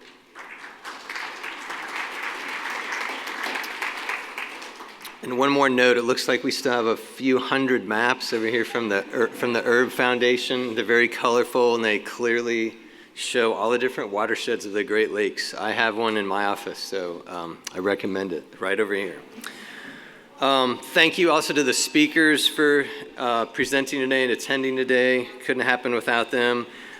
Several others who made this event possible, those at the Stranahan to set up and host this event.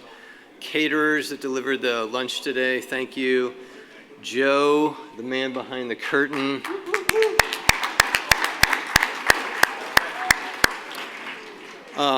Shalise Simmons, Lily, and Aaron from Sea Grant, thank you so much for your efforts to organize this whole event and keep myself and Chris in line. Tom Henry, thank you for coming to cover this event. What a nice article on the Blade. Two more things. There's a survey we would love for you to fill out. We do look at the survey and decide what topics to talk about next year, how hot or cold to have the room next year, so please give us feedback on the event. Chris has one last remark. Yeah, just on the survey, it was emailed to you, so you should have it in your inbox, but also there's a QR code on the agenda, so use either one of those. Last one for you academics rolling around or grad students. We officially also have in the biennial budget 2 more years of funding for the Ohio Department of Higher Education Harmful Algal Bloom Research Initiative. That's $2.5 million in each, absolutely, in each fiscal year. And so the agency folks that are in the room and that I get to work with on a regular basis, they are the individuals that set the priorities. So the questions and the research that they need to have to inform the implementation of the H2O practices on the ground, a lot of that research comes from the Ohio Department of Higher Education. So thank you to Chancellor Gardner, Deputy Chancellor Charles C., the governor and the legislature, but we will have $5 million again over the next 2 fiscal years to support research to inform H2O Ohio boots on the ground. We are hoping, I will be having a conversation with the agencies this week and into next week, we are hoping for an RFP to be on the streets ASAP. So be on the lookout for another call for research proposals. And with that, Jay, anything else? Safe trip home. Take care, everybody.